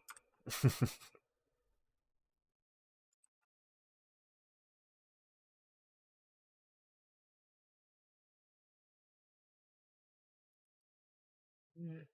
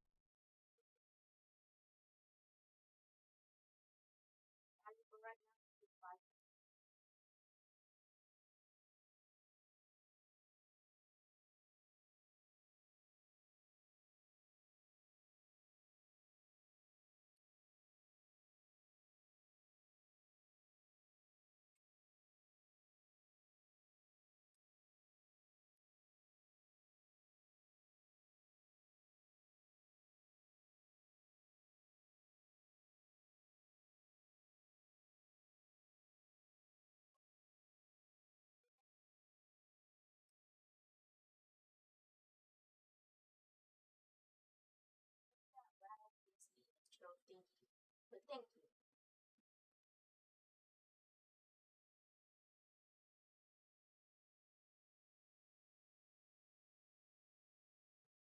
you. it's finally it.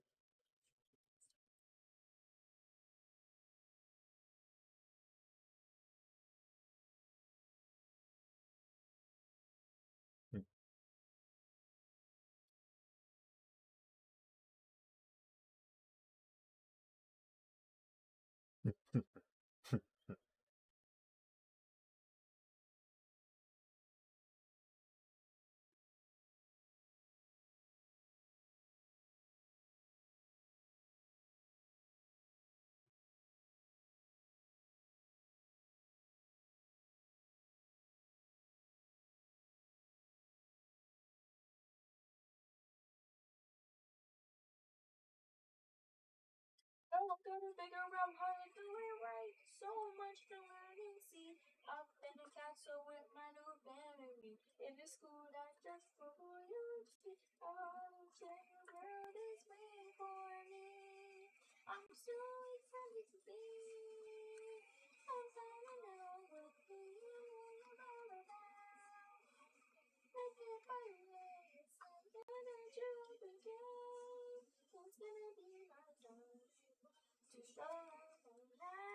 beautiful.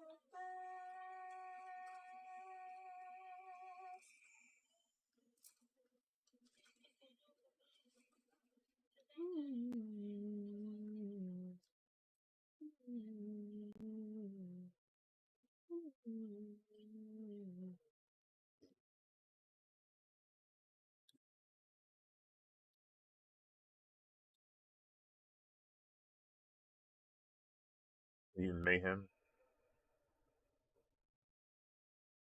You talking about Mutant Mayhem? Yeah.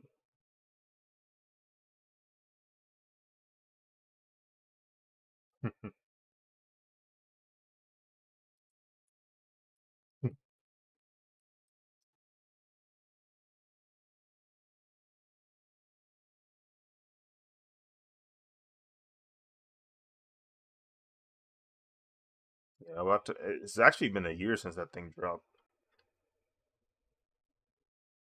So I remember watching. Yeah, I remember watching it in August. Speaking of August, it's also been a year since I bought WrestleMania tickets. So that means it's probably nearby.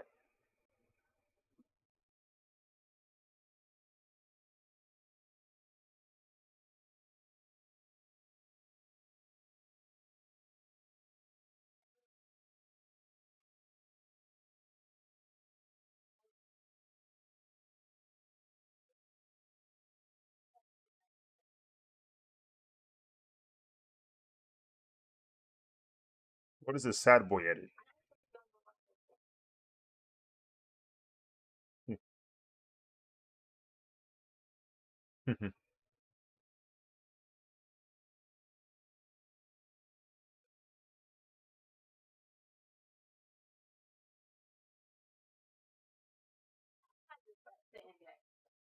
You know, that lady pulling up to Tony Stark and just ruining his day.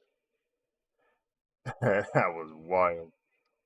I can't blame her for ruining his day, because, well, he inadvertently ruined her life, but.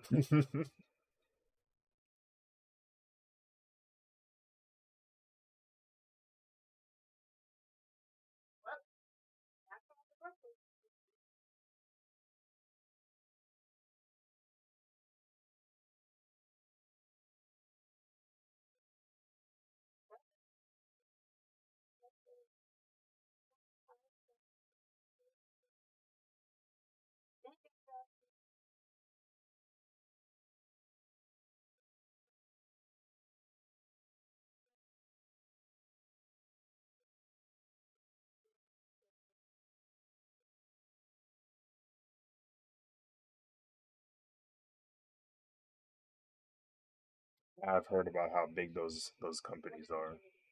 Like they're disgustingly big. Like they make things happen big.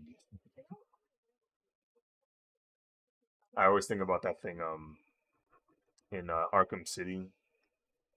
You get to interrogate the mayor because he gets put into Arkham City.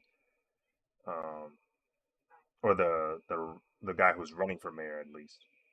Um, does he become mayor? No, he's mayor. He becomes mayor, and he gets put into Arkham City because I guess they didn't like him no more. But he says something that like has stuck with me for years now.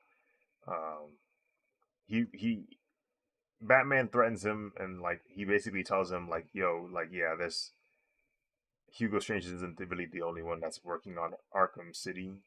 Like, he's not the only one that's behind this." And he's like, he said he has friends, powerful friends, the type of the ones that can make things happen. And then later on, you find out who he's talking about. But just that statement alone, it's like, yeah, who are the people that are so powerful that they make stuff happen?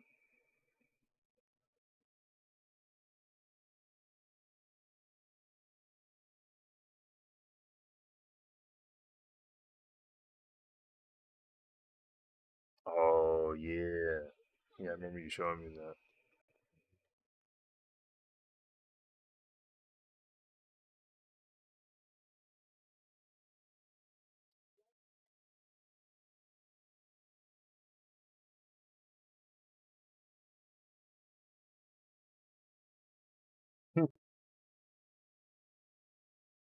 kind of proves its point.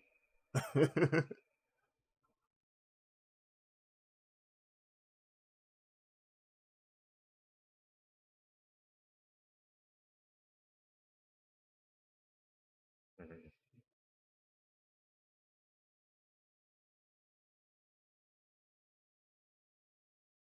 Yeah.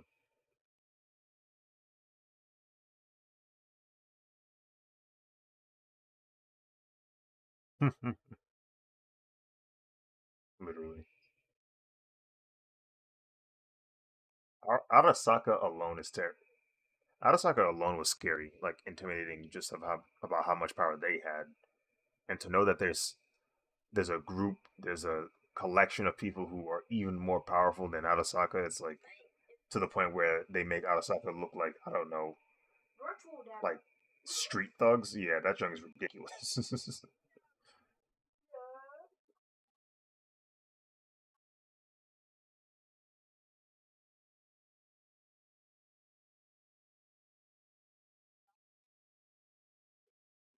What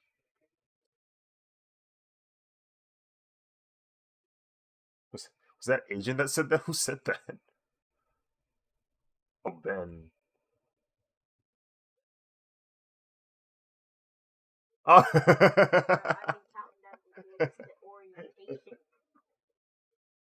That's funny.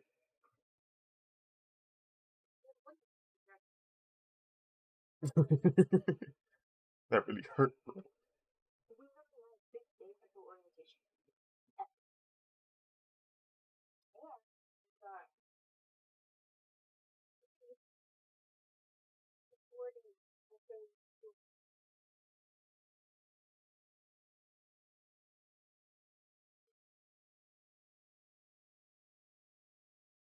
And then and then the walk away.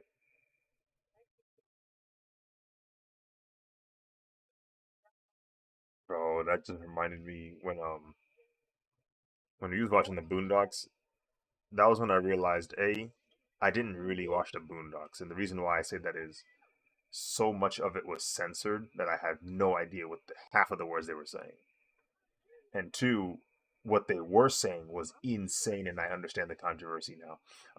They were saying some insane things in that show, like calling MLK the hard F is one of the wildest things I have discovered. Like, like that episode is freaking ridiculous. Like I knew it was ridiculous when I was a kid. I didn't realize how ridiculous it was until I got older. I said, "What do you mean she called him that?" Hmm? I got my hair done in a week, Oh, in 9 hours. are you excited? Yes. Wouldn't you be excited if you're getting a haircut? Hmm. Oh,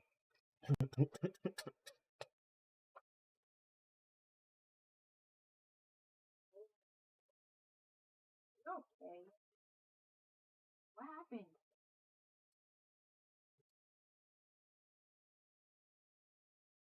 we definitely watched the itis. Yeah, we definitely watched that one. That was good. Oh yeah, the graffiti one. Yeah, we did watch Wingman.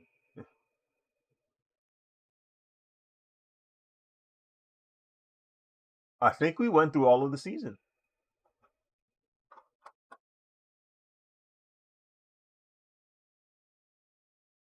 Or die trying.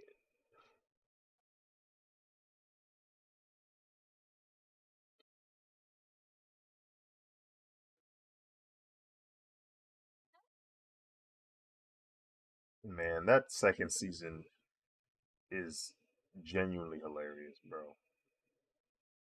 I mean, they're all funny, but that second season they upped the ante, bro. The animation got better, and the comedy was just more off the wall. Like it was just, I was genuinely laughing each episode, bro.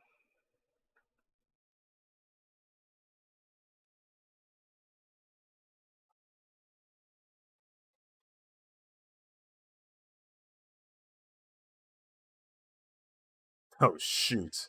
Not the nuke scene.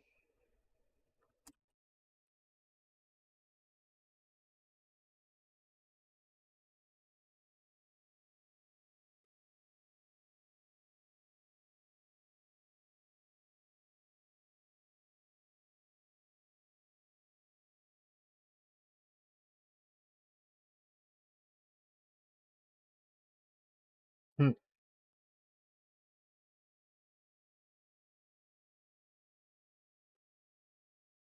Man.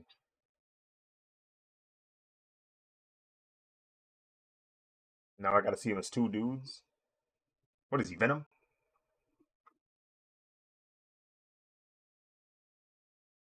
The way I see it, we can do whatever we want. If I want to play Victor Von Doom, I would play Victor Von Doom.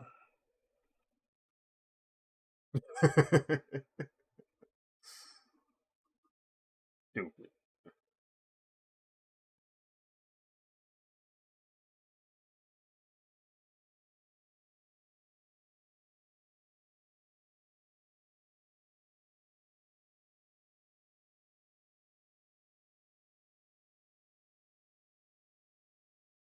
It's funny because Quicksilver scenes are already in slow mo, so it works for edits. You don't have to slow it down. You just ramp it up.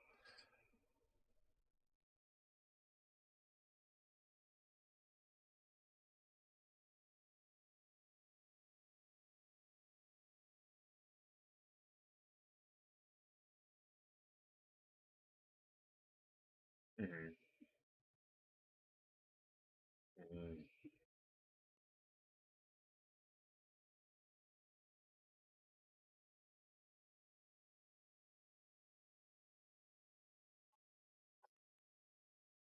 Oh shoot.